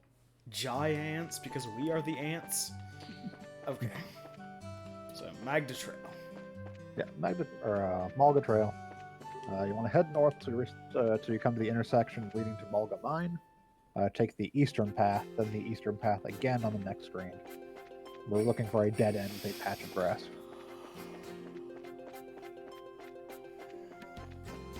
And possibly to punch some bugs. There will be things that attack us when we check the patch of grass, yes.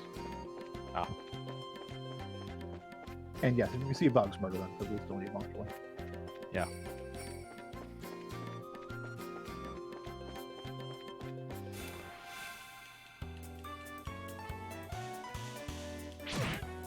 Give us your wing, you shit.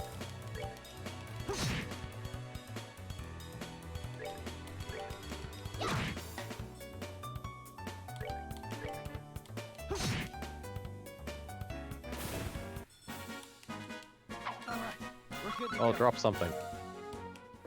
Savory Savory opinion. Maybe we make more fries, but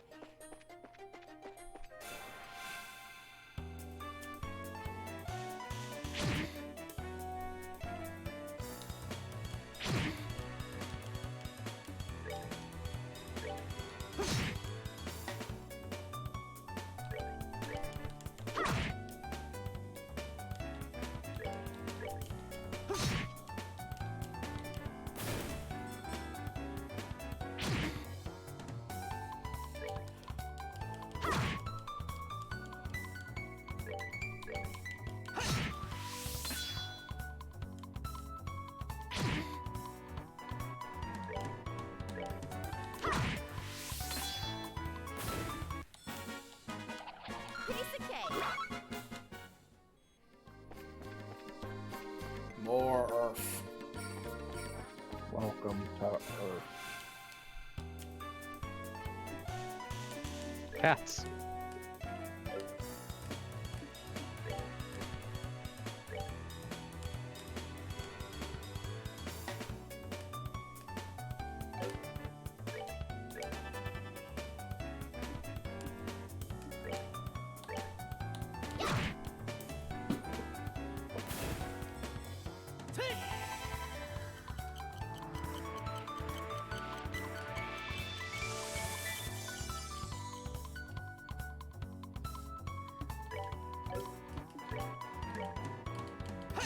Yeah. Ah, okay. Huh. The monster wing thing is a translation error. Ah. What is it actually? A savory pinion. Oh. Oh. So we're good. Because, you know, the savory pinion is in fact a monster wing. We're good to go.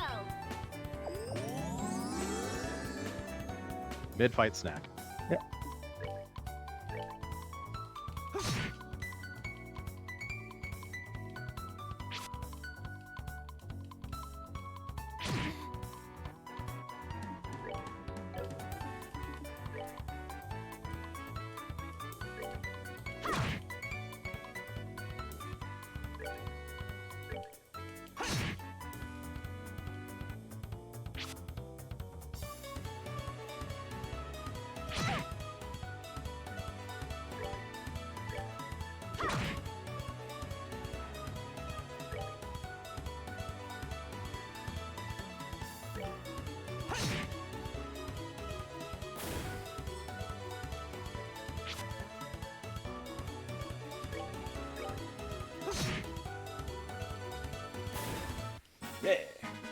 That's that then. Let's move out.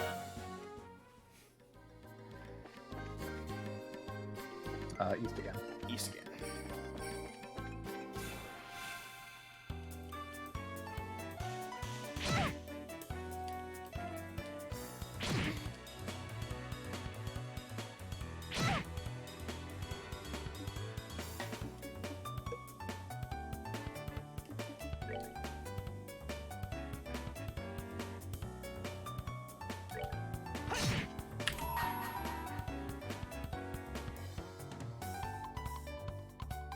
Let's do this! Sever.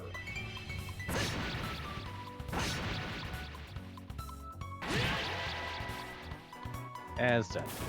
Yep. Yep. I mean, I think at this point, any of our special attacks will just kill. Yeah. We need to save the vegetable sandwich, right? No, you can use the vegetable sandwich. We can just get it then to learn how to Make it. Okay. Because apparently eating it teaches us the recipe. Yep. I just didn't know if we needed it for a quest or not. No, it's just that's the earliest place you can get it. Since we're down there, anyway, just grab it.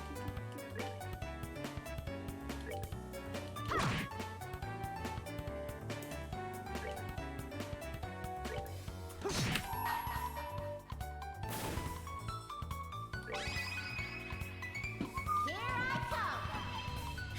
Whack it with a stick! Also, as far as healing goes, we should generally choose the healing spell from most Yeah. healing. We're good to go. Especially between combat. Every time you level up, you get all your EP back. Yeah. And we're not exactly using it right now, so we're just blowing through resources eating food.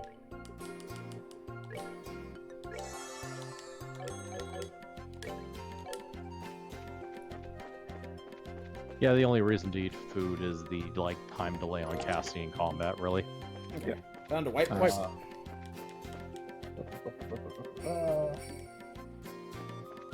This chest is now full of disappointment. Check that patch of grass at the very top of that area.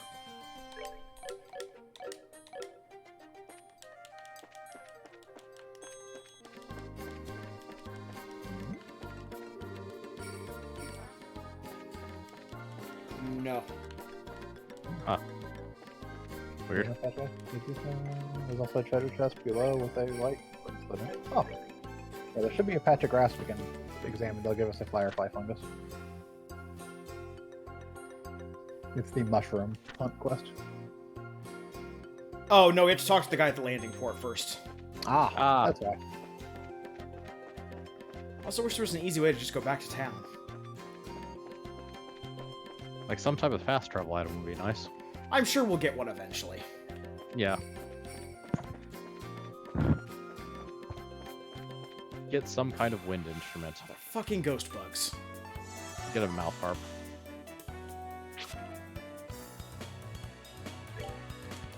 Kill it! Yes. Just attacking. Oh.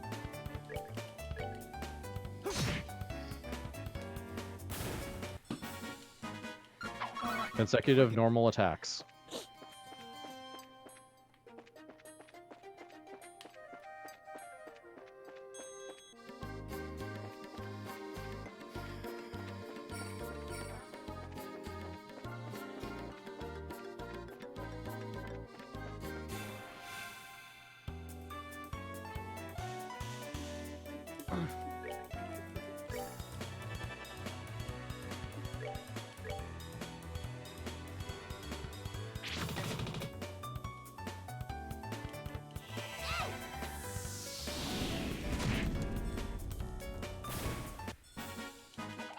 Piece of cake.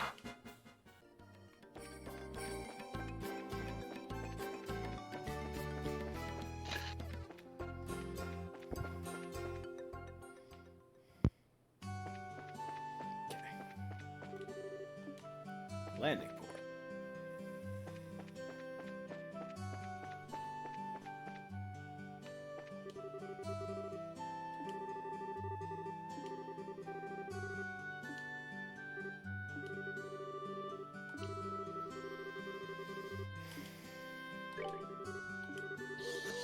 Like you have the option to don't listen. Like, yeah, I heard what you said, buddy. Yep. Orvid Co., a division of Eggman Empire.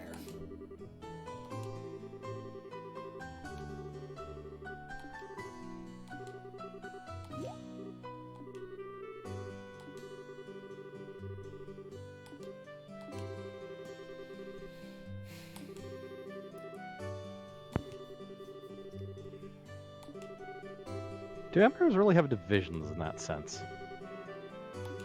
Eggman Empire does. Eggman Empire owns a fun land. I think that's just Eggman doing his random things. And Eggman is Don't going really through the call it longest midlife crisis of anyone who ever lived. granted, I made a casino land and a circus land. And Eggman, need to calm down. Look, to be fair, depending on which continuity you're following, Eggman took over the existing casino land that some other insane asshole made. Depending on which continuity we're talking about, this might just be a zone that exists built by humans. It might have been built by an insane immortal mammoth.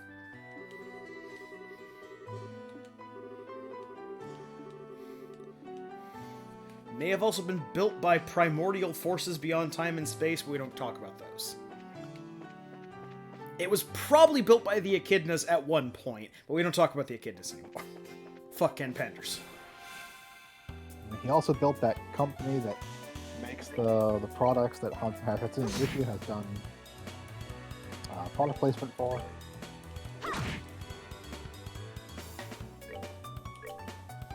Which product placement? Hatsune Miku Sonic thing.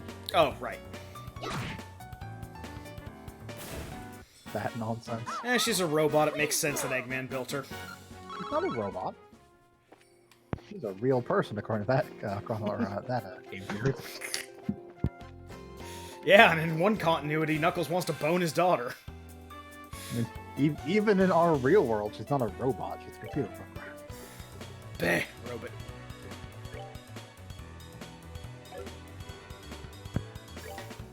so she's a part robot because technically all robots would be an AI. Not necessarily. You can have robots without AI.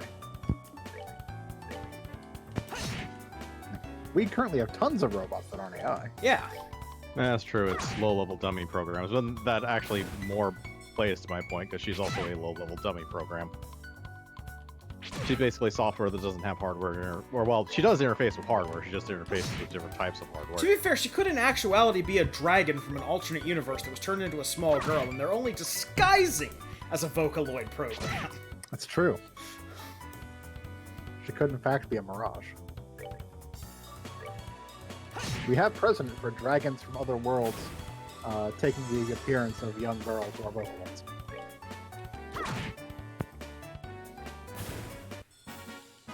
Are they or are they not historical figures? They're historical figures from their world, I guess? Unclear. Okay.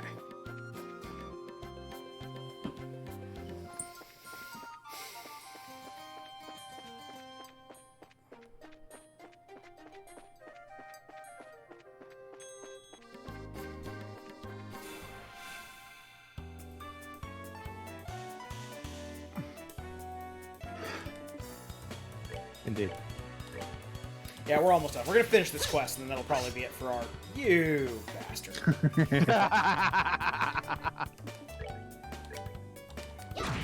Yeah, we're gonna finish this quest and turn in the bracer stuff that we have, and that'll probably be it for this stream. I don't know, overall, this game makes a good first impression. I Yeah. like it. No, the entire Trails series is highly regarded as a... That's why I picked it in the first place. I was like, you know, we could play a good game. I've heard the Trails is good. To be fair, Tuesdays we're playing a good game for internet, actually, you know. That might have been a Cooperative. one-off You thing. think I mean, so? it's working fine now. Yeah. It's not the first time that Twitch has spited us. Yes. Twitch does randomly spite us.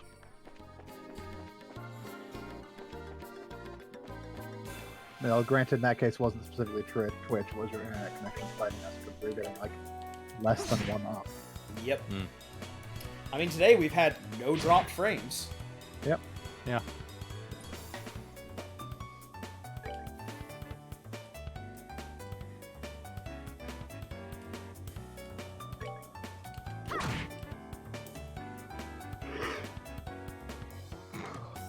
Oh, that Huron's getting ready for a kick.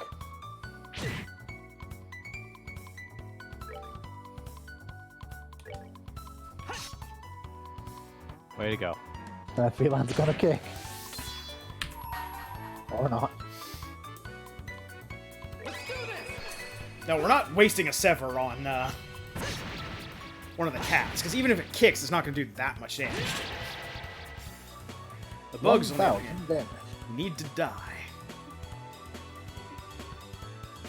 So the near dead cat.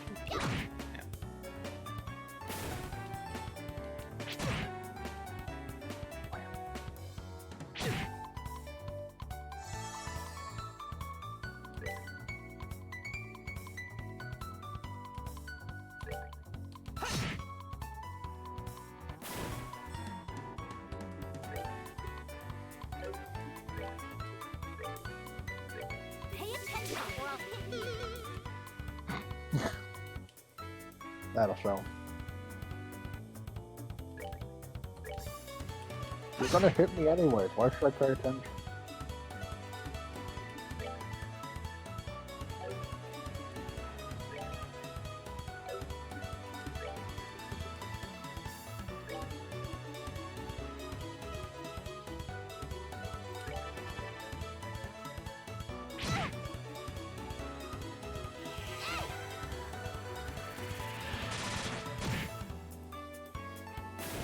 Oh, my most of me.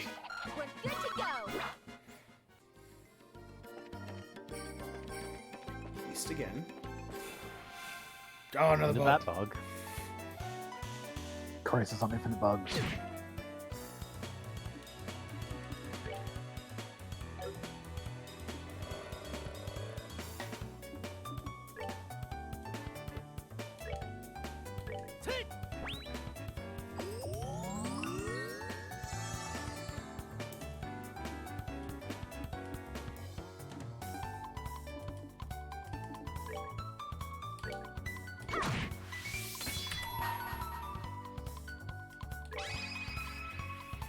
Here I come. Bam! It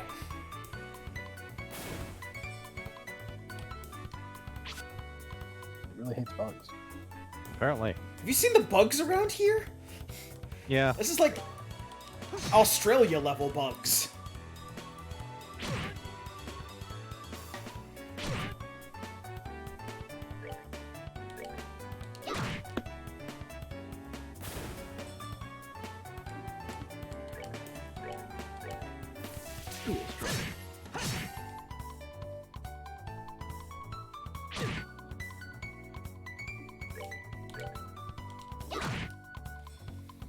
Extraceptive. Piece of cake.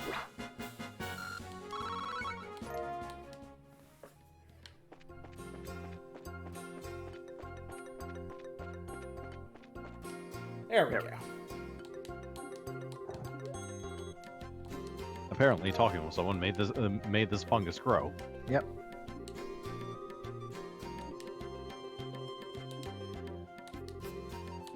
Yeah, what's his face? What's his face?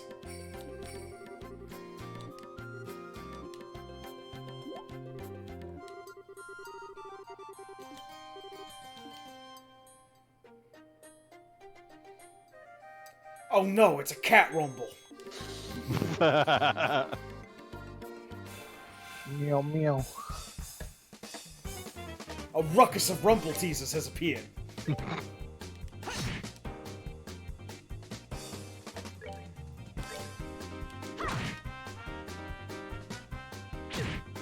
Oh good, there's a fast forward button. Oh, thank God. Oh thank goodness. The feisty fellowship of flying Fila. I wish I discovered that like 4 hours ago, but still.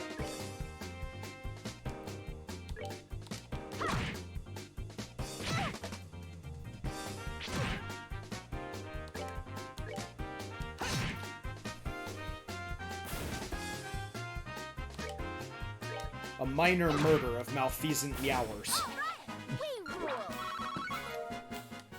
Eh, 6 more gems.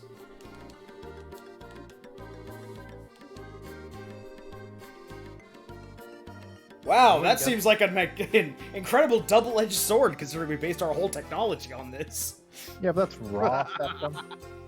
You're not using raw Fine. septum for your stuff.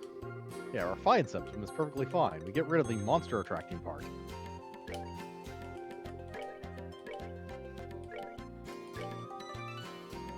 Okay, so that quest returns to where you know it returns to. The other quest goes to Father Divine in the chapel. Yep, use this emblem. You can look at the emblem. I was hoping it had some kind of thing to, like, return you back to the Bracer Guild or something. No such luck, apparently. Not No, to the returning old to the Bracer method. Guild, your own 2 feet. Oh. I hate this town. Oh, thank God. I can't tell you how happy I am that I have discovered that this game has a fast forward button.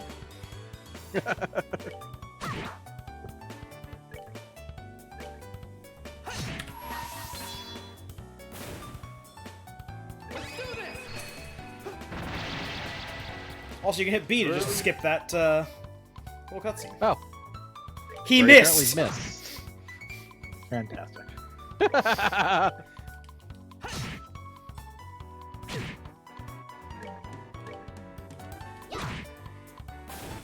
We're good to go.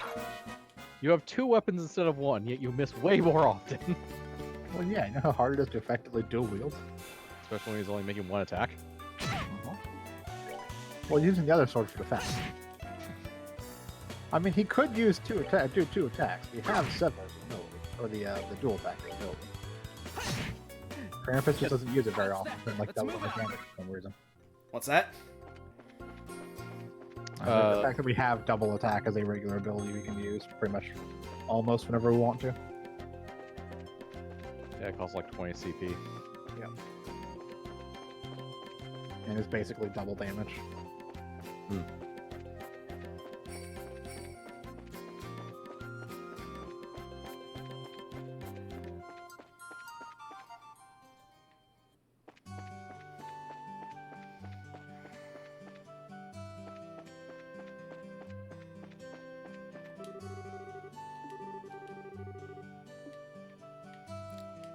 I don't want to read the post. I want to talk to the guy who's as boring as a post.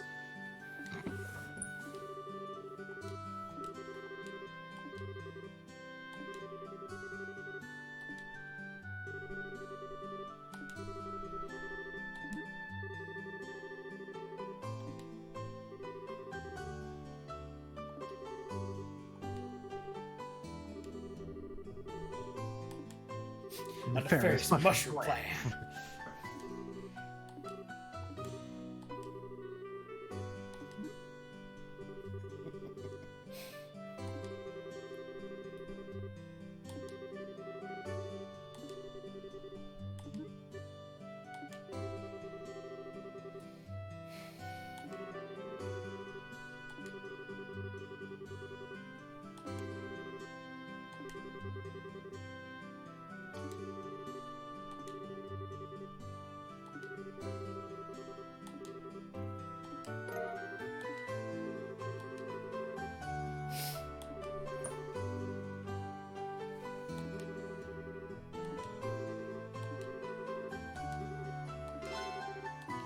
No, the real secret is that after you eat that mushroom, your shit attracts monsters. So he's going to go shit on the lawn of someone he doesn't like.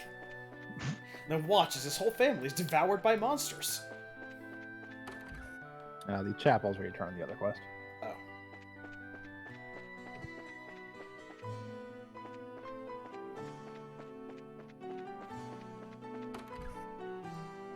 Oh.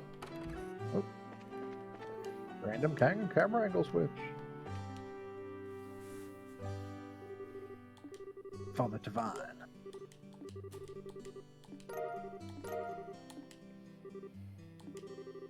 Did we just get him a donut and a chicken wing? I think so. Or the monster equivalent thereof.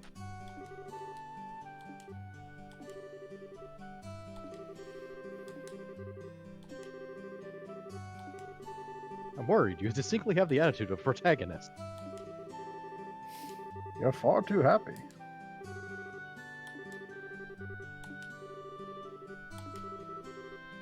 Especially for someone who spent the greater part of a day murdering the indigenous wildlife. God only protects the sapient races. They were casting spells. Doesn't mean they're sapient. It could be reactionary.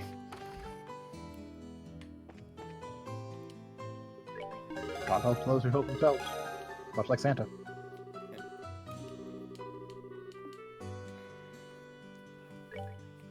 Okay, and that is all the side quests done. We're Yep. gonna drop a save here, and that is about what we're gonna call it for today. So, that is a pretty good start to a JRPG. Nothing egregious or stupid so far, which is a lot more than you can say for some games. Yeah. So, anyway, join us tomorrow for the continuation of our final stretch of Super Robot Wars T. And hopefully, if the internet goes well, join us Tuesday when we'll start our Life and Continue. Hometown segment by placing our hometown firmly inside of a monastery for teaching kids how to wage war. Damn straight. Or just send problem children. Professor Snape wants to teach these kids. Negative 50 house points if you don't attend, whatever house you're part of. Anyway, have a good one, y'all. We'll see you later. Yep.